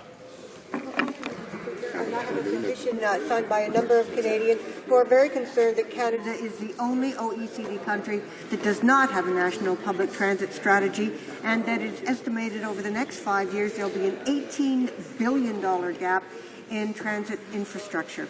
And they call upon the Government of Canada to enact a Canada public transit strategy that will provide permanent investment, establish federal funding mechanisms, work with all levels of government, and establish accountability measures to ensure that we do indeed increase access to public transit. I just want to remind all honourable members we have about 7 minutes left, so if people could be brief for their colleagues, it would be greatly appreciated. Presenting petitions, the Honourable Member for Toronto Danforth. Thank you, Mr. Speaker. I'm simply tabling exactly the same petition as was just presented by the Honourable Deputy from Member of Parliament from London Fanshawe. That's all I'll say. Thank you. Presenting petitions, l'Honourable Deputy. The Honourable Member for Hochelaga. Thank you, Mr. Speaker. I have the honour to present a petition signed by men and women from British Columbia and Quebec who find that it is very important to defeat Motion 312, which is coming up in the House soon, because it violates the fundamental rights of women. Thank you, Mr. Speaker. Presenting petitions, the Honourable Member for Charlebourg-Haute-Saint-Charles. Thank you, Mr. Speaker. I am tabling a petitions on behalf of hundreds of Canadian men and women who do not want to reopen the debate on abortion. It is an affront to Canadian women and the use of their bodies. The Honourable Member for Laurier-Sainte-Marie. Thank you, Mr. Speaker. Mr. Speaker, I have the honour to present a petition today signed by Canadian men and women across this country who are opposed to Motion 312, which is a barely veiled attempt to reopen the debate on abortion in Canada. As the petitioners say, pregnant women are the only persons entitled to make an informed decision regarding her fetus. Thank you, Mr. Speaker. The Honourable Member for Saint-Hyacinthe-Bagotte. Thank you, Mr. Speaker. I have the honour today to table a petition calling for a national public transit strategy. So I would like to take advantage on this occasion to congratulate my colleague from Trinity Spadina, who introduced a bill on that topic. Thank you. L'Honourable Député. The Honourable Member for Louis Hébert. Thank you, Mr. Speaker. I have the honour today to table a petition calling for a national public transit strategy. Thank you. For York South-Weston. I have the honour today to present a petition calling for the federal government to enact a national public transit strategy. Thank you. L'Honourable Député. The Honourable Member for Rosemont-la-Petite-Patrie.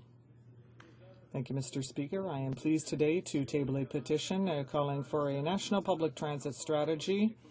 It is something that is very important for the citizens of my riding. Thank you. Parkdale High Park.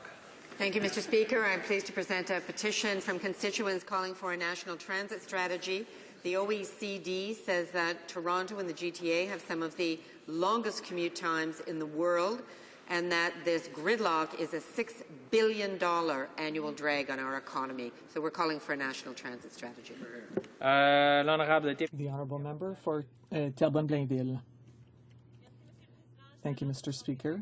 I have the honour to table two petitions today. The first is on behalf of citizens in my area who are calling upon the government, on the Minister of Canadian Heritage, to re-establish the Katimavik program for young people and for future generations especially. The second petition calls for a national public transit strategy, and I am certain that the citizens of my riding agree with that as well. Thank you. The Honourable Member for Argenteuil-Papineau-Mirabel. A petition calling for a national public transit strategy. This is something that mayors from across the country, including the FCM, have been calling for. Et c'est quelque chose de très important dans and it is something that is very important in my riding as well, especially in the city of Mirabel, where we are calling for exactly the same thing. River. have the pleasure to table petitions calling for the creation of a national public transit strategy. As hundreds of my constituents in Scarborough Rouge River have signed, and across the country, they're calling for the creation of the national public transit strategy, as Canada is the only OECD country that doesn't have a national public transit strategy initiative as of now. Thank you, Mr. Speaker. The honourable member for Vaudreuil-Soulanges. Thank you, Mr. Speaker. I have the great pleasure today of tabling a petition concerning an issue that deeply affects a great many of my constituents. They are calling for a national public transit strategy, and this is under the Pan-Canadian Strategy for Public Transit. The honourable member for La Salle-et-Mort. Thank you, Mr. Speaker. I am pleased today to table this petition calling for a national public transit strategy.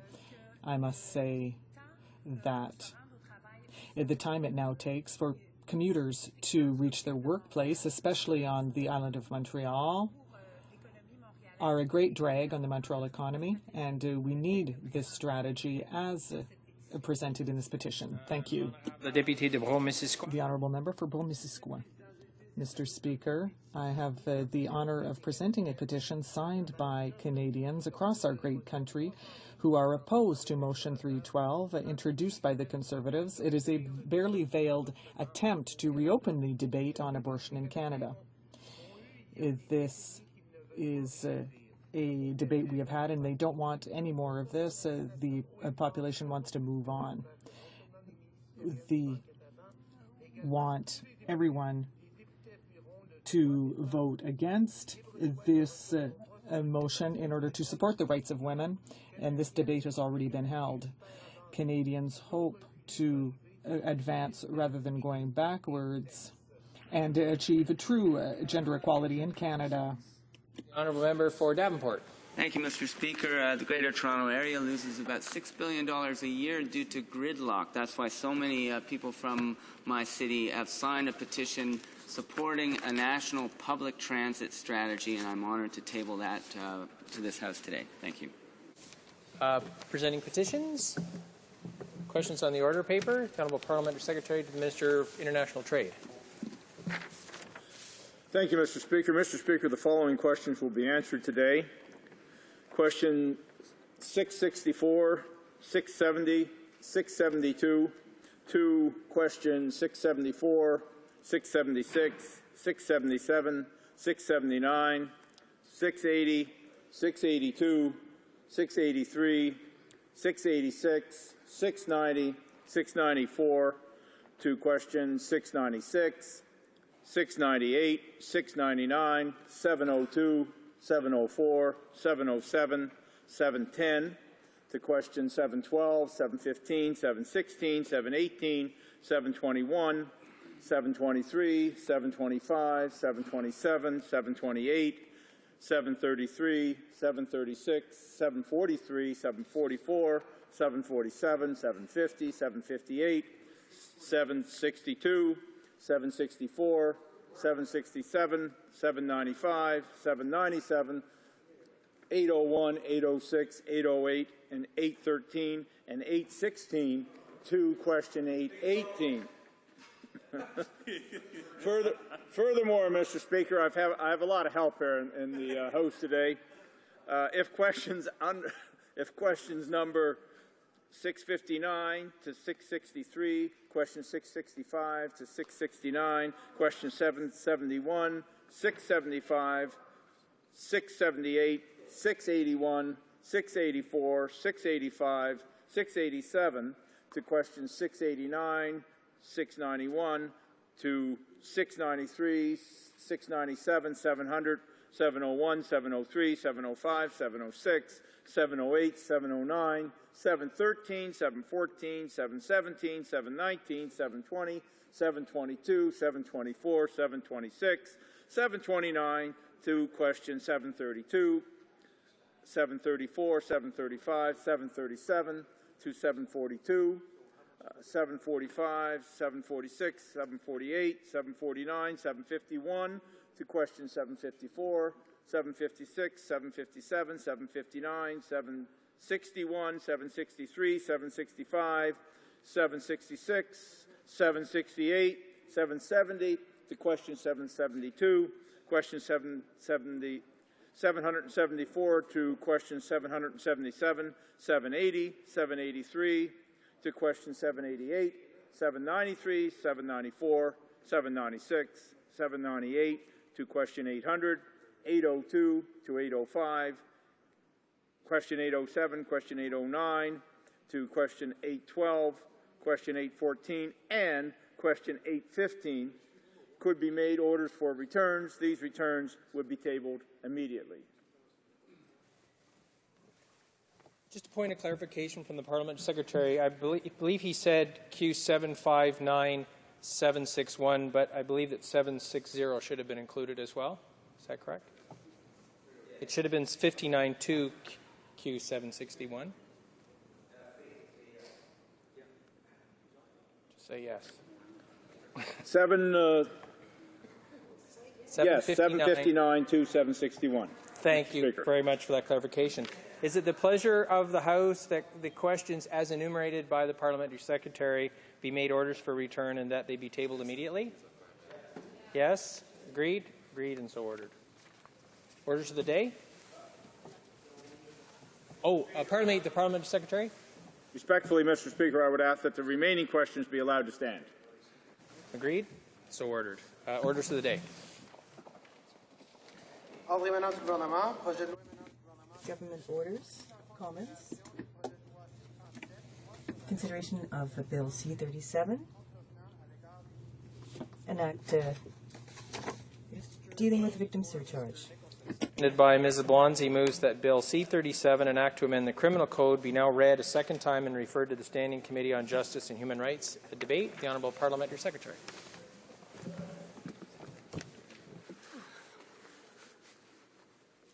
Monsieur le Président, c'est pour moi un plaisir de participer. Mr. Speaker, I'm pleased to have this opportunity to participate in second reading of Bill C-37, increasing offenders' accountability for Victims Act as it relates to victim surcharges. Bill C-37 will make this accountability possible by doubling the victim surcharge that offenders must pay, and by ensuring that the surcharge applies in all cases.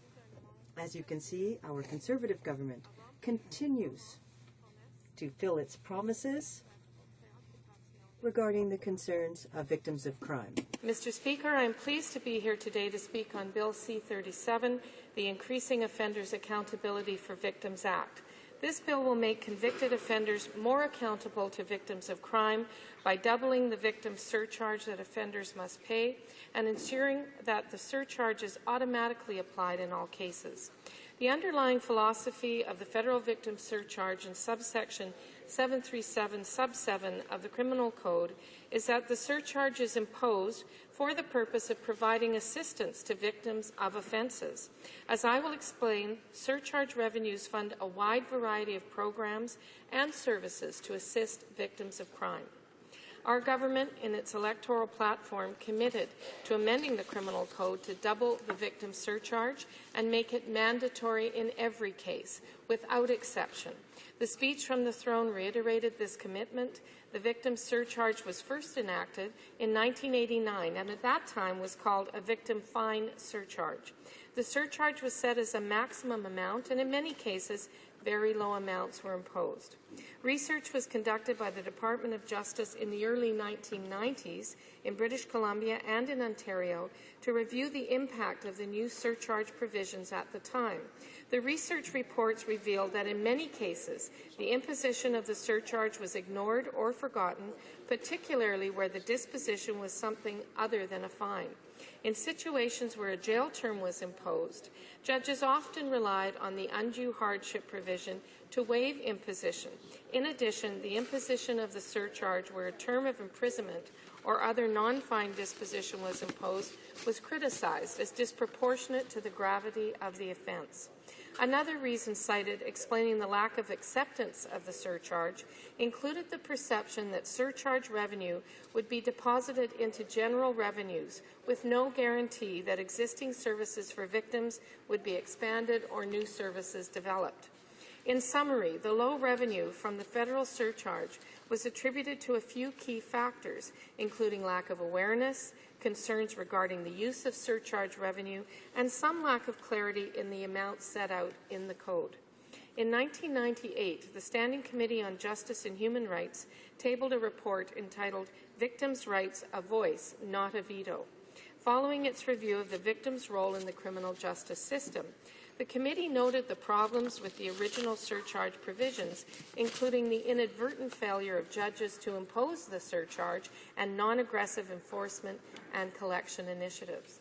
The report affirmed that additional resources were needed to provide adequate victim services across the country, and that increasing the victim surcharge would be a reasonable way to generate more revenue, particularly given that the maximum surcharge amounts had not increased since 1989. In 2000, 2 amendments were made to the surcharge provision.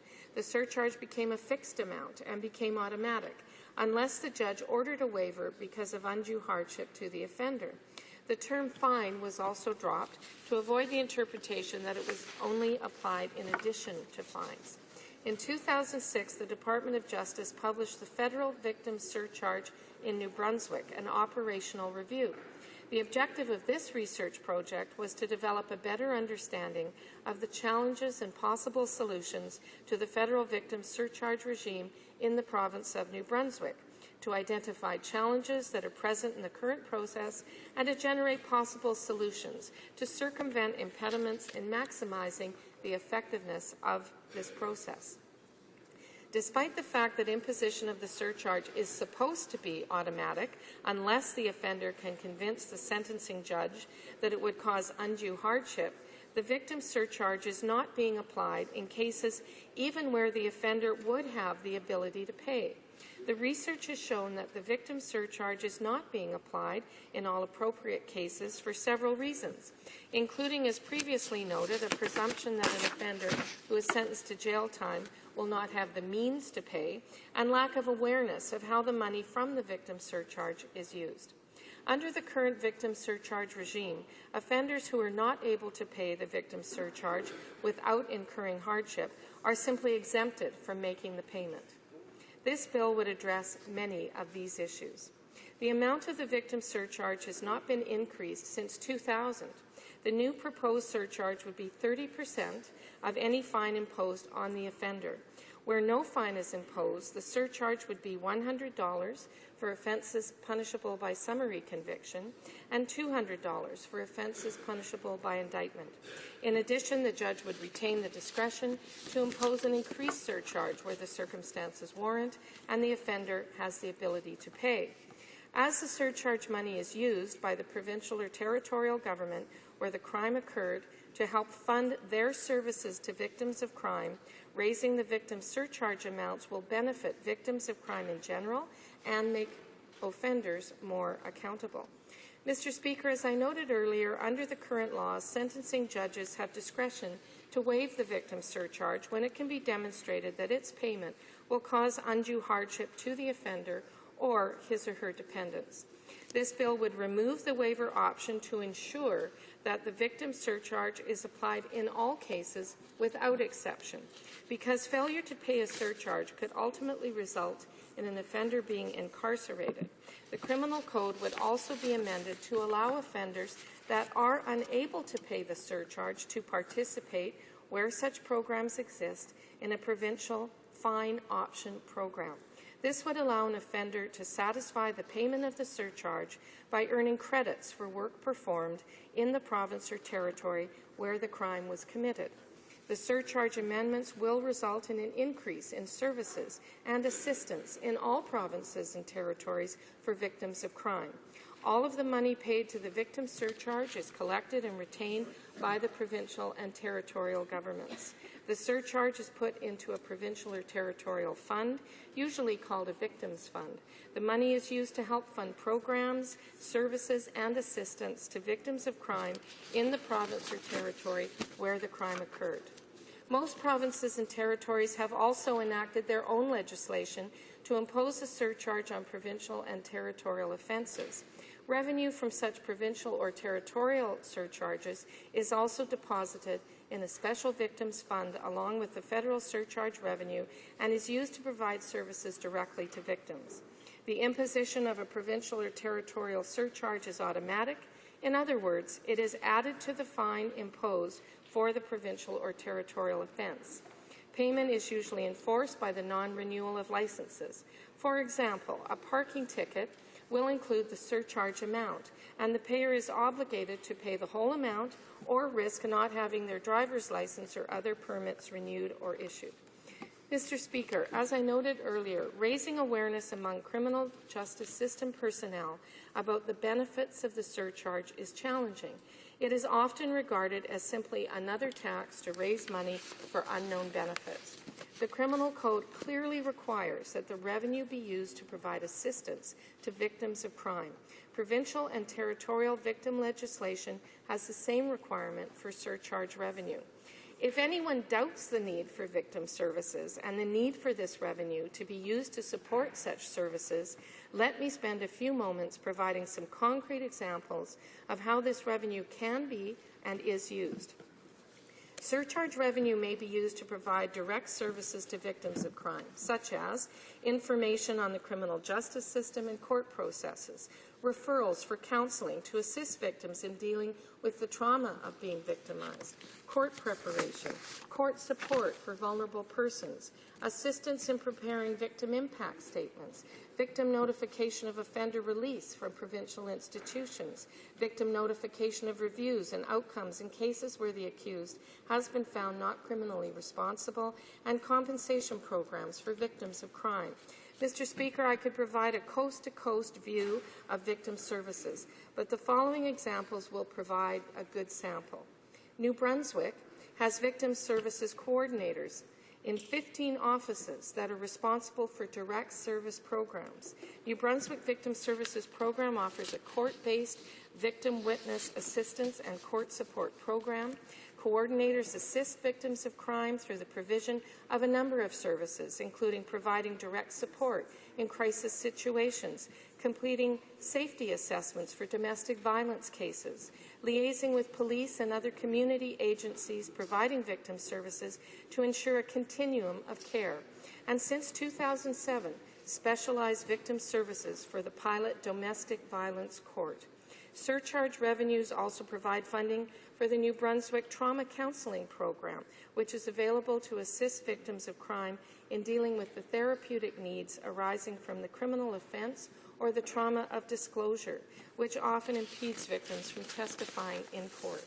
The New Brunswick Court Support Program is another example of programs funded by provincial and federal surcharges.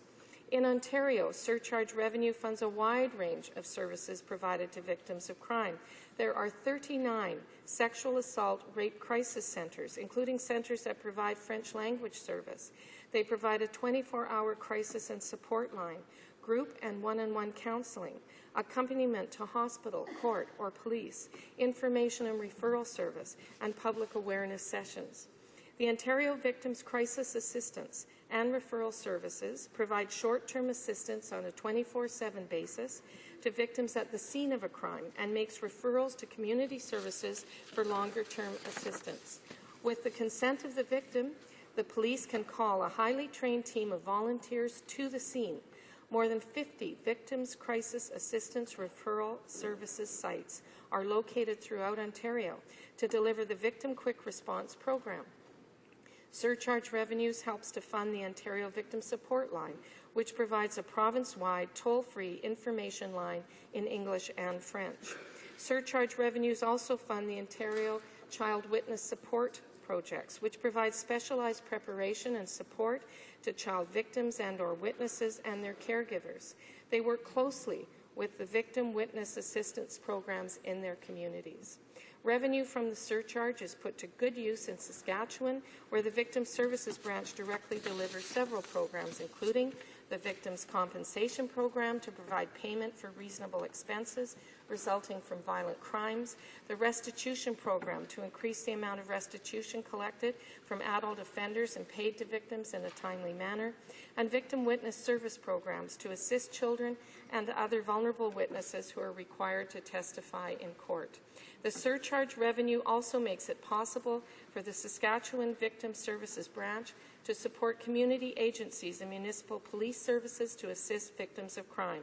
For example, there are 18 police-based victim service programs to provide support, information, and referrals to victims of crime and tragedy. There are 6 Aboriginal resource officer programs that work with local police-based victim service programs to assist Aboriginal victims and their families. There are 7 Aboriginal family violence programs, and there are 8 Children Who Witness Violence programs which work to assist children and help prevent them from entering the cycle of violence as victims and offenders. Mr. Speaker, these examples demonstrate concretely how surcharge revenue is used by provinces and territories to fund victim services and why it is so important. While the goal of this bill is to ensure the accountability of offenders to victims by strengthening the victim surcharge provisions in order to provide more resources for victim services, the reality is that some offenders will never be able to pay the surcharge. So in light of this, you may question how the goals of the surcharge can be accomplished. Allowing offenders who are not able to pay the victim surcharge to participate in fine option programs is consistent with the goals of this legislation because working off the surcharge will remind offenders of the harm that their actions have done to their particular victim, to all victims of crime, and to the larger community. The fine option program within each province or territory determines the rate at which credits are earned for the work performed by the offender. For example, if the provincial or territorial fine option program determines that 1 hour of work equals $10, the offender would need to work 10 hours to pay a $100 surcharge penalty, or 20 hours to pay a $200 surcharge penalty. In Manitoba, for instance, the fine option program provides that a person who has been fined can register at a local community resource centre and will be assigned community work. Centres are located throughout the province and at several sites in Winnipeg. They determine the number of hours of work needed at the Manitoba minimum wage rate to pay the fine and assign and monitor the work to its completion. Work may include repairs or maintenance at churches, schools, halls, seniors' residence, parks, and other community sites. Failure to complete the assigned task will result in a warrant being issued. Mr. Speaker, the introduction of this bill builds on the government's previous actions to ensure that victims of crime have a greater voice in the criminal justice system and more access to available services. In 2007, the government announced the Federal Victim Strategy and committed $52 million over 4 years to respond to the needs of victims of crime. This funding was renewed at $13 million per year in 2011. We created the Office of the Federal Ombudsman for Victims of Crime to provide victims with information regarding programs and services available from federal organizations and statutes. The office works to ensure the needs and concerns of victims are taken into account by federal corrections institutions and identifies important issues and trends that may negatively impact victims of crime. In her recent special report, Shifting the Conversation, the Federal Ombudsman for Victims of Crime recommended that payment of the victim surcharge be made automatic. Other victims advocates have made that same recommendation. Our government has a strong track record of responding to the legitimate concerns of victims. These responses have included a range of criminal law reforms to improve public safety and make offenders more accountable.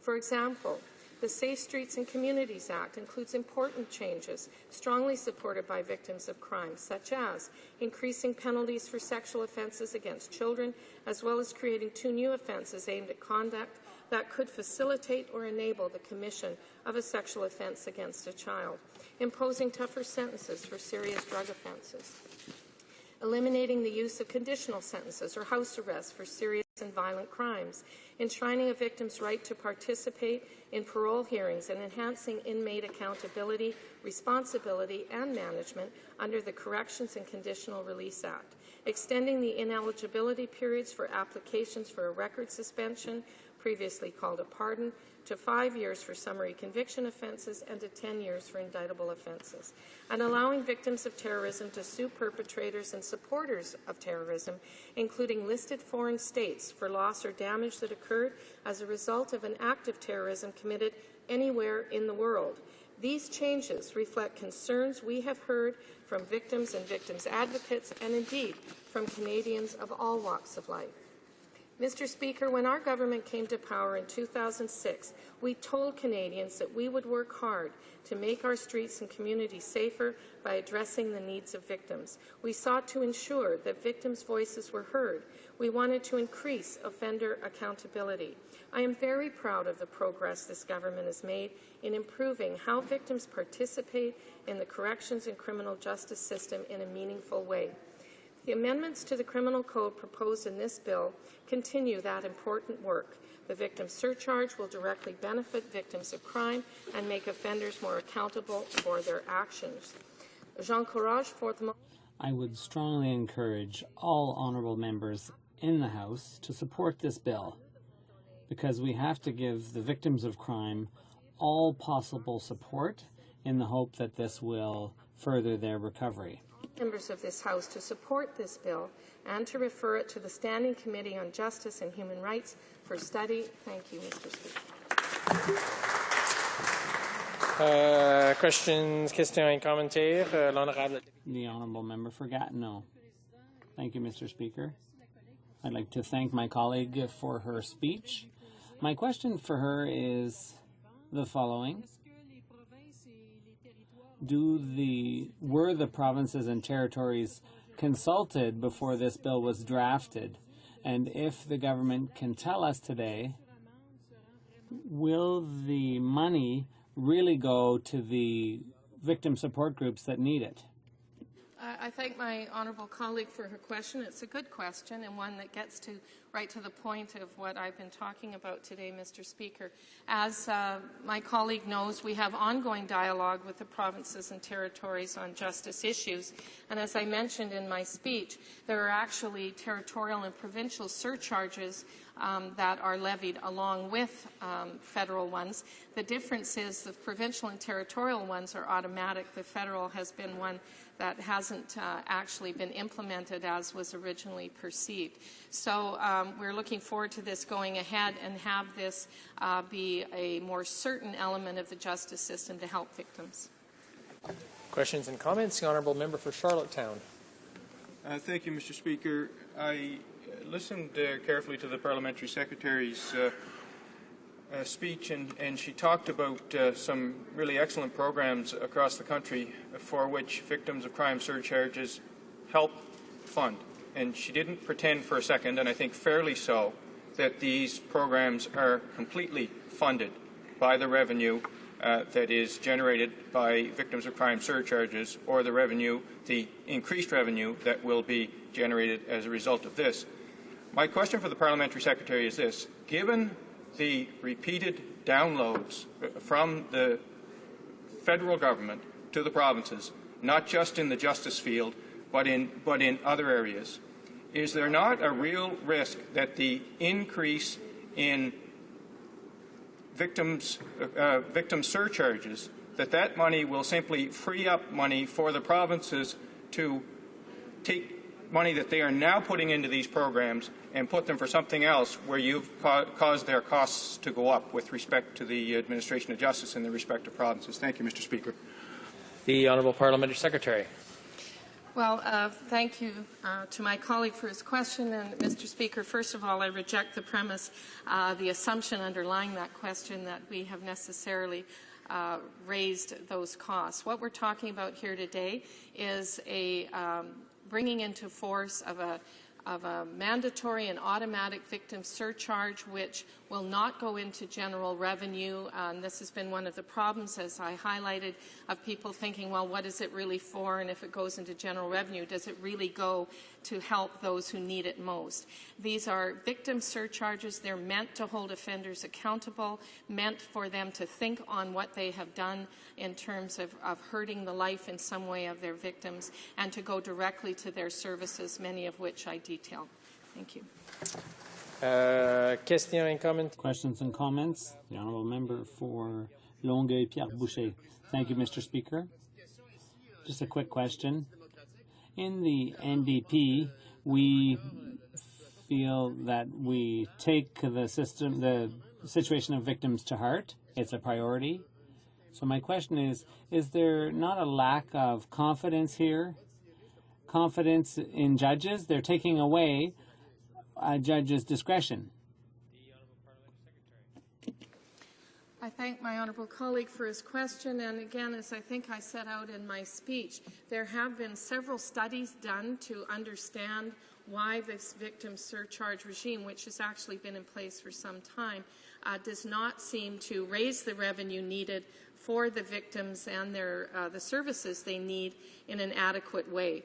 And those studies, both in provinces like New Brunswick specifically, but also federally through the Department of Justice, has shown that, in fact, it's most unfortunate, but in fact, the idea of an offender not having to pay the surcharge, perhaps because they couldn't afford it, seems to have been lost. And what's been happening is, even where offenders can afford it, it is often not imposed. So yes, we are trying to build consistency across the country in terms of imposition of these victim surcharges to benefit victims, or alternately, if someone cannot afford it, then they can work towards those work credits I talked about to help the community in a more general way.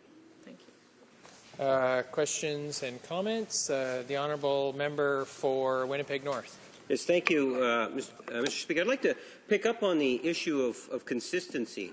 You know, the Manitoba Fines Option Program, the member made reference to that particular program. You'll find across Canada there is a wide variety of different programs that try to assist in terms of victims. And many would argue, including myself, that there is a stronger role for the national government to look at these programs and to look where there's some commonality, or where we could actually have kind of a best practices of sorts, where what's working well out in this area of the country might work well in another area of the country. And I ask the Minister, can she tell us what role does she believe the government actually has to play in terms of kind of demonstrating leadership and ensuring that there is services that are being provided that have some equality amongst the different provinces? The Honourable Parliamentary Secretary. Well, it's our experience, Mr. Speaker, and I thank my colleague for his question, that in fact victims are in great need. Sometimes the effects of criminality will last a lifetime. And there are many different types of programs that can be of assistance. All of these programs that are available are doing good works, and we want to make sure that they are properly funded, both from territorial and provincial surcharges as well as the federal. And it is our government, for instance, that created the Office of the Ombudsman or Ombudsperson for Victims of Crime, precisely to look at what victims need in Canada and what we can do to provide services to them that they need on a national basis. Questions and comments? The Honourable Member for Saanich Gulf Islands. Thank you, Mr. Speaker, and I thank my honourable friend for her speech. It certainly is important to provide support to victims, and there are many programs that that I've advocated for in the past. A victim surcharge makes sense, but I worry about the removal of the judge's discretion to waive this surcharge when he can see, or she can see, that the person before him would suffer undue harm. It says in the current legislation, which is being changed, that where there's undue hardship on the person who's being convicted or on their dependents or family, which I think for which we'll have more sympathy, but that in that case the judge would have the discretion to say, I'm not applying this surcharge, Mr. Speaker. And that's the question I'd ask my friend. How do we ensure that this does not, even if there's community service made available, what happens to dependents of that convicted criminal in cases where the payments to the victims mean that the family it faces undue hardship? The Honourable Parliamentary Secretary. I thank my honourable colleague for her question, and that is the whole idea behind the fine option program, Mr. Speaker, where a judge has the discretion to determine that there is undue hardship on an offender or their dependents. If a judge finds that to be the case, then the offender will be given the opportunity to work for credits to benefit the community in order to substitute for payment. And as I said, there's an amount established. The amount then totals a certain number of hours that would be put into that community service, and that is for the benefit of all. So I think that is answered. My friend's question is answered, and that is contemplated. If the judge feels the offender can afford the fine, the surcharge will be imposed. If they can't, then there is that other option. Thank you. Reprise de débat. Resuming debate. The Honourable Parliamentary Secretary for International Trade is rising on a point of order. Thank you, Mr. Speaker. Mr. Speaker, point of order. When I was listing the numbers of questions which will be answered today, there was some confusion whether or not the following questions were answered. I would say, Mr. Speaker, I was getting a lot of assistance from my colleagues in the House, and there were a lot of numbers, so I apologize if there was any mix-up. But I would like to clarify that questions 769, 773, 778, 779, 781, 782, 789 to question 792 were answered today, in addition to the other numbers which were enumerated. House thanks the Parliament Secretary for the clarification. Reprise de débat. L'honorable député. Resuming debate. The Honourable Member for Gatineau. Thank you. Under Section 737 of the Criminal Code. Well, first of all, I'd like to welcome everyone back. I hope we're coming back with what we need to work together in order to attempt, especially with bills like C-37, to amend the Criminal Code, which is entitled Increasing Offenders' Accountability for Victims Act. So we're at second reading now, Mr. Speaker, and at second reading, the decision is whether or not to refer the bill to committee for more in-depth study. And in this case, it would be the Justice Committee that would do that study. When I say I hope everyone's back in the right spirit with a good willingness to work together, because we're not here just for our own ridings and for ourselves. I say this in all of my speeches. We're here to try to get the House to produce the best possible legislation. What is Bill C-37, Mr. Speaker? And I enjoyed my colleague's speech, and in fact, I'd like to publicly say how much I liked working with her on the work we did around the Supreme Court. And it shows that when you want to, you really can work in a nonpartisan way. And I hope the same can be brought to bear on C-37. This bill would have to do with victim surcharges, doubling them. It looks easy. It looks like a good thing. It's hard to argue against it. And I can say on behalf of NDP members, we're going to support the bill at second reading and refer it to the Justice Committee. But what you have to understand is that a victim surcharge, it looks like a great thing. I listened to the Parliamentary Secretary's speech. It's to help victims. But it's an added penalty that's imposed at sentencing. It's an added burden put on the convicted party. Now, no one can disagree with that per se. You did the crime, you have to pay the price. You have to do the time or pay the fine. And this was included in the Criminal Code. at a time.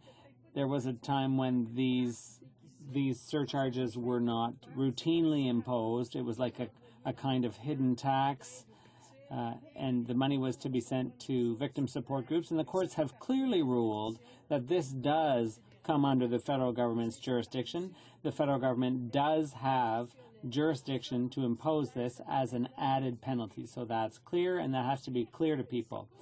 This is perceived, collected rather, by provincial governments, and they use the fines or the surcharges to support victim support groups in the province or territory where the crime occurred. Again, I don't think anyone necessarily disagrees. Questions for the parliamentary secretary, and according to the study we did in preparation for this bill, when we knew the government was going to be coming forward with it, one question that comes up immediately is what's going to be done with the money. Because when you speak to victim support groups, and when you talk to the ombudsperson, the ombudswoman, I don't know what the title is exactly, for victims of crime, it's clear that there's a huge need for funding.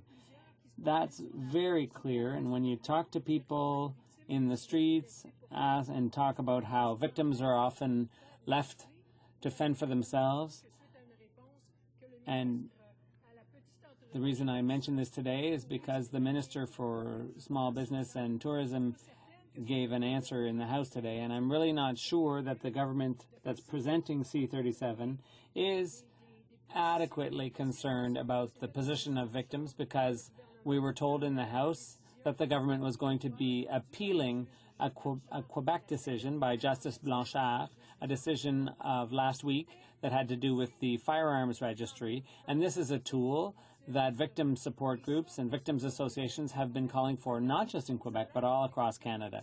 So it really looks like the government isn't listening to victims. And when it comes to funding, the message was certainly heard. My main concern, and I'll say this again if the bill is passed at second reading, my position, I'll be able to further advance it at committee, is that once again, the research shows that not necessarily all of the money makes it into the hands of victim associations, and that's a concern of the NDP. Support for victims, rehabilitation, and suppression of crime, those are all good things. It's not there just to make the headlines. It's not just to look good. It's not just to look good in a scrum. It's because there's a real need.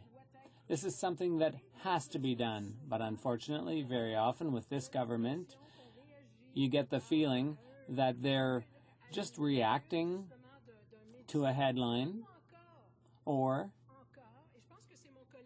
and I think my colleague for Longueuil, Pierre Boucher, made this point with his question. He raised a critical point about this bill. The lack of confidence of this government in the judiciary is absolutely, it just floors me how little this government trusts judges, because there are so many things that we hear in call-ins. I myself have participated in call-in shows. I was a show host, and I've heard people phone in and say, this guy got off so lightly and then reoffended. But often, those little anecdotes don't mention that there were maybe 100 offenders who didn't do that. So that's the problem. That's the problem when you're just trying to please people, respond to their gut reactions and so on, as opposed to trying to draft legislation that will have a serious and meaningful impact. So these surcharges, are they going to meet the intended need? Are they going to truly support victims of crime? Those are the answers I hope we'll be able to get when the committee studies this bill. You have to understand that what we're trying to do here is amend provisions dealing with the amount of the victim surcharges. So the idea would be to double the surcharge So it would be 30% instead of 15% of a fine, or when no fine is imposed, it would be $100. It's $50 currently for summary conviction offenses, and $200, currently $100 for indictable offenses. So that's all there is to it. But the flip side of the coin is that when you take that discretion away from judges, this is the discretion of a judge who's heard a case, a criminal case. It's not what does the judge feel like. There are parameters, there are rules and factors and principles to be followed before a judge makes any decision. So why does the government always want people to think that judges are like puppets and they make unthinking decisions? I don't believe that. I have a legal background. I'm a lawyer. I've seen all kinds of cases where judges have on a daily basis dealt with cases and attempted to render justice in a balanced, fair, well thought out way on a case-by-case basis, and that's often the problem with the Conservatives.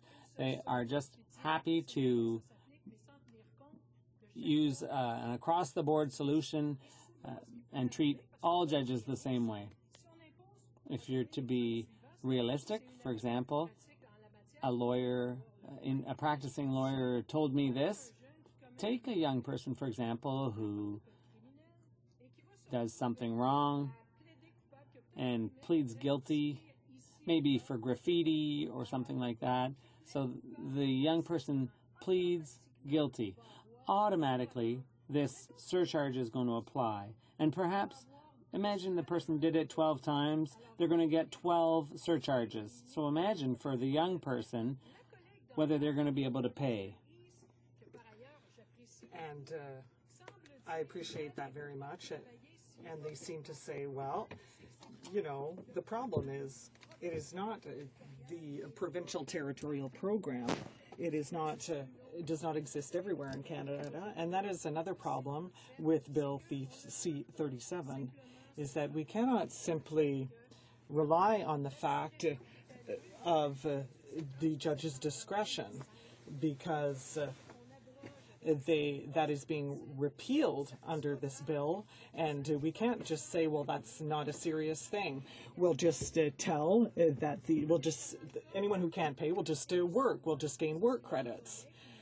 And often, this is something else that is often brought up, in certain areas of the country, there are Aboriginal people who are often brought to court, and they are unable to pay as well. They don't have the financial capacity. And many people will say, well, no problem. Now, maybe that's true, but at the same time, I think that we need a balanced approach which hands down penalties to ensure that people will not reoffend, and that's where rehabilitation comes in. Because, Mr. Speaker, what I don't want to see are people who are going to become such hardened criminals in prison that those people will become threats to national security upon their release. And we cannot keep them in prison forever for certain crimes that are not particularly serious. So we have to realize that one day those people will be released from prison. And what will they be like when they come out of prison? Now, if we think of what we saw during the summer, well, which, you know, we've heard about double bunking, we've heard about overcrowding in prisons because there are these minimum sentences and the wardens have no choice. Well, it gives you an idea of the kind of society that is being created under this government. And in that context, the government claims that it is there for law and order and for public safety. But, Mr. Speaker, I always put those things all together. Law and order means having laws that are appropriate, that stand up. And here we have laws that are being put in place that are challenged by courts one after the other, and that simply reverse the work that has been done by committees who are telling the government that their laws are not good. And not only that, but the government is putting in place measures that makes the public less safe and makes them insecure. For example, if someone has a debt of $2,000 and who is unable, who has received the victim surcharge, has received a prison sentence, who has done his time, and in addition, when they come out of prison, they will have a debt. And by the way, because often the right hand doesn't know what the left hand is doing, there is another bill that is going to be tabled this week. I think it's Bill C-350. I would encourage my colleagues to look at the impact of Bill C-350 when twinned with the impact of this bill, because it will apply in order of priority in terms of payment of fines and the responsibility and accountability of criminals. And it means that this surcharge would come third in order of priority.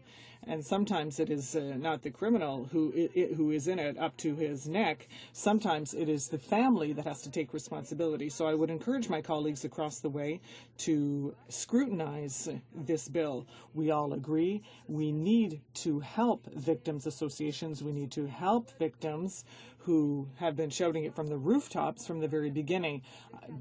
I think, for example, in my region, there's the CALAS, which is the Assistance Center for Victims of Sexual Crime.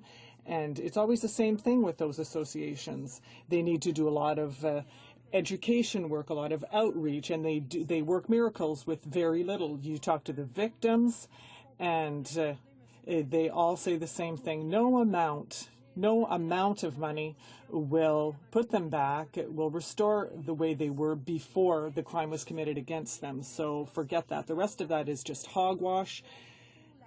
Once again, it's just for the camera, and that is very unfortunate. If we really believed in this, we would put our money where our mouth is, and we would ensure, or the government would ensure, that the victims are able to have the support they need. And sometimes it is not just about money. Sometimes it is also a question of having the resources available close to them so that these victims, or rather so that these victims associations can give the victims the help they need.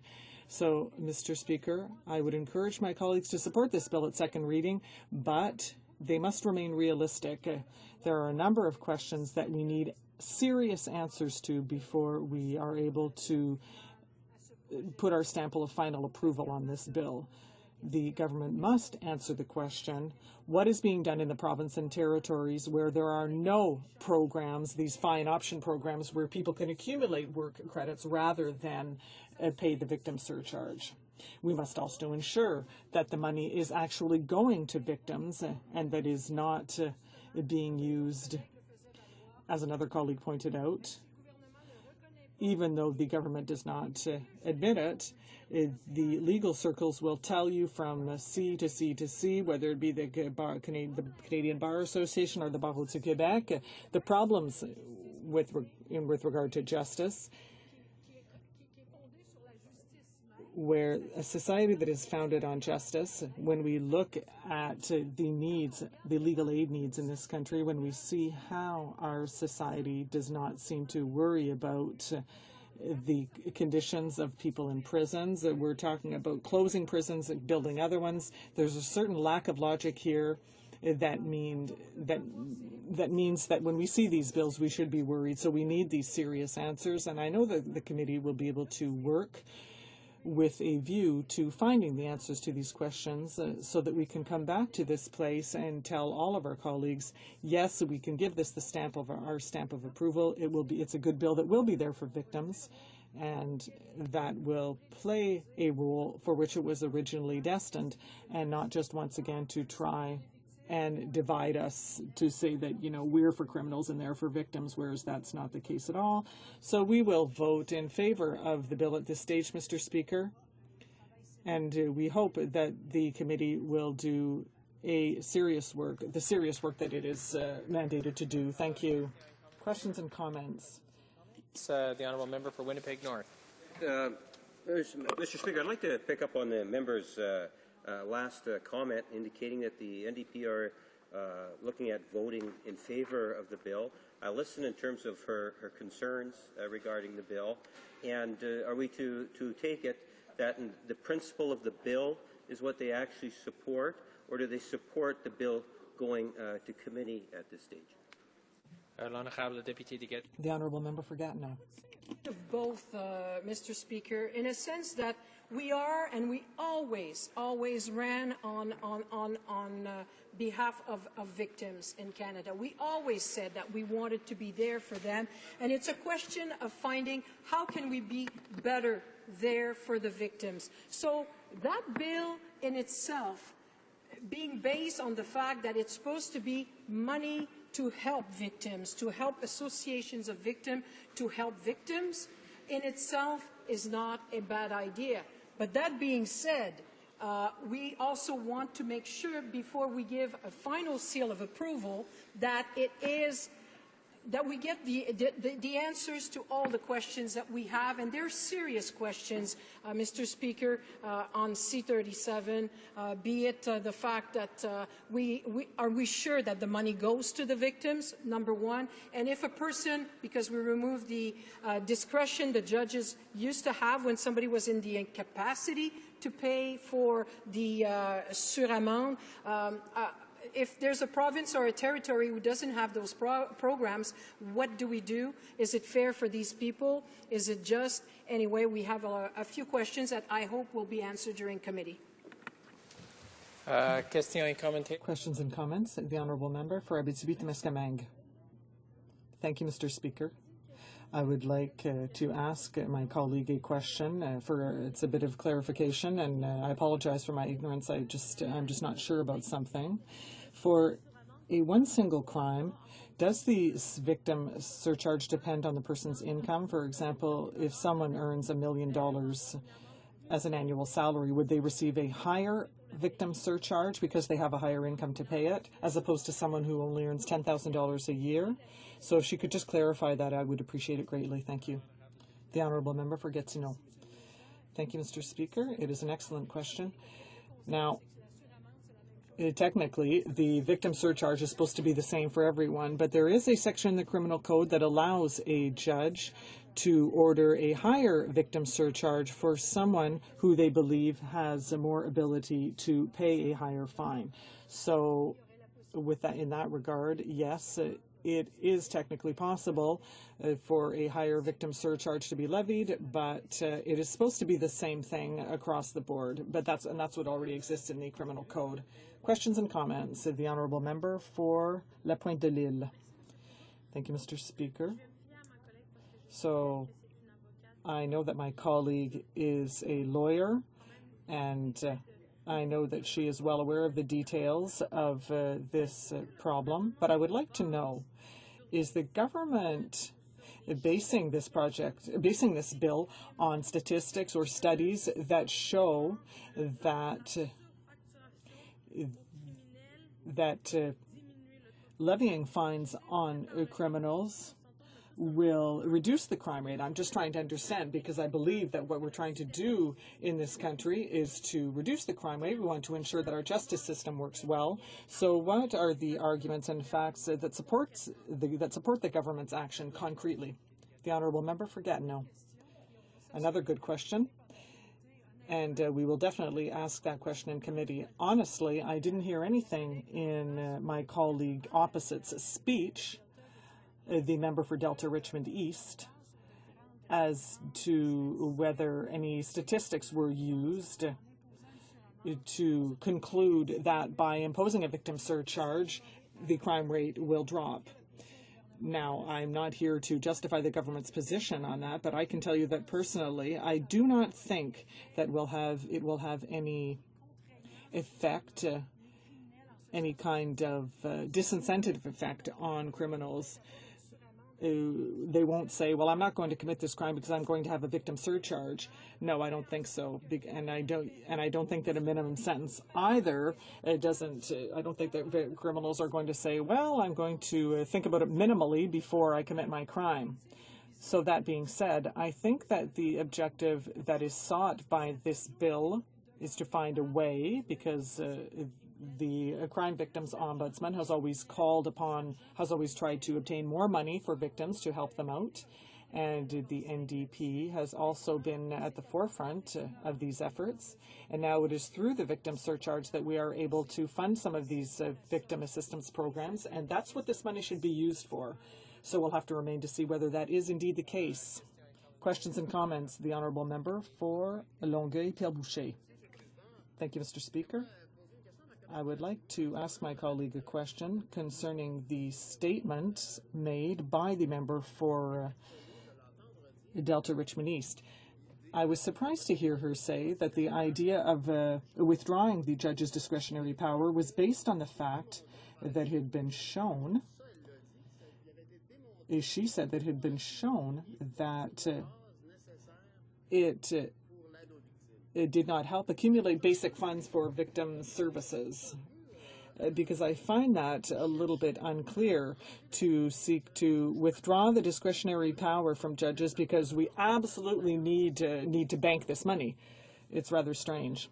The Honourable Member for Gatineau. Indeed, Mr. Speaker, that could come from, the money could come from elsewhere, whether it's from the victim surcharge or because victims support associations don't just try and get money through those means. I found her response rather curious and interesting as well, and it will deserve more attention in committee because first, I am convinced that the Conservative government, anywhere where there are discretionary powers, for example, sentencing, and when I'm talking about discretion, it has to be based on what we have mentioned. The same thing for discretion with victim surcharges. The judge can't say, well, I really like my friend from New Brunswick. She seems very nice, so I'm not going to impose a victim surcharge. Same thing for my friend from Longueuil-Pierre Boucher. No victim surcharge for him either. No, that's absurd. The judge has to hear the arguments, whether they are substantive arguments that show that the victim is unable to pay, and the judge must also put down in writing the reasons for the decision. So if we want to do a comprehensive study, Mr. Speaker, I am sure that we can look at all the sentences where the judges decided not to impose the victim surcharge under the criminal code. And it might be interesting to see what the reasons were, what the judge used as reasons to arrive at those conclusions. So if we want to do this work seriously in committee, we could do that in an intelligent way to see what the reasons were and to see whether the only reason that the Conservatives want to withdraw this discretionary power from judges is to be sure that the program is funded and that it can be set up everywhere for victims. We'll see whether that's the case. Questions and comments, the Honourable Member from Beaumont-Missisquoi. Yes, I would like to ask my colleague, in her opinion, were the provinces and territories consulted before this bill was drafted, and why is this a consultation so important? The Honourable Member for Gatineau. Very rapidly, Mr. Speaker. I appreciate the question because that is the very question that I put to the member for Delta Richmond East. But I'm not sure that I received the answer to the question because what the government side says is that they're still in consultations. But according to what I've heard, after consulting with different ministers of justice across the country and the provinces and territories, whether it is on this subject or other subjects, I'm not sure that the communication channels are very open. I spoke with the Quebec government, and I think that there are many answers that still need to be obtained and a number of questions to be asked as well. Honourable Member for Charlottetown. Thank you, Mr. Speaker. As you know, I'm a relatively new member here representing the people of Charlottetown, Prince Edward Island, which also happens to be the birthplace of Canada. And I believe that we live in one of the best countries in the world, and yet something is wrong in Canada today.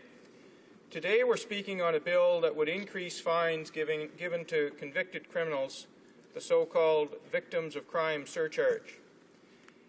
As it is with many of the crime bills tabled in the House of Commons, it's a bill which, on its face, seems easy to accept. but it's not acceptable. The politicization of the criminal code is in full swing, and I suppose that's the point in this day and age. In today's conservative Canada, we now have a permanent political campaign. What was once thought of as an American political trait has now been imported into Canada.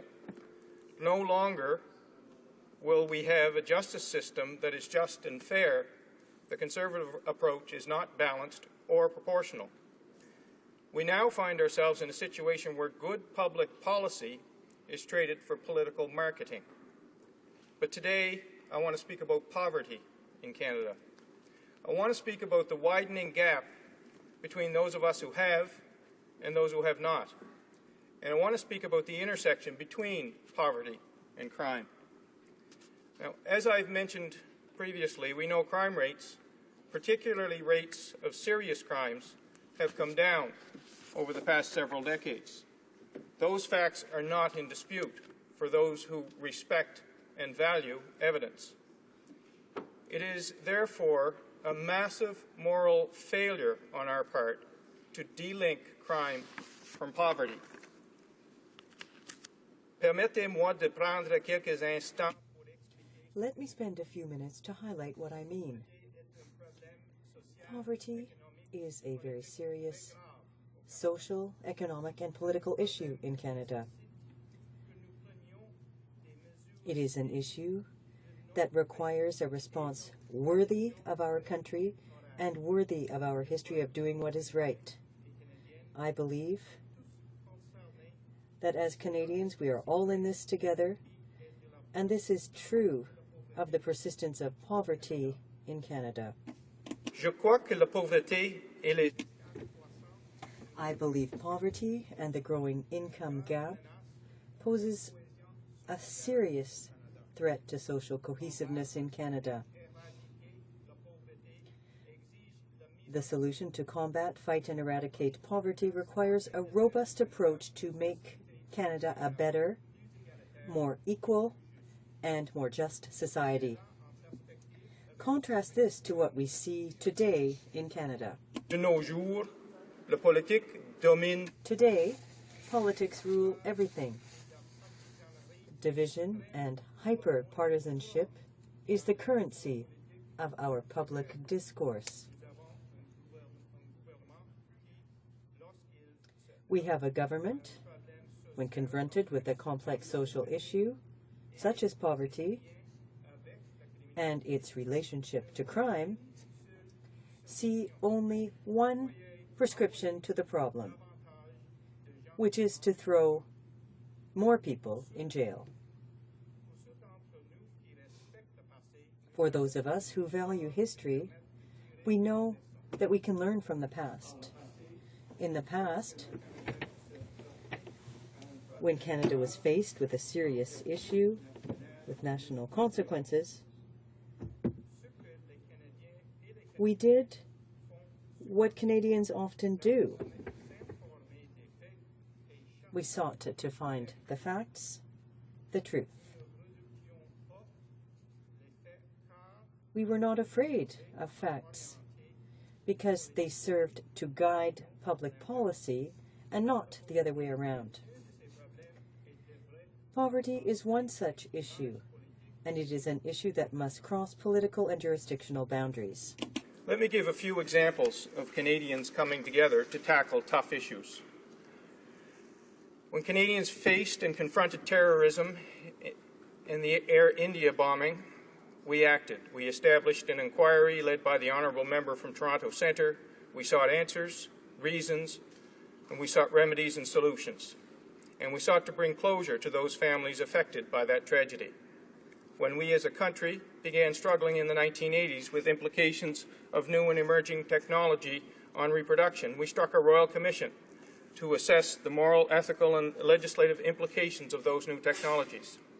When Canadians were confronted with the tainted blood scandal that affected so many Canadians, we struck an inquiry to discover what happened and find remedies and solutions. When Canadians were confronted with a decision to have economic ties with the United States, we created a free trade inquiry called the MacDonald Royal Commission. We did so to get the facts, to hear from people, and to use those facts to guide our decisions. In times past, we confronted great challenges, not with slogans and silly appellations for parliamentary bills. We did so by deploying our best, our brightest, in search of facts that would lead to meaningful and realistic solutions. Mr. Speaker, the growing gap between those who have and those who have not, the persistence of poverty and its relation to crime are real and present dangers to social cohesiveness in Canada. We cannot afford to stand aside and do what we are doing, which is little. We cannot dismissively say that poverty is a provincial matter, as the Prime Minister said in 1995, while at the same time suggest, with one eye closed, that the only solution to the consequence of poverty is to incarcerate more people. It's immoral to give any credibility to that approach. In fact, I believe we should consider a Royal Commission on Poverty in Canada.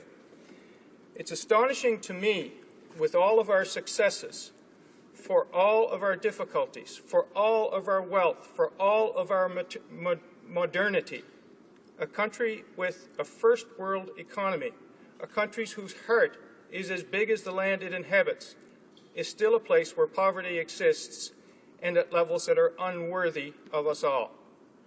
It requires us to be bold, to do what's right, and to bring all Canadians together to fight poverty. And with the greatest respect to my colleagues on the other side, it's not right or just for any Prime Minister from any political party to suggest, as our current Prime Minister has, that poverty is a provincial problem. End of story. This is not who we are. This is not the Canadian way. The world is big, and yet we are more and more connected and interdependent than in any other period in history. This is not only true of the world, but here in Canada.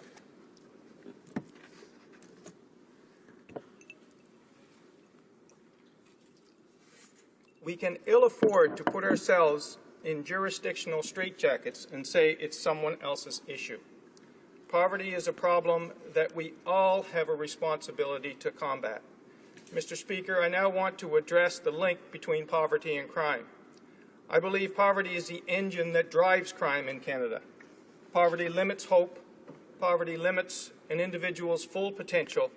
Poverty, at its core, ghettoizes communities. It is poverty that forces women who, in attempting to raise a child with no money or no hope, to turn to prostitution. It's poverty that causes a young man who comes from nothing to turn to drugs to find solace and to escape reality. Poverty is a vicious circle and one that must be broken. All of us here today have our own story, but we are here today not only because of our own doing, but with the help and support of family, friends, and our communities. But our stories are so much different than the millions of Canadians confined to a state of poverty that in most instances goes back generations. We cannot turn a blind eye to poverty and say it's not our problem. Mr. Speaker, the 18-year-old who woke up this morning, who has lived a life of abuse, has mental health issues, who comes from a broken family, whose life has been wrapped up in poverty, won't be making plans, as many of us will here today, deciding on which restaurant we're going to this evening. He doesn't have that choice.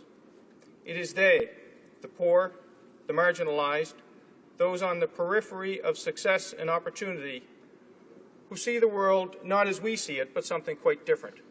It is poverty that is the engine that's driving crime. In a recent article in one of our leading newspapers, anti-poverty advocate and Conservative Senator Hugh Segal said the following: "While all those Canadians who live beneath the poverty line are by no means associated with criminal activity, almost all those in Canada's prisons come from beneath the poverty line. Less than 10% of Canadians live beneath the poverty line, but almost 100% of our prison inmates come from that 10%. There is no political ideology on the right or left that would make the case that people living in poverty belong in jail. Can we honestly say, with unburdened hearts, that the only solution to these difficult and complex issues is to find more ways to put them in jail? Is that the best we can do? Is that what Canada has become? And yet today, we are contemplating a bill that would increase monetary penalties and remove the ability of a convicted criminal to seek relief from those financial penalties. Why? Because for most of them, they simply don't have the money. The vast majority of people convicted of a crime in Canada can trace their circumstances to poverty. Under this bill, they will be required to pay even more, even though they can ill afford to do so. Now, we should never condone or excuse criminal behavior, but we should also be open to explaining it. Again, it's poverty that drives crime. And how can we, as parliamentarians, claiming a conscience, stand idly by when we know that Aboriginals, who make up just 4% of our population, represent 20% of our prison population? And that percentage will increase with the new crime measures imposed by this government. Mr. Speaker, it is the lifting of people out of poverty that will further reduce crime rates. Now, I want to take a few moments to highlight some statistics. And if I'm unable to convince colleagues of the social justice implications here, perhaps I can convince people that it makes economic sense to lift people out of the cycle of poverty. The cost of poverty to Canada has been estimated at $72 to $86 billion per year, or about 5 to 6% of GDP. Almost 900,000 Canadians use food banks each month in 2010. 38% of them are children. 3.1 million households pay more than 30% of their income on housing, making them housing insecure. There are 150,000 to 300,000 visible homeless. A recent study finds a 21-year difference in life expectancy between some of the poorest neighbourhoods and the wealthiest neighbourhoods in some parts of Canada. Poverty costs Canada's healthcare system $7.6 billion per year, according to Ontario's Association of Food Banks.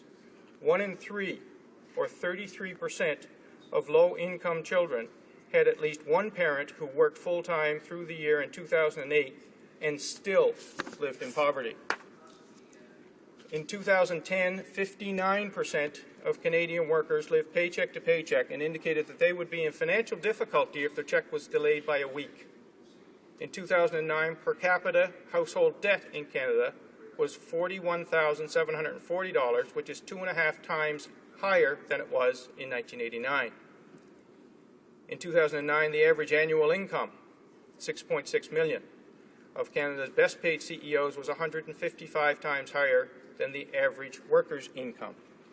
A third of all income growth in Canada over the past 2 decades has gone to the richest 1% of Canadians, with 3.8% of households controlling 67% of total household wealth. These are staggering numbers, Mr. Speaker. The correlation between poverty and crime is not fiction, and it's not a liberal idea. A recent study conducted by the Toronto Star and referenced by Conservative Senator Segal found the following. More than 70% of those who enter prisons have not completed high school. 70% of offenders entering prisons have unstable job histories. 4 of every 5 arrive with serious substance abuse problems. Sending more people to prison, appearing tough on crime, or enacting legislation that is punitive at its core is not going to solve the problem of crime in Canada. Poverty is at the root of crime in Canada. Let me close with this compelling quote, again from Conservative Senator Segal.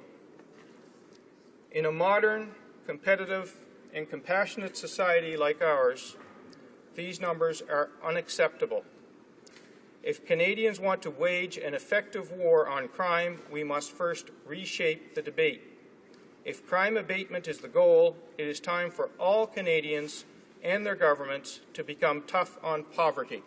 In doing so, the outcomes we all want, safer communities and diminishing prison populations, will follow. Thank you, Mr. Speaker.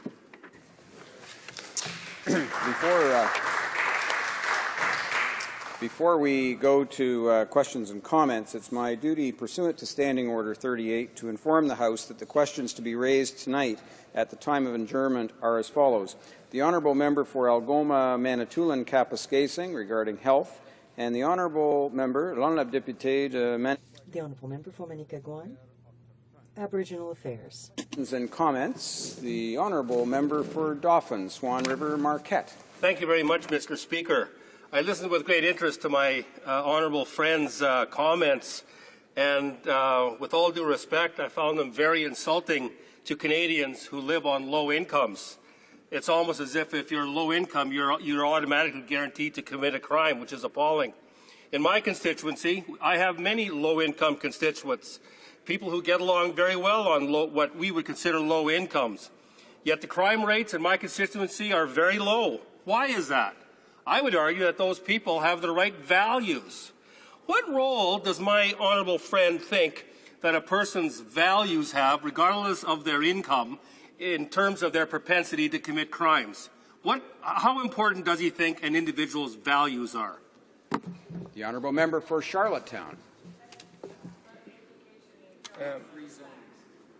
Mr. Speaker, there's no question that one's values are at the very core of what makes up a person. But quite simply, a question of that nature, once again, absolutely, unequivocally ignores the evidence. And the evidence is indisputably that poverty drives crime, that our prisons are overrepresented with people of low income. Mr. Speaker, quite frankly, if you live in poverty, the odds are stacked against you. This bill will not help, but it will exacerbate that. Questions et commentaires. Questions and comments. The honourable member for Charlebourg-Haut-Saint-Charles. Thank you, Mr. Speaker. The NDP supports families and supports victims of violence. In the past, many of us have worked with people who are victims of violence. It's important to increase amounts available to help these people, and we approve of that way of proceedings.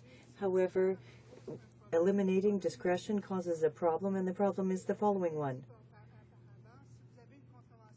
If you get a fine for speeding, which has nothing to do with this issue, you get the same fine as if you earn $300 a week in a corner store, or if you earn $1 million a week. So the judge, with discretion, could step in. And the question that I have for the honourable member for Charlottetown is this. He did a great job of demonstrating that poor people are affected. We know that among the poorest people are often ones that are in prison. They have all kinds of problems. They face dropping out, etc. So the poorest members of society will be facing the highest penalties because judges won't have discretion in order to reduce the fines. Does the honourable member not think that this will create and maintain, in fact, this cycle of poverty, and that people will end up in a vicious circle where they simply can't get out of it? The honourable member of Charlottetown. Merci, Monsieur le Président. Thank you, Mr. Speaker. Now, I agree with what the honourable member said. It is true that the problem of poverty in our society will increase because of this bill. This bill will not reduce crime rates, and this poverty cycle will continue. I'm in complete agreement with the premise of the question. I share the honourable member's concerns with respect to the removal of judicial discretion. There are fine people appointed as judges in this country, and they should be allowed to do their job. This bill removes an element of judicial discretion that is critical in assessing the individual circumstances of each offender and will only serve to worsen the circumstances of those most vulnerable. Questions and comments. The honourable member for Scarborough-Guildwood. Thank you, Mr. Speaker. I want to compliment the honourable member on his thoughtful speech. It bore some echoes to a couple of town halls that I had in my riding in the last few months. You may or may not be aware, Mr. Speaker, that what's called the Danzig shootings happened in my riding, and I had a couple of town halls. I canvassed the area 3 times and started to get a kind of a feel for the concerns of the constituents. The first feel was that they bitterly resented outsiders coming in and their community being labeled as a crime community. The second thing speaks to the issue that the honourable member raised, namely jobs and opportunity. There's a lot of regrettable unemployment in this particular area with people who have time on their hands. The third thing they said was that we want a police relationship, not just a police presence, and therein lies a huge difference. And the fourth thing they said was, we don't need any more laws, we do need evidence. The police and the community agree the laws are fine. It's the evidence to prosecute fully within the meaning of that phrase under the criminal code. So, again, without having any direct conversation, his speech eerily relates to and reflects what I heard at community hall meetings this summer. Member for Charlottetown.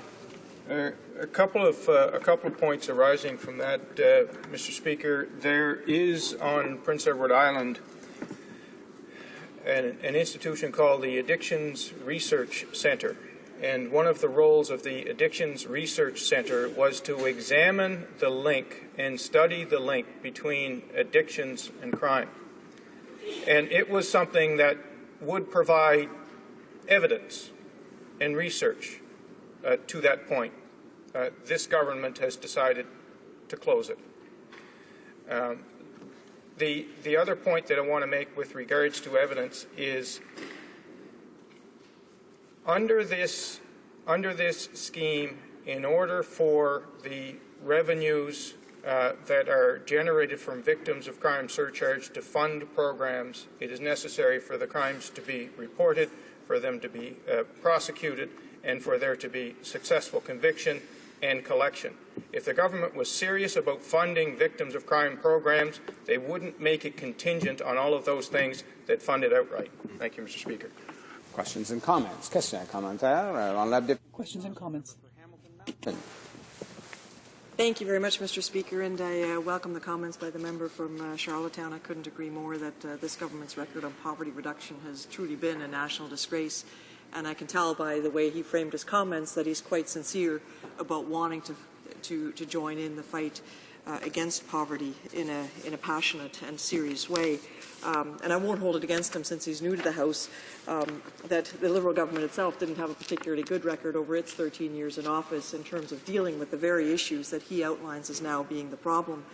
You know, there was no national child care policy. There was the gutting of the national housing strategy, the theft of now up to $54 billion out of the EI fund, no living wage policy, and in essence, the Liberal government at the time slayed its deficit on the backs of the most vulnerable. So I would suggest that maybe for purposes of the debate this afternoon, we actually stick to the bill that's before us, which is Bill C-37. So I'd like to ask the member, yes, there is indeed a link between crime and poverty, but I would like to ask him specifically, by removing the discretionary power of the judge to increase the surcharge, are we not in some cases making this measure excessively punitive? And it speaks to what he was saying, because I think it's particularly true in cases for low-income offenders or offenders who suffer from mental illnesses. Thank you, Mr. Speaker. The honourable member for Charlottetown.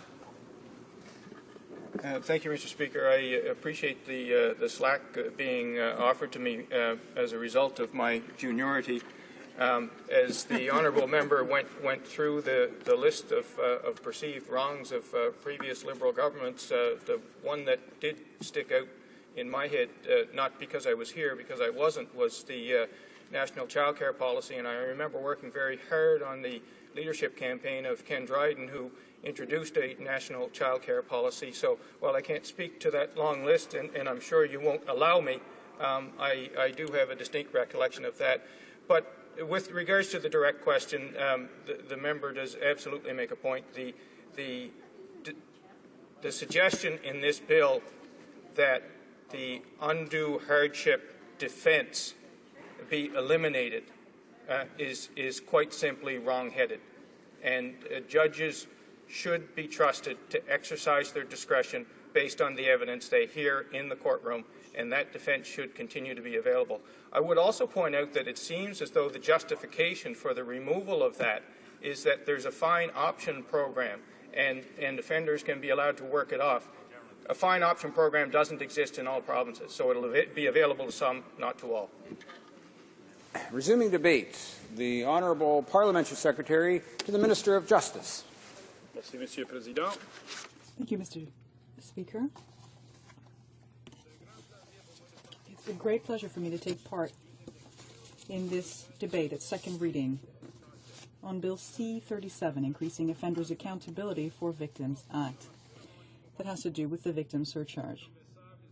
As honourable members know, the government is determined to help victims of crime and to make offenders responsible for the harm they've caused to victims and citizens that are law-abiding citizens of this country. Bill C-37 would make that accountability possible by doubling the victim surcharge that offenders must pay and by ensuring that this surcharge be automatically applied in all cases. The government continues to keep its promises with respect to the concerns of victims of crime. In our platform, we undertook to amend the criminal code in order to double the amount of the victim surcharge and to make it obligatory in all cases, no exceptions. The government reiterated this commitment in the throne speech and did exactly what it promised to do. The surcharge is part of the sentence imposed on offenders, and it is in keeping with the principles of sentencing established in the criminal code, ensuring reparation for harm caused to the victims and to the community, and awareness on the part of offenders about their accountability. The amount of the surcharge has not been increased since the year 2000, and we know that it is not applied in all appropriate cases. This is unacceptable, and this government is determined to make offenders accountable to their victims. This bill aims to overcome these shortcomings in many ways. First of all, by doubling the surcharge, by setting it at 30% of the fine imposed on the offender. $100 for summary conviction offenses and $200 for indictable offenses. I would like to point out that the judge responsible for sentencing would have the discretionary power to impose a higher surcharge if circumstances warrant and if the offender has the means.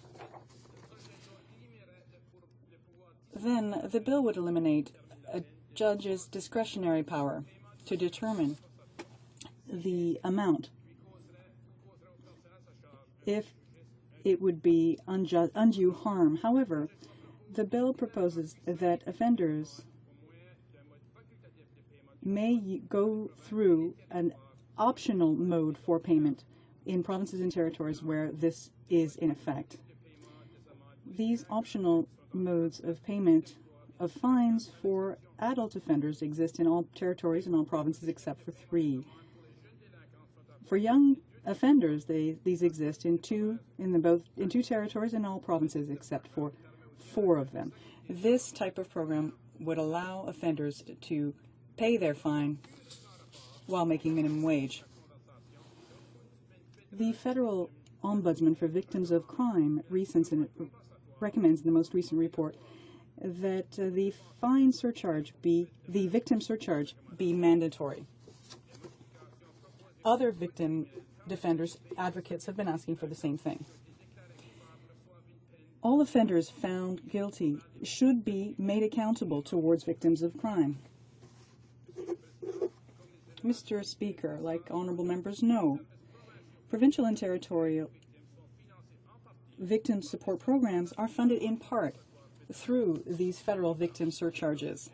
The amount is retained by provincial and territorial governments, and it serves to fund the programs and to offer victims of crime services and support in the province or territory where the crime was committed. The federal government receives none of this amount at the federal level.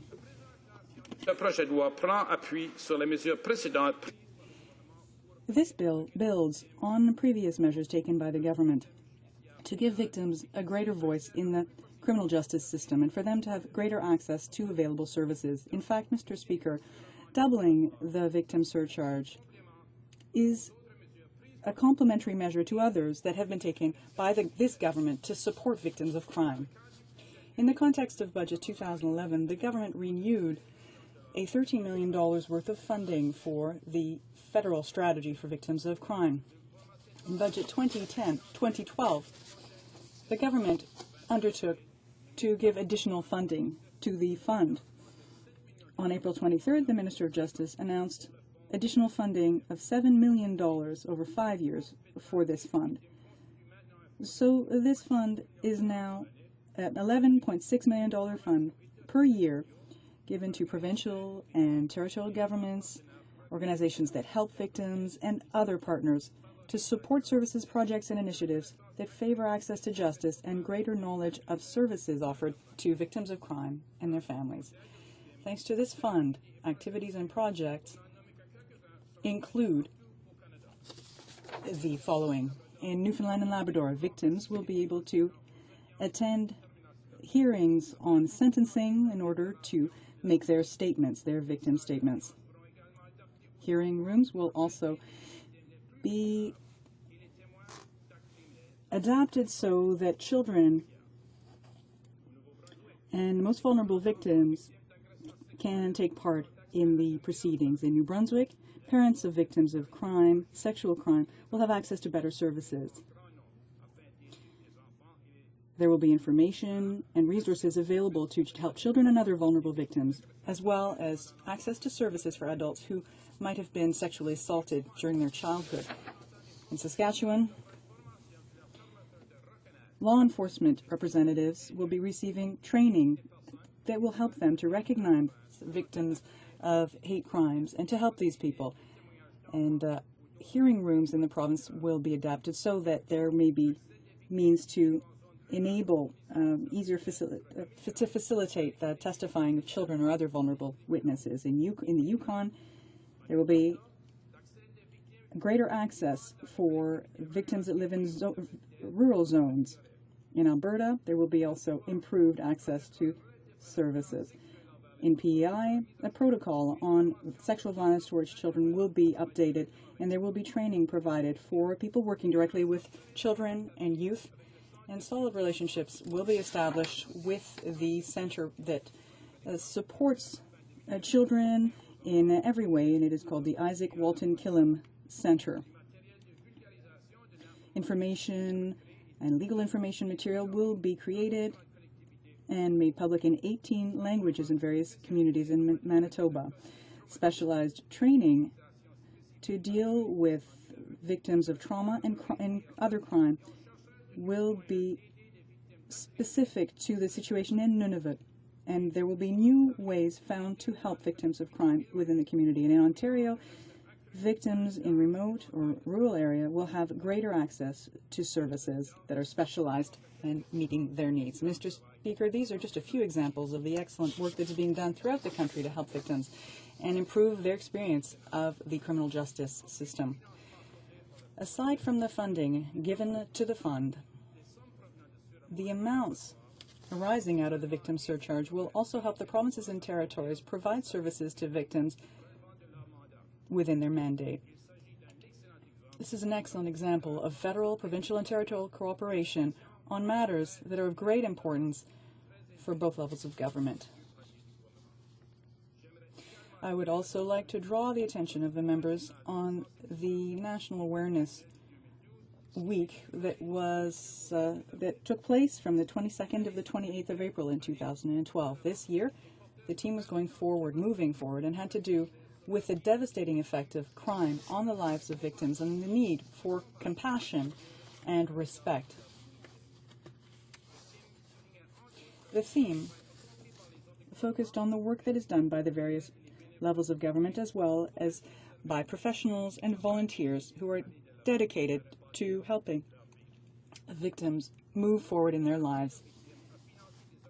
The federal fund for victims of crime has funded organizations that provide services to victims in all provinces and territories, so they may organize over 160 important events over this awareness-raising week. I hope honourable members had an opportunity to take part in these activities in their own ridings in order to participate in the important work carried out by services for victims and to see firsthand how courageous and resilient victims of crime actually are. I strongly urge all members in this House to support this bill because we need to give victims of crime all the help we can in order to help them. Thank you very much, Mr. Speaker. By the member for Burlington, that the question now be put.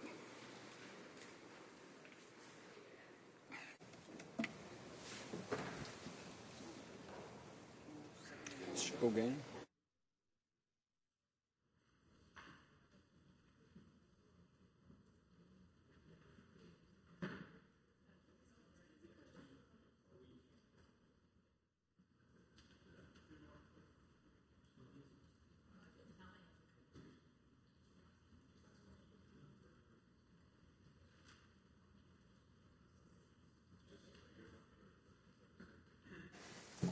Mr. Gauguin, seconded by Mr. Wallace, moved that the question now be put. Questions and comments? Questions et commentaires. La députée de Abitibi. The Honourable Member for Abitibi-Témiscamingue. Thank you, Mr. Speaker. I'd like to start by thanking my colleague for his speech. I also like to point out, as my colleague, the member for Gatineau, said earlier, that the NDP will be supporting this bill at second reading so that it may go to the committee, because there are a number of questions that are outstanding and remain unanswered with respect to this bill. I think a hearing in the committee setting will help us obtain those answers. I do have a question for my colleague regarding the judge's discretion in essentially telling a person that this person does not have to pay a fine in case there is undue harm, when it is clear that this person will be absolutely unable to pay. The judge would have a discretionary power in this regard. Now, under this bill, the judge could no longer apply that. So I'd like to know from my colleague, in this bill, there's a desire to give more funding to victims of crime groups. When there is a fine that is not a high amount, the fact that a judge should be forced to imply this on a person that doesn't have the means to pay it, then you have to think that these people have to find ways to get access to the money. Will it be more expensive then to go out and fine these people that haven't paid their bill, and then in the end it won't actually bring any victims any money because it will cost more to collect?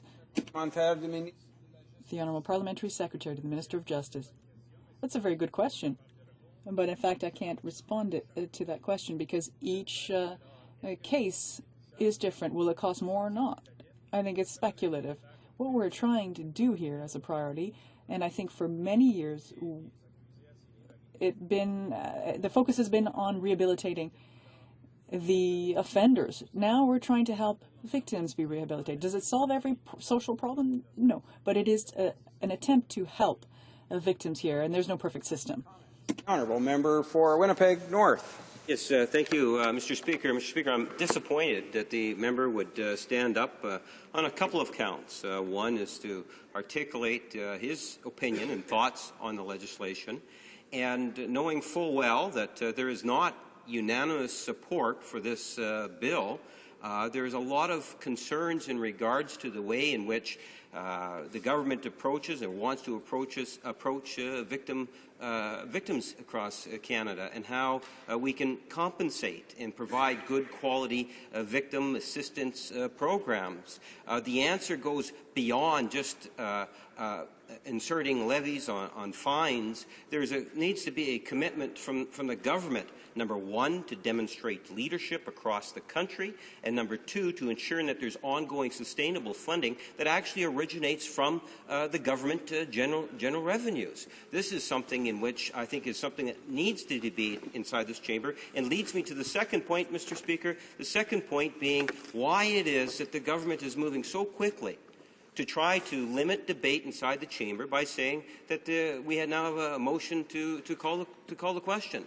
What is the hurry? Why doesn't the government recognize the value of allowing for members of Parliament to contribute to the debate on this important bill prior to it even going to committee? Good question. Honourable Parliamentary Secretary. Well, thank you for that question. Quite frankly, Mr. President, victims have waited very long for their go at having fair compensation for acts that are imposed upon them and for which they're not responsible. The cost of crime has been evaluated at $99.6 billion, Mr. Speaker, and the victims bear 83% of that. So this is an attempt to try to help these victims who basically have not acted for what's been inflicted upon them.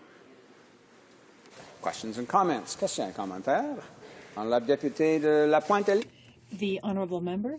Thank you very much, Mr. Speaker. I would like to know, because in fact, as a colleague was saying, we want to fund victims' programs. This is a very legitimate objective, which we do support. However, it is being claimed that if offenders cannot pay, they can register for a program which already exists at the provincial level. So on the one hand, by doubling the fine, you will double the funds in existing programs, and in provinces or territories who do not have this program, a new one will have to be created. So it will mean more money having to be spent by provinces. Does this mean that in a few years the surcharge will be tripled to fund either new programs or programs in areas where there will be a high demand? Well, whether the surcharges doubled or triples, we don't have the information, the data to respond to that question.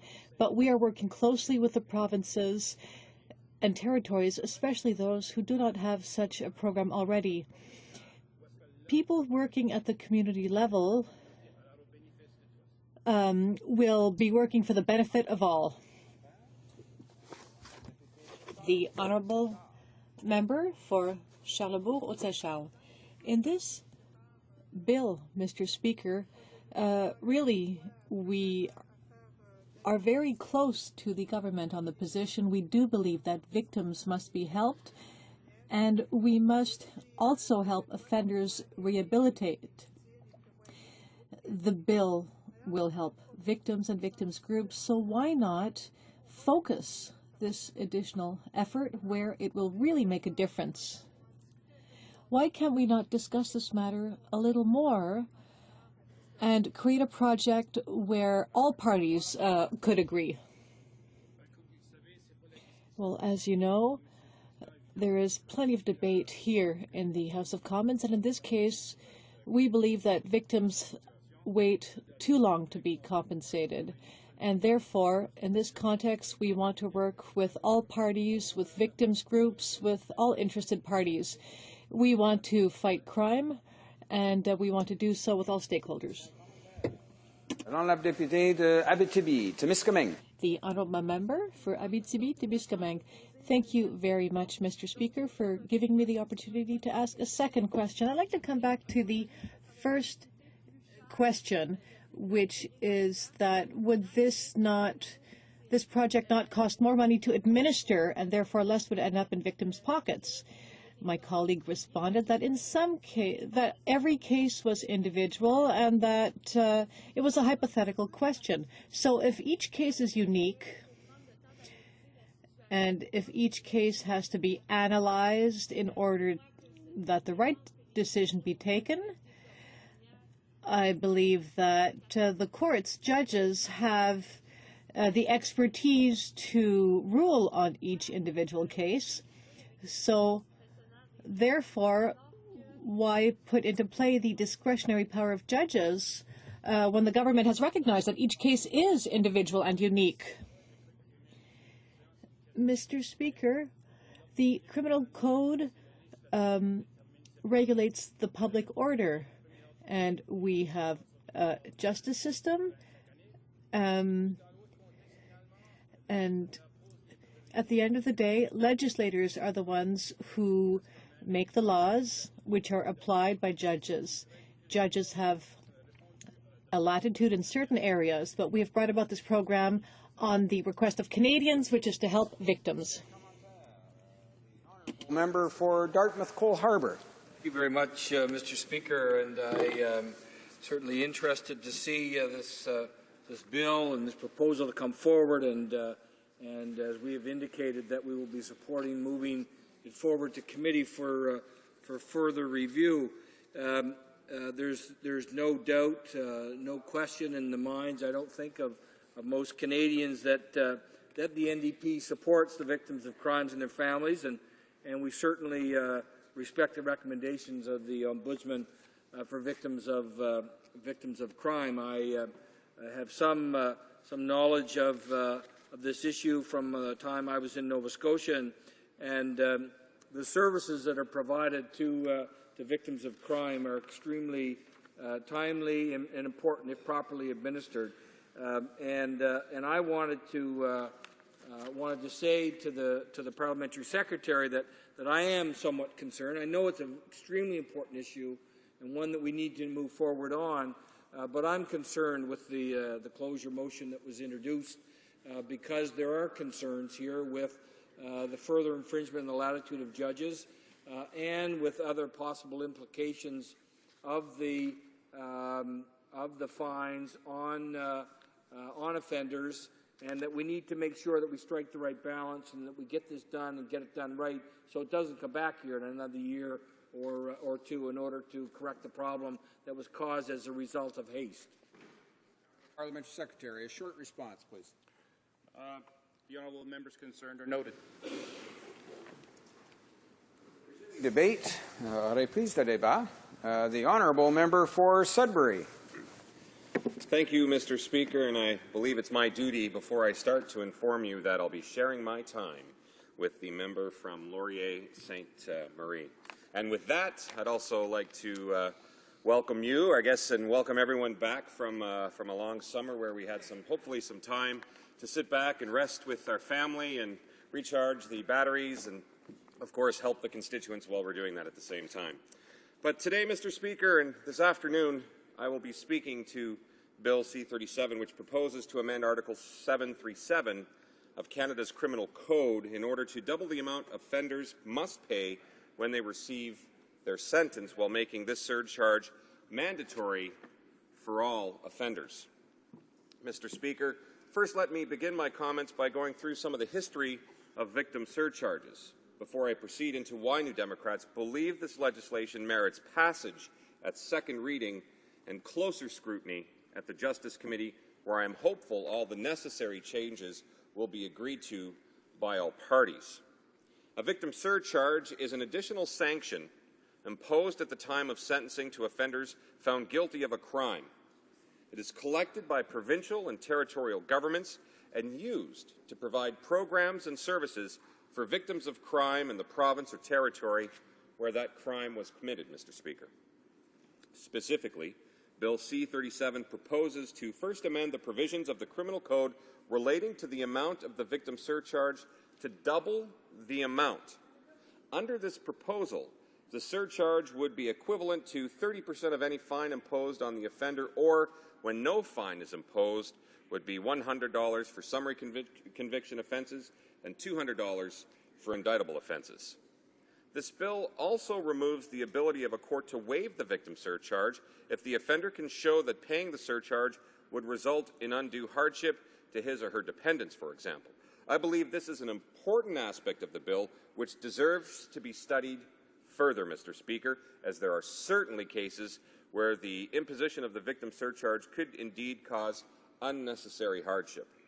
While removing the ability of the judiciary to apply discretion is a troubling trend we are seeing across all the justice bills which this government has introduced.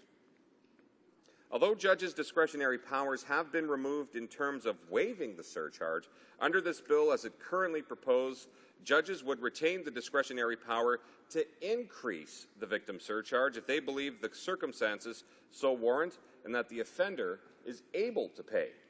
So on one hand, Mr. Speaker, the bill removes the discretionary power of judges while keeping some discretionary powers intact.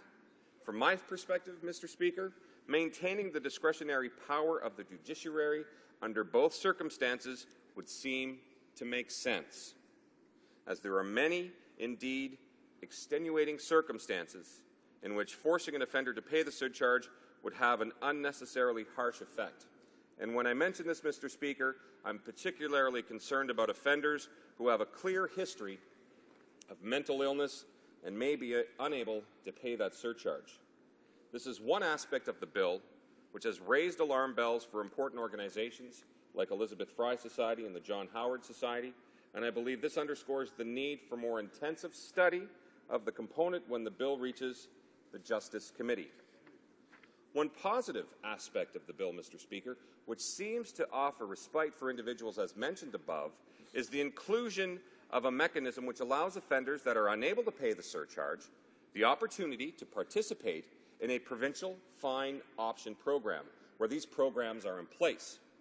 These programs allow offenders to pay their fine by earning work credits in the province or territory where the crime was committed.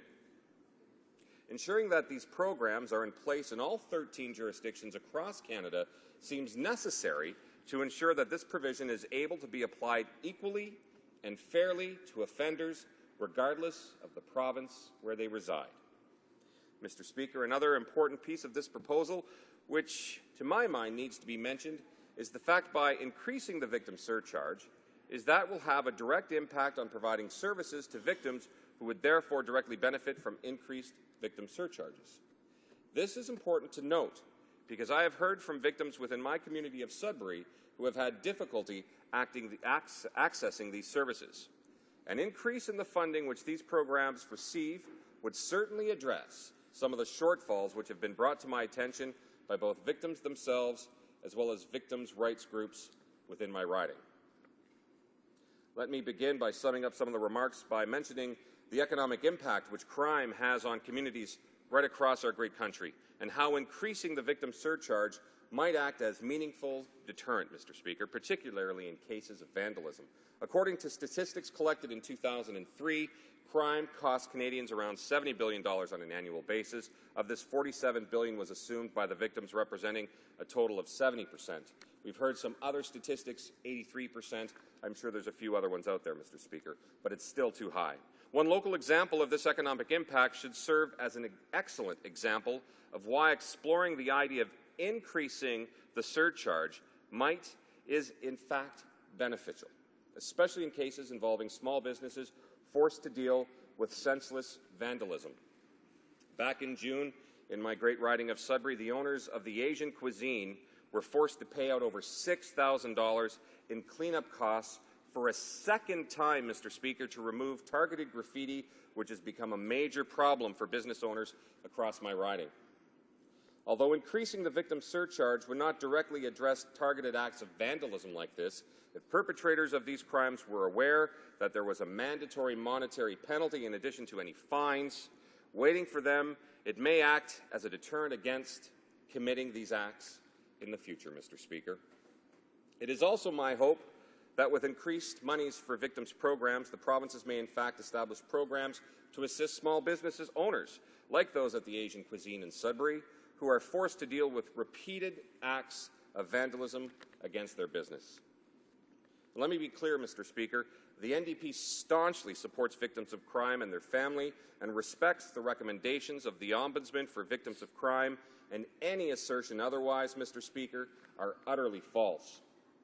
So with that being said, we do continue to have concerns about this bill, which merits further study, discussion, and witness testimony in committee as well, particularly, Mr. Speaker, regarding the decreased discretionary powers of the judges to decide if paying a surcharge would cause undue hardship.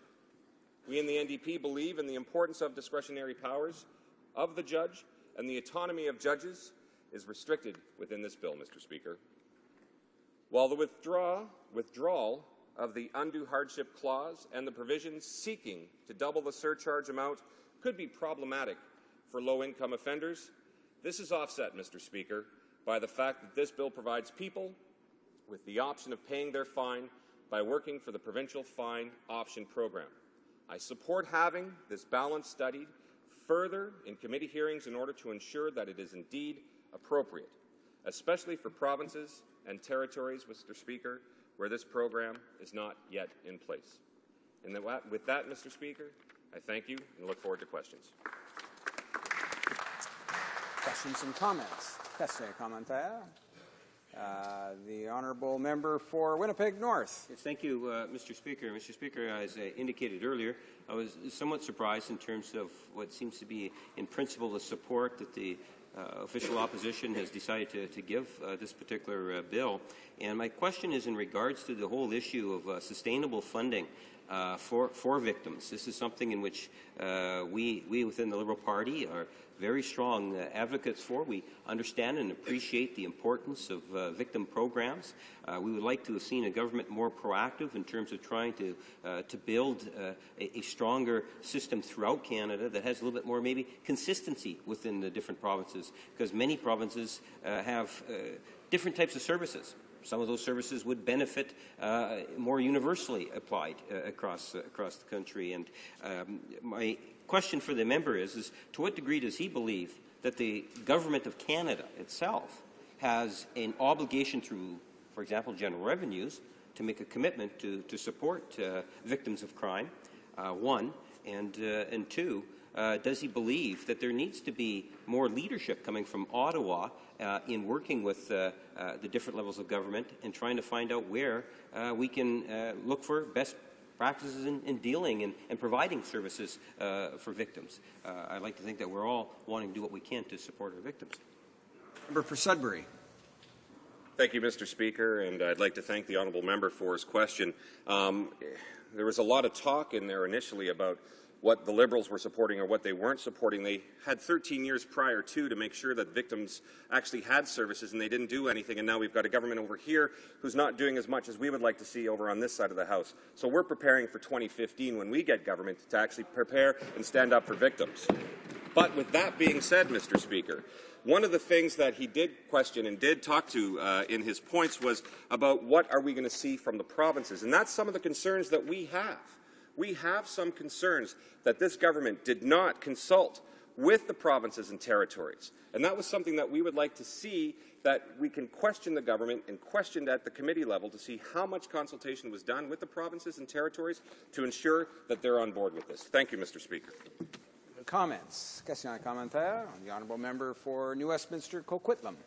Thank you, Mr. Speaker, and I'd like to thank my honourable colleague for his remarks on this proposal. And while we do understand there needs to be victim surcharges or victim redress, and we need to address these issues, we also recognize that there needs to be some discussion and ample discussion with the relevant parties, whether it's the province, the territory, or others involved, including the judiciary, on what is appropriate. And one of the issues that we have is causing undue hardship on those that are least likely to be able to pay. And when we look at who is in the system, who are in jails across the country, we often find it's those that either have a mental issue or addiction or some problem, or have suffer from low income. And I'm wondering if the member could comment about whether this bill addresses that, which I would say is the fundamental or root cause of some of the problem as to why these people are in the system in the first place, and how we can really address appropriately how we get those folks reintroduced into society in a meaningful way. Sudbury. Thank you, Mr. Speaker, and I'd like to thank my honourable colleague for his question. And yes, I do agree, we need to be able to find programs and ways to ensure that those who have offended don't reoffend. And I think that's one of the things that you hear from victims groups and victims all the time is, you know what, yes, we need compensation, yes, we'd like to see them serve their time, but you know what, they want to ensure that they don't come back and reoffend again. And I think that's one of the things that we've been talking about here as well in the House, is that right now we've taken away the discretionary powers of the judges. So to be able to say, you know what, you can pay X amount or you can't pay X amount, that should be in the judge's hands, because if we put undue hardship on someone who has a mental illness, who has no money, what are we making it easier for them to come out and feel like they can be part of society, or have we made it more difficult for them? And so what we need to do is ensure that this surcharge can be applied correctly and leave that in the hands of the judges. And right now this bill isn't doing that, and that's why we want to study this more in committee. Thank you, Mr. Speaker. À reprise de débat, l'honorable député. Honourable Member from Laurier-Sainte-Marie. Thank you, Mr. Speaker. Mr. Speaker, I plan to vote in support of this bill after second reading because I believe this is a bill which is worth examining more closely. And it is worth examining it more closely because the fundamental idea seems a good idea to me. The idea of better helping victims is a principle in and of itself, I believe, with which we can all agree. That being said, the bill as introduced includes a certain number of flaws, or at least gives rise to a certain number of questions, which I believe requires more detailed and closer study in committee. Perhaps the biggest problem, and now unfortunately I'm not sure whether the committee is going to be able to deal with this issue in depth, but the biggest problem may be that it limits the power of a judge to waive the surcharge in certain cases. This is, and that judicial discretion is already included in the current version of the Act. So in certain cases, if the surcharge is going to cause undue hardship to the person or to that person's dependents, may waive the surcharge. So we have two aspects of this problem. Once again, Mr. Speaker, it's a problem of principle. Once again, we're trying to prevent judges from judging, Mr. Speaker. A bill cannot cover every single specific case, which is why we have judges. That's why we call them judges, because they exercise their judgment, of which they're quite capable, and saying, well, in this specific case, it may be better to proceed otherwise. That is why we choose the elite of our legal profession to put them on the bench rather. But with this government, in one bill after the other, is attempting to limit judges' power, as if this government, at some level, mistrusts judicial power. So, this is a fundamental problem on principle that we can see in several files. It's a practical problem too, though, because it means that there are people for whom potentially it would be adequate and correct to waive the surcharge, not only for them, but for their dependents. I know that they're talking about the fact that payments must be made before, other obligations have to be met first, but we're talking about some people who live in terrible conditions, very difficult socioeconomic conditions, and for whom it would be quite a challenge to pay the surcharge. I'm not going to provide you with specific examples. That's what judges are there to deal with and to decide upon. The second problem with this bill, Mr. Speaker, has to do with the provision that stipulates that the amounts of this surcharge must be used by provinces to fund victims' assistance funds and services. Once again, it seems to me that the principle in and of itself is fine, but, and no one would argue with the wish or idea of assisting victims of crimes. But of course, if we're talking about victims of crimes, Mr. Speaker, you know, last week in my riding in Montreal, Denis Blanchette was killed. I attended the vigil. I attended Mr. Blanchette's funeral too.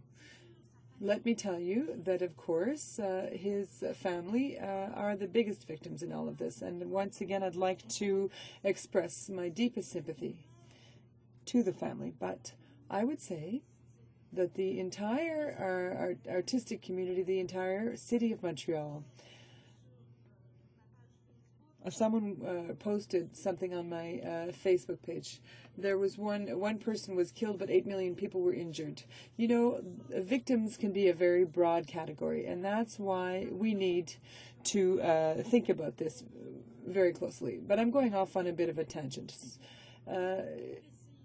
Let's be technical and specific and talk about this case. So we want the money to be used to help victims' assistance funds and services. One of the problems is that not all the programs are the same across all the provinces and territories. They're not standardized. How can we ensure that we develop a certain synergy and normalization across the country for the levels of services provided? Instead of saying, well, what are we going to say? Well, we don't really like the services you offer in your province, so you're not going to get as much money. How is all this going to play out, I wonder? And this question may seem a bit superficial, but it's quite important, especially since we don't even know whether the provinces and territories were even consulted during this process. So in French, we have a wonderful expression that says, putting the cart before the horse. So perhaps the first step should have been consulting provinces and seeing how we can organize these things, and then setting up a system. A system, for that matter, which allows us to ensure that the amount of the surcharge truly gets to the victims and to victims' groups. That doesn't seem clear at all for the moment. So I think that we skipped a crucial step in the process. And I hope that the committee is going to be able to do so before this bill comes back for third reading.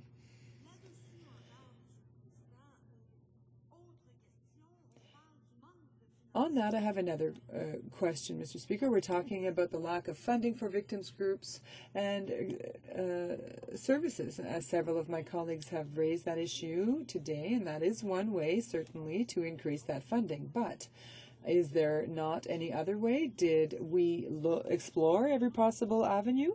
I think this is something that we should think about. Upstream rather than downstream. But let's hope that the committee will be able to do some of that work. However, in order for the committee to be able to do that work, as I was saying, I plan to support this bill during second reading. And I will do so despite all the flaws I identified because, in my opinion, it is important to help victims, extremely important. But I don't want to let this opportunity pass without saying that even though it is important to help victims, what's at least as important, if not more, is preventing people from becoming victims in the first place. And, Mr. Speaker, that's called prevention. Unfortunately, we have a government who isn't interested in long-term measures and doesn't seem to understand what long-term measures are and what prevention is. So we're talking about prevention. We're talking about education.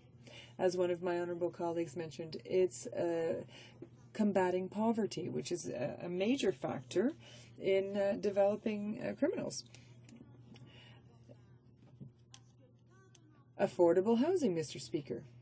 When a child has an acceptable and adequate space to play and live and eat, has far less chance of ending up playing in the street and then ending up associating with criminal groups. We're talking about health, Mr. Speaker. Obviously, we're talking about gun control. And we're talking about community solidarity, mutual support, instead of every man for himself. We're investing in people, investing in a healthier society through our communities. Thank you, Mr. Speaker. Questions, comments? It's the honourable member for Winnipeg North. Thank you, Mr. Speaker. I would ask the member in regards to this whole sense of cooperation. When the parliamentary secretary to the minister stood up, she talked about how in different provinces there's all sorts of different types of programs being provided. And I would argue, ultimately, that the federal government does have a strong role, or should have a stronger role, in playing in terms of trying to provide more consistency across Canada. So you might have a program in the province of Quebec that works well, a program in Manitoba that works well, and we need strong leadership coming from Ottawa if we really want to try to assist our victims of crime. That one of the things we can do in Ottawa is show strong leadership for all the provinces. Would she not agree that that would be a benefit for victims of crime? De Laurier, Sainte-Marie. Merci, Monsieur le Président. De Laurier, Sainte-Marie. Thank you, Mr. Speaker. Listen, I believe that the first step in all this is dialogue. We need to sit down at the table with the provinces and have true exchanges about various experiences, hear what the provinces and territories have to say, and also listen to what civil society, who often works in these areas as well, has to say. True leadership, Mr. Speaker, true leadership is being able to listen. Unfortunately, we're faced with a government to whom this does not come naturally. Let's say it's not their strong suit. Thank you, Honourable Member for Hochelaga. Thank you, Mr. Speaker. I don't have a question, but I have a comment for my colleague. I completely agree with everything she said. I believe prevention is so important. You don't hear much about that from across the aisle. And earlier I thought it was deplorable to hear a comment by the Conservative who was completely twisting the words of a Liberal colleague. It was a pure and simple partisanship. So, all that being said, I approve and support my colleague's comments. Honourable Member for Sainte-Marie. Thank you, Mr. Speaker. And indeed, I share the regret that was just expressed about certain comments that were made. I just said that poverty was a determining factor on criminality, and I was certainly not trying to attack people who are living with more difficult socioeconomic circumstances.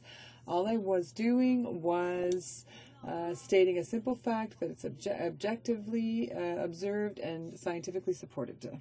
But once again, the government across the aisle does not believe with that. Honourable Member from Longueuil-Pierre-Boucher.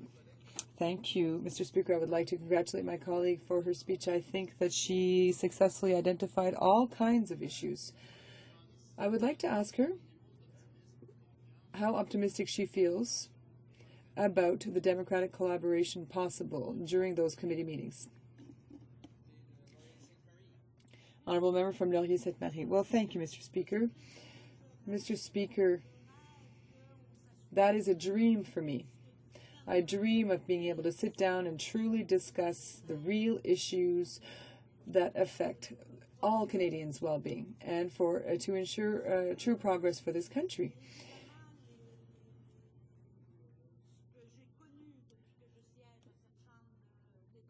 What I have witnessed since I've entered this as a member of this chamber has not made me feel very optimistic, but I'm not going to stop dreaming. Thank you, Mr. Speaker. Thank you, Mr. Speaker, and I appreciate my honourable colleague's comments and her addition in this intervention. And I wanted to ask her, we talked earlier, or she was talking earlier about the root causes, the reason why some people find themselves in the system and of course needing assistance. Now this bill here is addressing victim surcharges, moving from 15 to 30%, looking at increasing funding to deal with programs that would assist people that find themselves incarcerated. But now the comment was made about low income.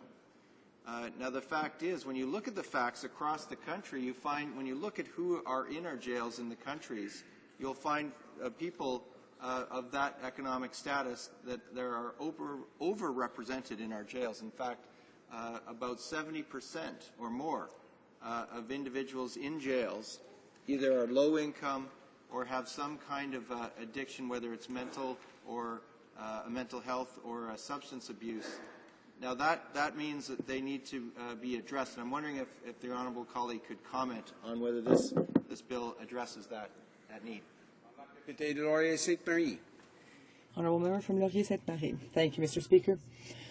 Of course, this bill doesn't address that issue. This government doesn't address this issue at all. And that's the main point, is that it's very good to help victims or groups of victims, but the first thing we should do is to prevent crime, is to prevent their being victims to begin with. And you know, we talk about socioeconomic factor, but also I was talking about housing. I visited social housing in my riding this summer. You know, the kids don't have a playground. So of course what they do, they end up in the street and they have nothing to do. Well, they think of mischief, and I think a lot of us would have fallen in that category if we had been in the same situation. So those are the root causes, and they're multiple, they're complex, it's not easy to deal with, but it has to be done. Resuming debate, the honourable member for Churchill. Thank you, Mr. Speaker, and I'd like to note that I will be sharing my time with my colleague from Saint-Hyacinthe-Bagot in this debate today.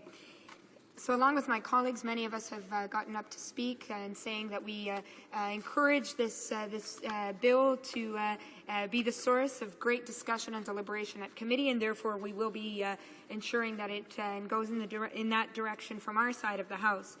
But of course, we've pointed to some very serious issues that are in this bill, but are also recurring issues in the bills that this government has put forward with respect to crime.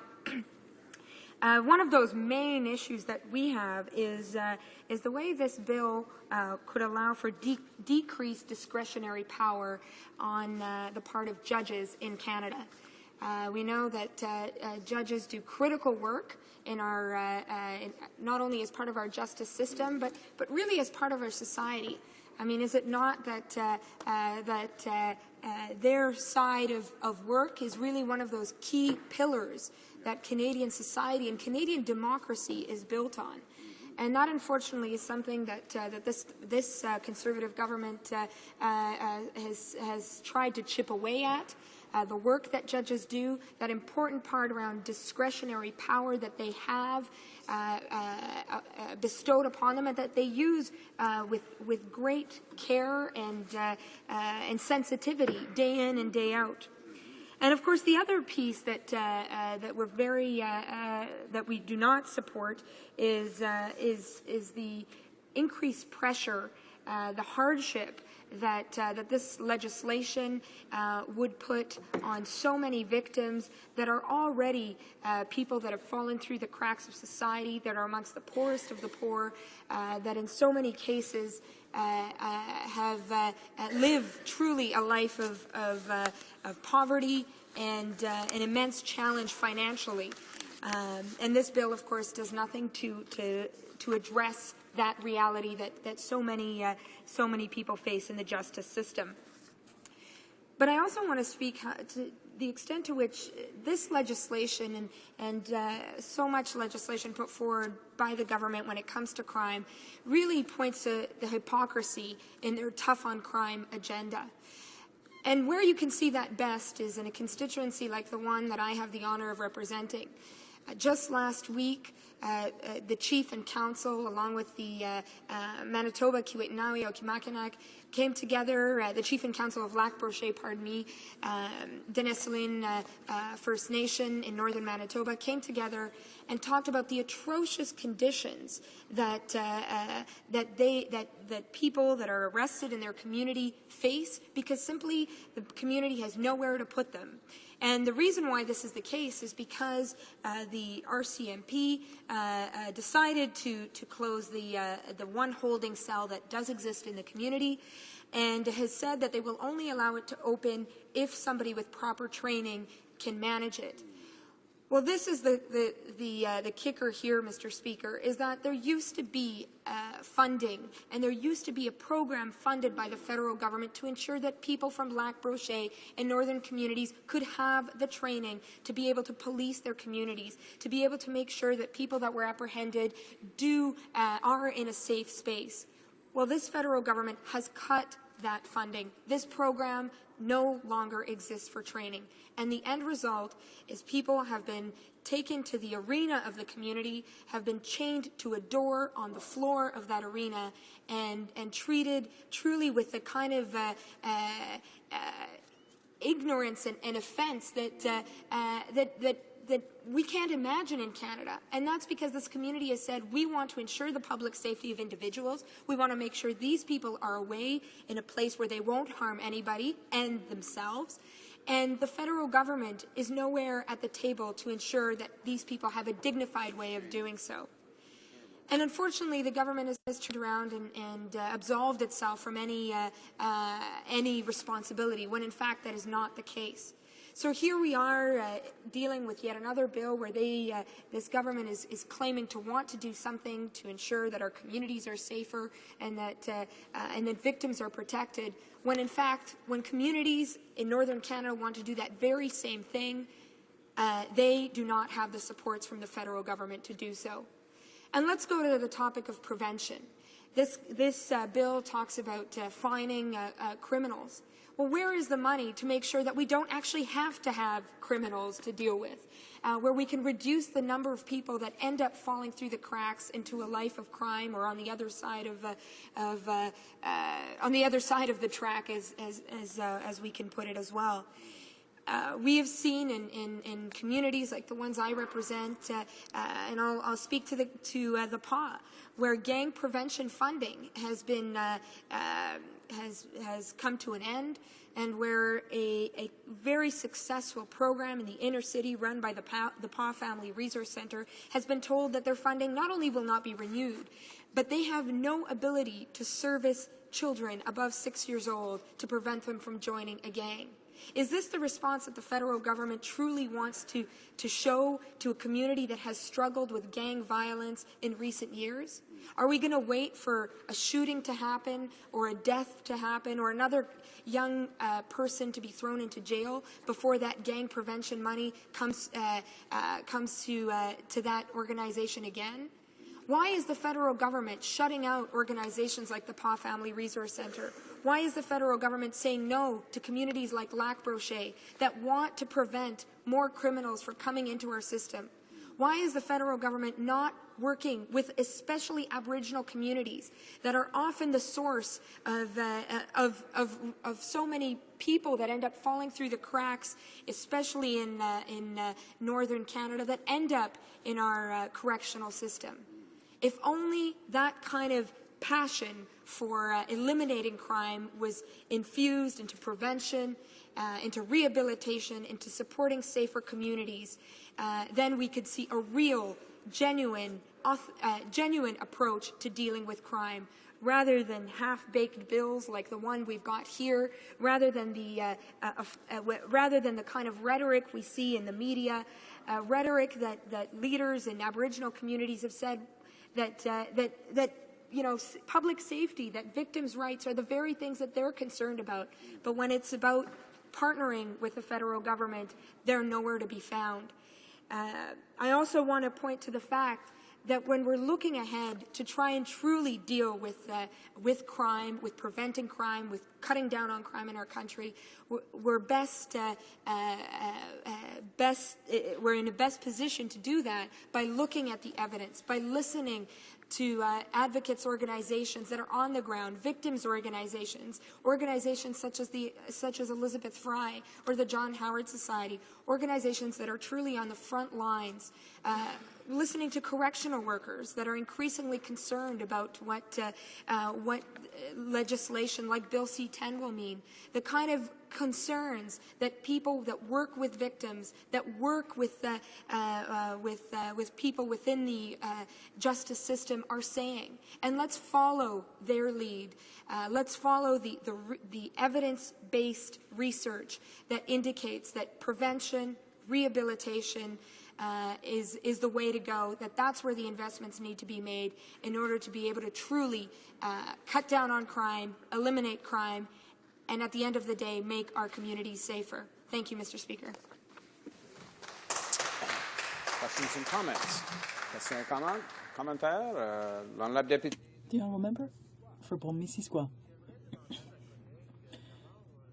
I'd like to ask my colleague this. I'd first like to say that I support this bill at second reading so that it may be improved in a committee setting. There are a number of improvements that would be warranted. Also, with respect to the judiciary's discretionary power, there is value to supporting discretionary power for judges, and with respect to victims, the NDP support victims of crime and their families. But I also agree, my dear colleague, you also mentioned the fact that true prevention involves improving the quality of life of the communities themselves. I'd like to ask my colleague whether, instead of victim surcharges, how could we improve the quality of life of communities and what effect this would have on prevention, prevention of actually having victims in our society. Real prevention would involve preventing there being victims in the future. Merci à mon collègue. I thank my colleague. I would say the impact of investing in prevention will be borne out in criminal rates crime rates that will be lessened. We know that research has shown that as soon as you stop investing in youth programs, as soon as you stop investing in education and opportunities for the youth, there is a crime rate, there is an increase in the crime rate. And I would say that unfortunately this government constantly refers to its approach with respect to crime and focus on reducing crime, but except this runs counter to their goal. And Canadians want to see results that they're not seeing with this government. Questions? The honourable member for Dauphin Swan River Marquette. Thank you, Mr. Speaker. I listened with jaw-dropping amazement to the comments from the member from Churchill as she blamed the federal government for every ill in Manitoba. I hate to break it to her, but there's an NDP government in Manitoba right now who is responsible for the high crime rate that is in Manitoba right now. Winnipeg is the violent crime capital of Canada. And if the NDP government cared about victims, cared about citizens, they would do something about it. And the NDP government of Manitoba is implementing the policies that this gang across the way would want to implement. And we see what the results are. I would like her to comment on the Manitoba government, a government that she has some familiarity with. I would like her to comment on the abysmal failure of the NDP policies in Manitoba in curbing and controlling violent crime. The honourable member for Churchill. Thank you, Mr. Speaker. And I might be bursting the member's balloon from across, but the reality is that First Nations are under federal jurisdiction. So when I talk about Lac Brochet, it's actually the federal government that isn't at the table to help the community. So, I mean, let's be clear about the level of government that also he is a part of and the fact that they are nowhere to be seen when it comes to working with First Nations to ensure that their communities are safer. And actually, he might know from the First Nations he represents, who face very similar challenges to the ones that I represent, that unfortunately the federal government is not part of the solution. And what we're seeing as a result of legislation from his government is an expected increased incarceration rate for the Aboriginal people that he represents, that I represent, something that is unacceptable in a country like Canada in the year 2012. Nous avons le temps pour une brève. We have enough time for a brief question and brief response. Questions and comments, the honourable member for Abitibi-Témiscamingue. Yes, thank you, Mr. Speaker. I'd like to know what my colleague thinks of the fact that when there is a surcharge that is imposed without considering a discretionary power on the part of this judge who might choose not to give a surcharge, and there are children in the family, etc., are we not actually creating victims among those children by imposing a system that leaves no room for discretion on the part of judges? That's an excellent point raised by my colleague. And to get back to a major concern for us at the NDP is this attack on justice's discretionary power, and I think it goes straight to the heart of the legal system, the respect that needs to be shown towards this very foundation of our democratic system here in Canada, and we feel that this is one of this government's preferred attacks, and we oppose it. Reprise de débat. Resuming debate. The honourable member for Saint-Hyacinthe-Bagotte. Thank you, Mr. Speaker. It's a pleasure for me to rise to discuss this bill that we support at second reading, because clearly this is a clear-cut issue in terms of supporting victims. We must support victims, and of course we are concerned about communities, we're concerned about Canadians, and we of course are concerned about victims, but we're also concerned about the families of the victims, and also the families of offenders who really are not to be blamed in many cases. We are here to support this bill at second reading so that it be sent to committees, because we are still asking ourselves some questions about this bill. In fact, we believe there should be some amendments made so that it may be adequate. Just to give you a context or background to this, Bill C-37 involves a change to the criminal code regarding the amount of the victim surcharge, aiming to double this amount. The surcharge would be then 30% for offenders, or when no fine is imposed a certain amount. With respect to summary conviction offenses, sorry, I'll start again. So $100 for summary conviction offenses and $200 for indictable offenses. It's a bit clearer. I'm sorry if I was a bit confusing. I do wonder about this, Mr. Speaker. Is this really a solution for victims? I'm not sure at all. I think before you start taxing and retaxing people, there might be other ways to approach the situation.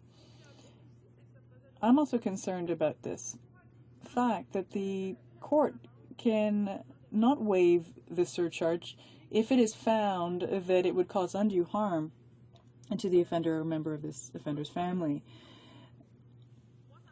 I'm concerned because in this case, discretionary power for judges is being removed. Judges are there to judge, I believe.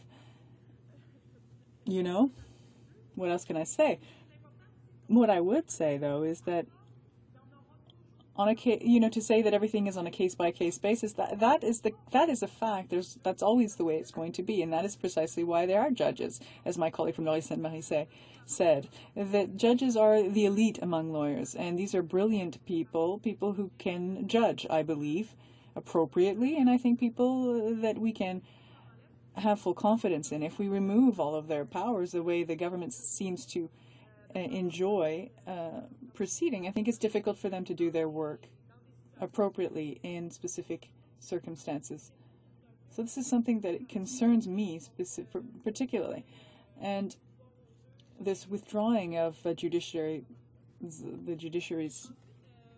discretion, and the fact that we can't look at cases on a case-by-case basis.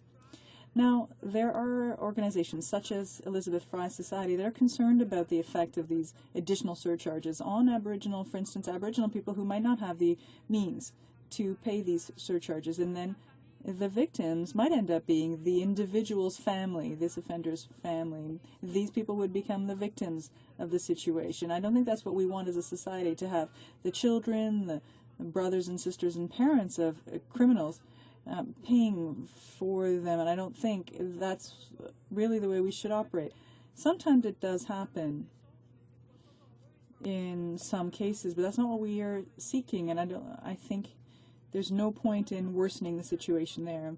The John Howard Society also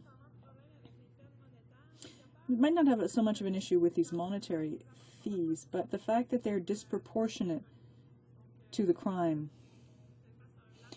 So there's a broad variety of crimes, and there might be a way to be a bit more gradual in this process, and I think that might be a good idea.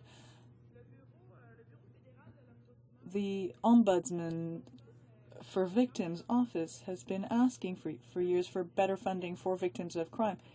Is that the way to reach that end, though? I'm not convinced of that.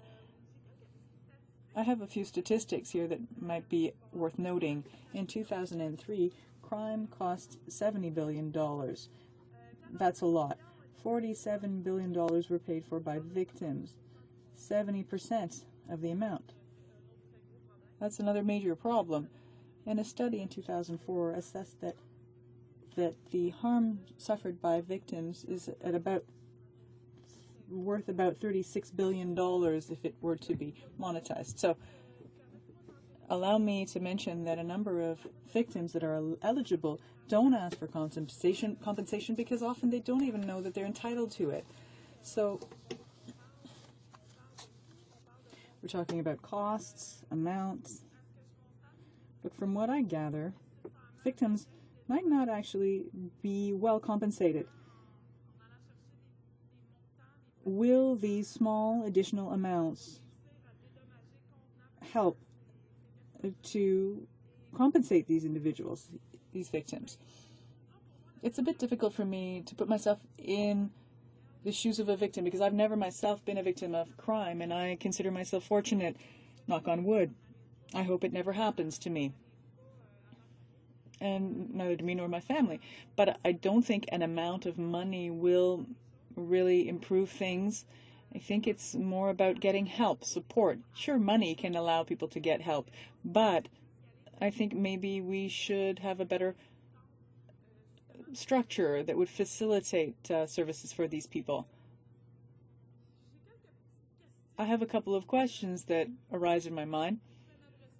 I'll ask the government. Perhaps I might get an answer.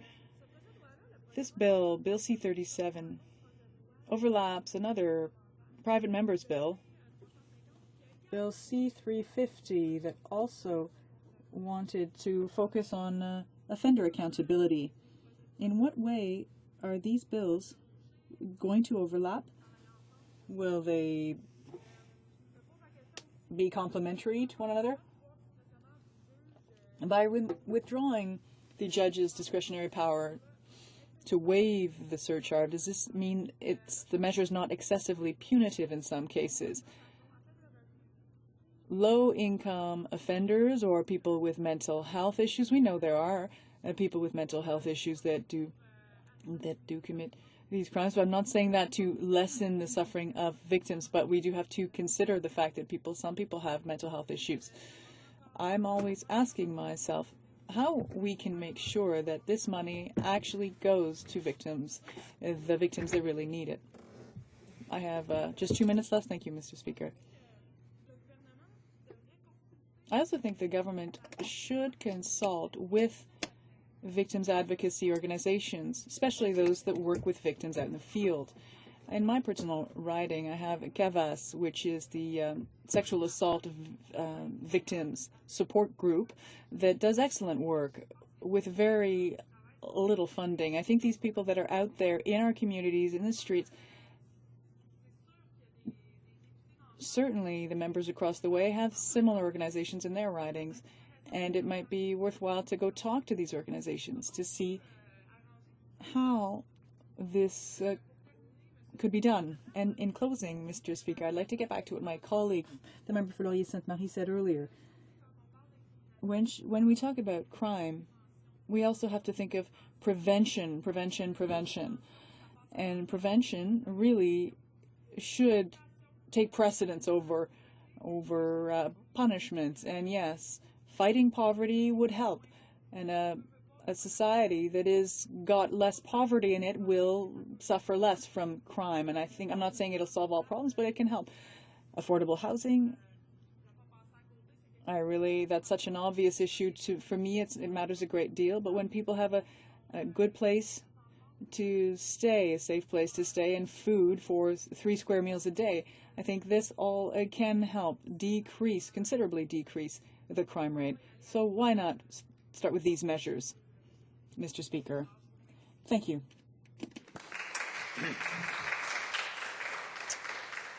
Questions and comments? The honourable member for Kootenay, Columbia.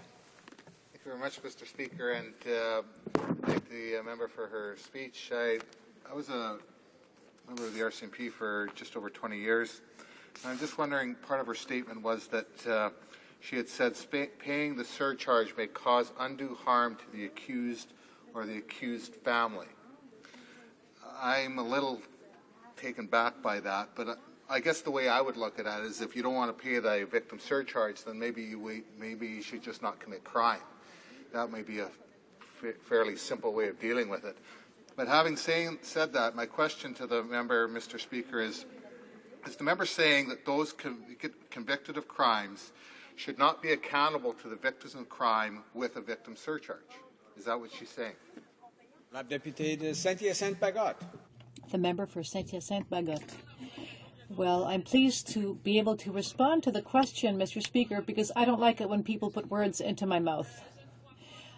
No, I do not believe that offenders should not be accountable.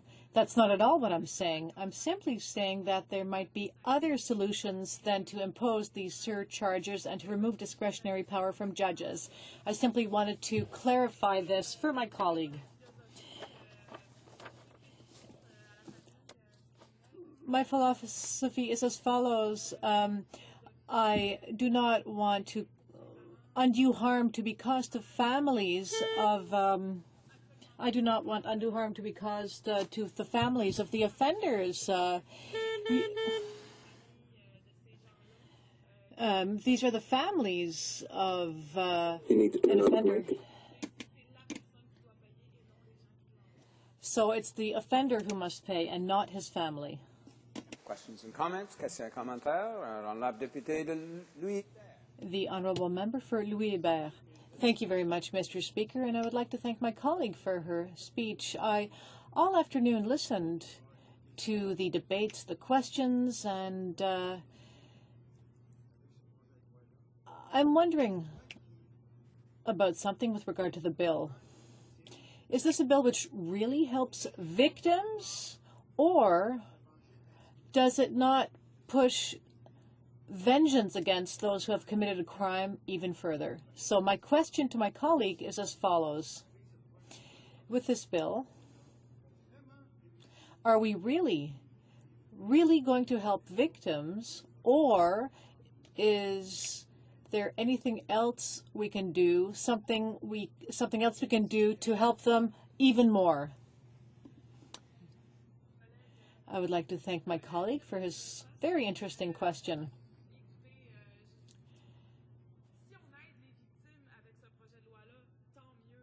If victims are helped with this bill, so much the better. But in my opinion, this is not the ultimate solution. I don't know.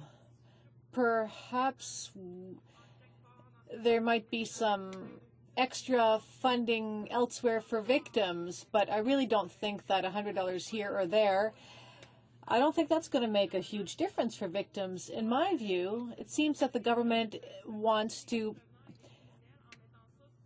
seek vengeance even more on offenders on the pretext of helping victims, but at the end of the day, I don't think victims will be helped that much by this surcharge. I think we have to fight poverty. We have to give people housing if they need it. People need to be able to eat, and I think that these kinds of solutions are really going to help bring down the crime rate. Thank you, Mr. Speaker. A short question and short response. The honourable member for Winnipeg North. Thank you, Mr. Speaker. The Conservative member made a comment in terms of, well, giving the impression that this victim surcharge could prevent crimes from happening. My question to the member is, she is convinced as I that having a victim surcharge is not going to actually prevent crimes from happening. You're not going to get a criminal saying, well, gee whiz, I'm going to have to pay an extra surcharge if I commit a crime. That with very little imagination, you could come up with a lot of programs that would, in fact, be effective in preventing crimes from taking place, but this is not one of them. Is that a fair assessment?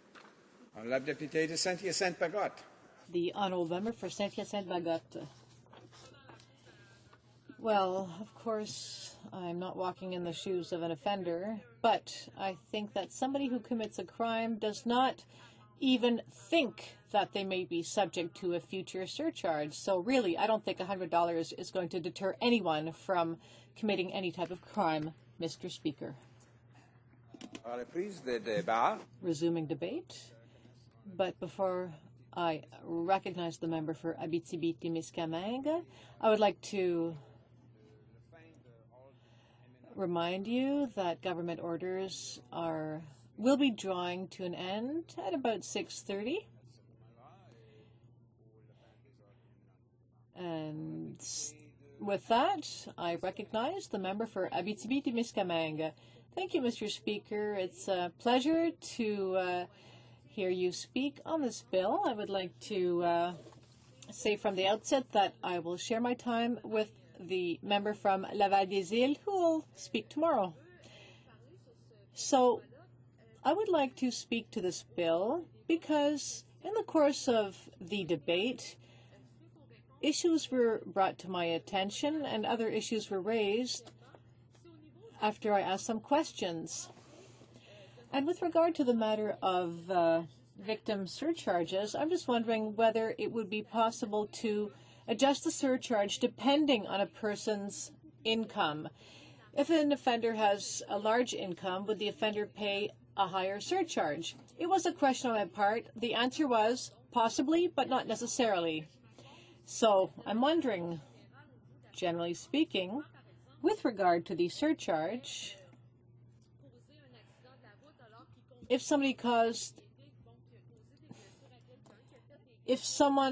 caused an accident while driving under the influence, this, of course, is a criminal act. And if this person earns a yearly 7-figure income versus somebody who commits a crime and whose income is only in the thousands, I think that this kind of situation is something a committee should study more closely.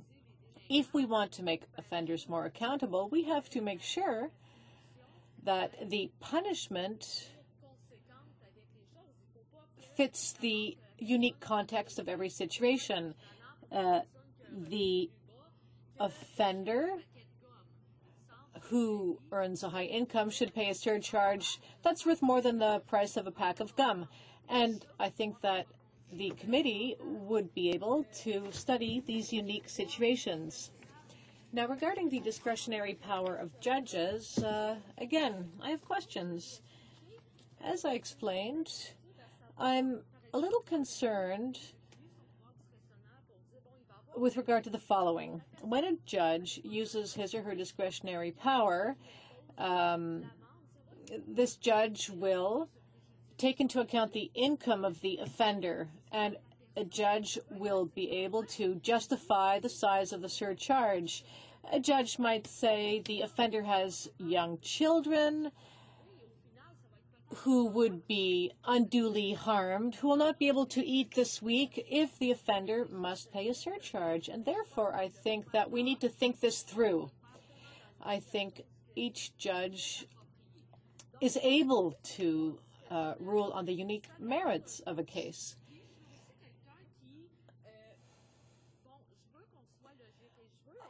I want to make sure that we do this logically. I want to make sure that if, for example, a surcharge is imposed, say in the amount of $100, But if it costs $350 to recover the money, if it's $350 in administrative fees, well, at the end of the day, it represents a loss of $250. So at the end of the day, could that $250 not have been taken and given directly to the victims? It may have been simpler.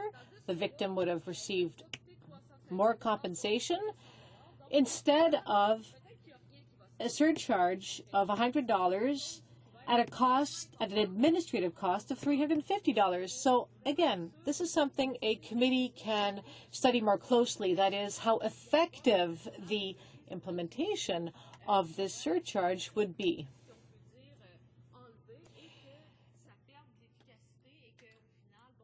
At the end of the day, we want victims to be properly compensated. The last point I would like to make with regard to this bill is the following. The Elizabeth Fry Society has raised concern with regard to the surcharges on Aboriginal offenders, many of whom do not have the means to pay it. I have reserves in my riding. I know these reserves, and I know that the children of offenders will pay if their parents have to pay the surcharge. They will not eat as a result. And again, this is something a committee should study more closely. Thank you, Mr. Speaker, for having given me the opportunity to raise these concerns, and I certainly hope that they will be studied more closely in committee. The honourable member for Abitibi-Témiscamingue will have 5 minutes for her speech and 7 minutes for questions and comments, when the House will resume debate on this motion. At this point, in accordance with Section 308 of the rules, a motion for adjournment will have been deemed to be adopted, and therefore that the House stand adjourned now. The honourable member for Algoma, Manitoulin, Kapuskasing. I'm happy to take the opportunity to revisit my question about health care spending in the budget. We are all well aware that this is an issue that is constantly ranked as very important to most Canadians. It's also well known that the funding formula for the Canada Health Transfer is an ongoing concern for the provinces who, for the most part, deliver health care. The role of the federal government has traditionally been to provide leadership to foster uniformity in the service that is experienced by Canadians. Recently, differences between the healthcare systems in Canada seems to be growing between the provinces. We know that rural communities and communities in northern Canada have a different experience from larger cities. The gap is growing between healthcare services available for many First Nations versus those of other Canadians. Required now more than ever to ensure Canadians have access to quality health care across the country. These are facts that frame this debate. Yet, when I asked the Minister about downloading more of the cost for delivering health care on the provinces and the plan to limit the Canada Health Transfer in the near future, I received a response that relied on a single talking point stretched to unbelievable lengths. It was that this budget contained record amounts of healthcare spending. This answer dismissed the meat of the issue and the fact that the provinces were not happy with healthcare funding in the budget. The minister also brushed aside my reminder that the Conservatives had promised they would not touch health transfers. It is clear the government missed an opportunity to strengthen health care. The bigger concern seems to have been getting the right talking point, when it should have been finding a way to stabilize and improve health care delivery, which is inseparable from funding. Canada is changing, Mr. Speaker, and stability for the Canada Health Transfer would help the provinces and allow them to develop longer-term plans. As our population both grows and ages, we need to ensure a public health care system is able to match these trends. When one considers regional challenges and persistent challenges, such as the struggle for many to find a family doctor, it is clear that this is no time to rest on our laurels. Yet, When we raise the concerns of the provinces in question period, the government tells us they have allocated record amounts, which actually turns out to be incremental increases that leaves the provinces struggling to maintain services, and, in some cases, are forcing cuts that are felt at the very front line. Worse yet, the plan to tie the transfer to GDP-based averaging means the shortfalls will become more acute. The Parliamentary Budget Officer has told us that the federal share of Canada Health Transfer will decrease to the point that the provinces will be shortchanged by $31 billion in just 12 years. The problem then becomes one that is shouldered increasingly by the provinces as the money transferred to provinces shrinks the leadership role and authority of the federal government to ensure a certain level of service for most Canadians shrinks with it. In places like rural northern Ontario, the prospect of simple things like providing enough family doctors becomes less certain despite promises to reverse this trend. Given the opinion and experience of the provinces as well as the overwhelming desires of Canadians, surely the better option for this government is to commit to a funding formula that at a bare minimum maintains service. So, Mr. Speaker, my question is, isn't it time to reconsider the plan for GDP averaging for the Canada Health Transfer and commit to stable funding that protects health care? The Honourable Parliamentary Secretary to the Minister of Health. Thank you very much, Mr. Speaker, and I thank the honourable member for her comments. And I'd be pleased to elaborate on the response offered by the Minister of Health on March the 30th. Our government plays an active role in health while respecting provincial and territorial responsibility and jurisdiction. Our universally accessible healthcare system is a source of pride for people across this great country. We recognize that Canadians expect the healthcare system to be there when they and their families need it, both today and into the future. This is why our government has maintained an unwavering commitment to continue a publicly funded healthcare system that Canadians have come to expect. Unlike previous governments that balance their books on the backs of the provinces and territories, we have committed to long-term stable funding that will see health transfers reach historic levels by the end of the decade. Health transfers from Ottawa to provinces and territories have grown by nearly 35% since we have formed government. For the next 5 years, federal health transfers will continue to increase by 6% per year. This rate of increase is well above what provinces and territories are spending on health care. As the Canadian Institute for Health Information's data shows, federal transfers are projected to grow faster than average provincial spending on health care. Les transferts fédéraux pour la santé. Federal health transfers are growing at a much higher rate than the health care expenses of provinces and territories. Transfer payments will provide provinces and territories with the ability to reform the healthcare system and make it more sustainable. Our investments will help preserve Canada's healthcare system so it is there when Canadians need it. Mr. Speaker, provinces and territories have recently identified healthcare innovation as a priority. Our government applauds the collaborative work by provinces and territories on issues of common concern. Notre gouvernement. Our government has invested over $1 billion per year to sustain innovation through the Institutes of Research in Health in Canada and Canada's Info Health Highway. And territories on ways in which we can continue to support their efforts to improve health care and promote the long-term sustainability of the healthcare system through existing federal initiatives. We recently announced that we will invest over $238 million in the Canadian Institutes for Health Information over the next 3 years to support the collection and reporting of objective information on health care or health system performance. This will result in more and better information about the state of health care in Canada and the overall health of Canadians.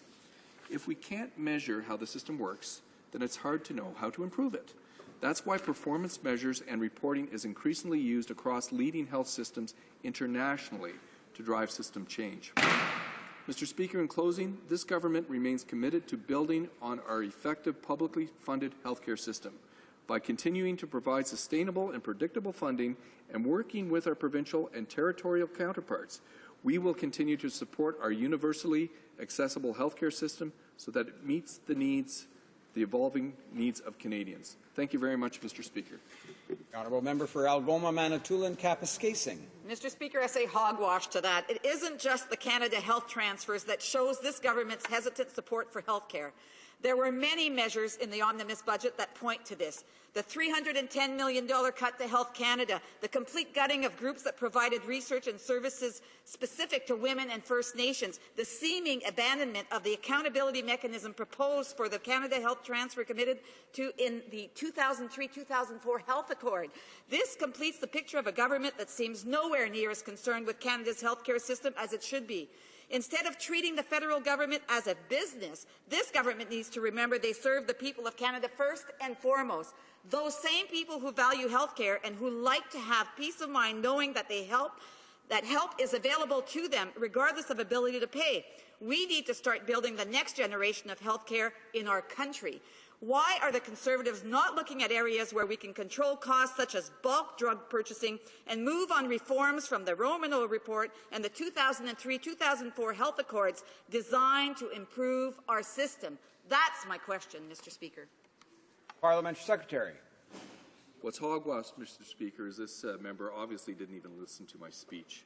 It's this government, and we understand the importance Canadians place on maintaining a high-quality healthcare system.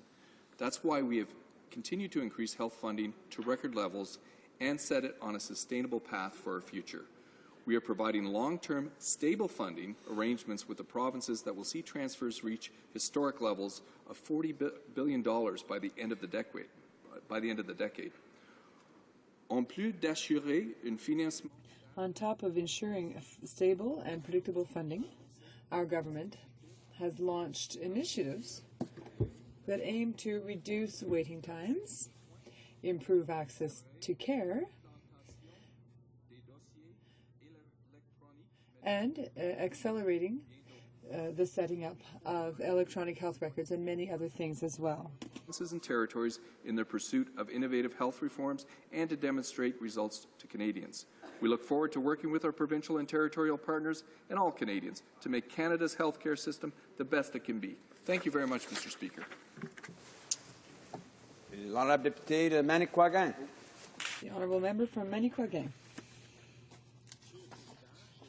Mr. Speaker, I have the great honour of opening this adjournment debate, and incidentally, on this day, the return to Parliament, under the theme of the Conservative agenda's incompatibility with the realities of the communities in my riding. Although the question was originally addressed to the Minister of Indian Affairs, which was aimed at exposing this government's transgression to Aboriginal environmental and socio-cultural priorities, I must also recognize that this reasoning can be transposed to all of my constituents.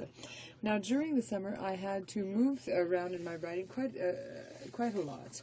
I gave speeches, I held public interventions, and each time I ensured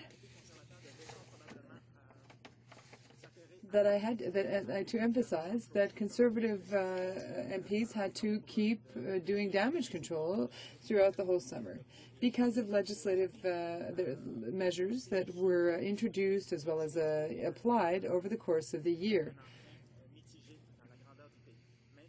Now, Mr. Speaker, I would tell you that I come from a community and a riding that includes many different elements that have to do with natural resources. We've got a forestry sector. We can see as well that there's mining activity going on. We've also got wind power resources. So now, Mr. Speaker, you must understand that there are things going on across the entire world, and this is a trend that's not just over the last year, but it's going to continue for many times. My riding is no different. Now, there is a citizen's position being developed, and that information often goes against the agenda of this current government. The citizen, in his or her physicality, is going to be much more aware of the negative impacts of all these all this exploitation, and all this can damage the quality of life for citizens. So I'd like to emphasize the difference between corporate citizens and real citizens. All that being said, Mr. Speaker, I have to say that during each of my public speeches and appearances, I always insist on the fact that the government is going to have to review many of its positions, especially for environmental reasons and environmental files, in order to conserve the very slim margin of popular support that they have in terms of their legislative agenda. So the Conservatives, as I was saying earlier, have oriented their policies in order to please the corporate citizens of this country. And they, yes, economic growth is important, but not at the expense of social and cultural growth.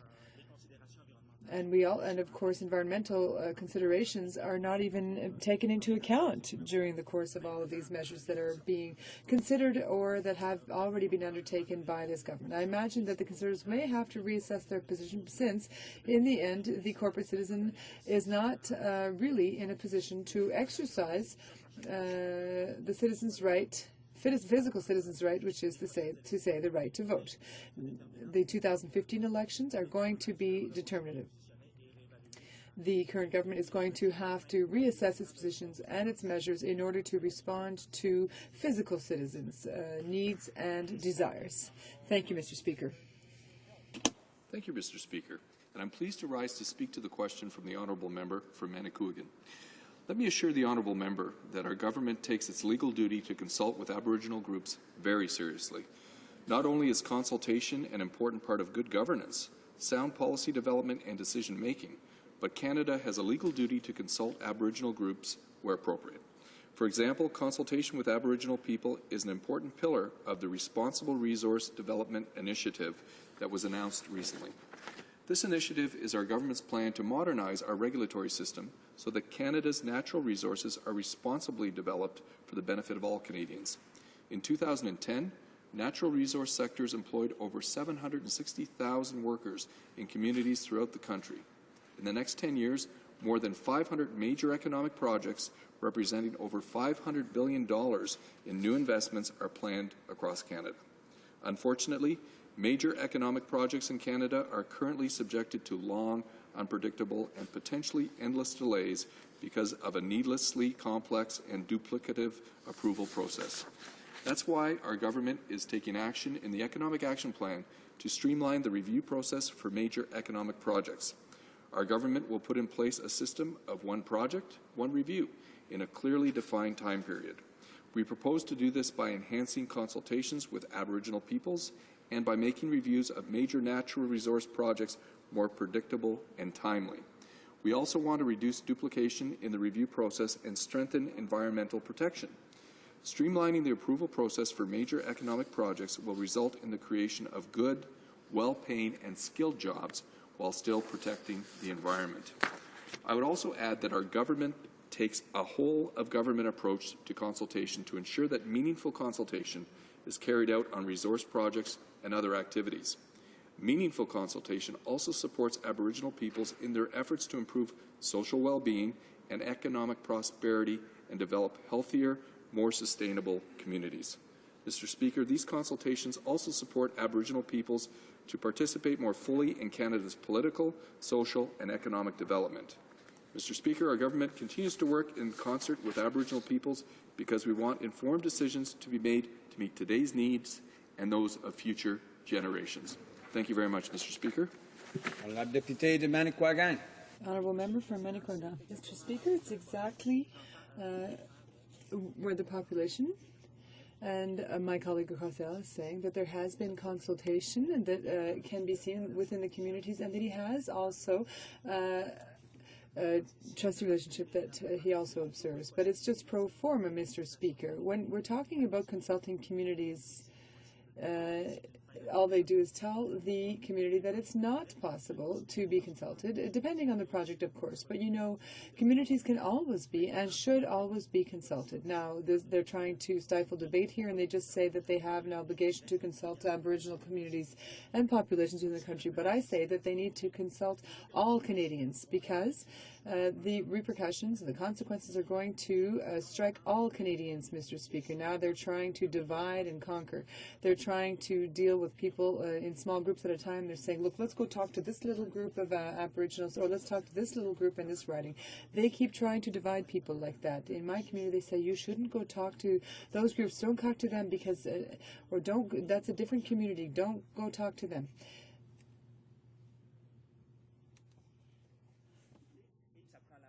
They're saying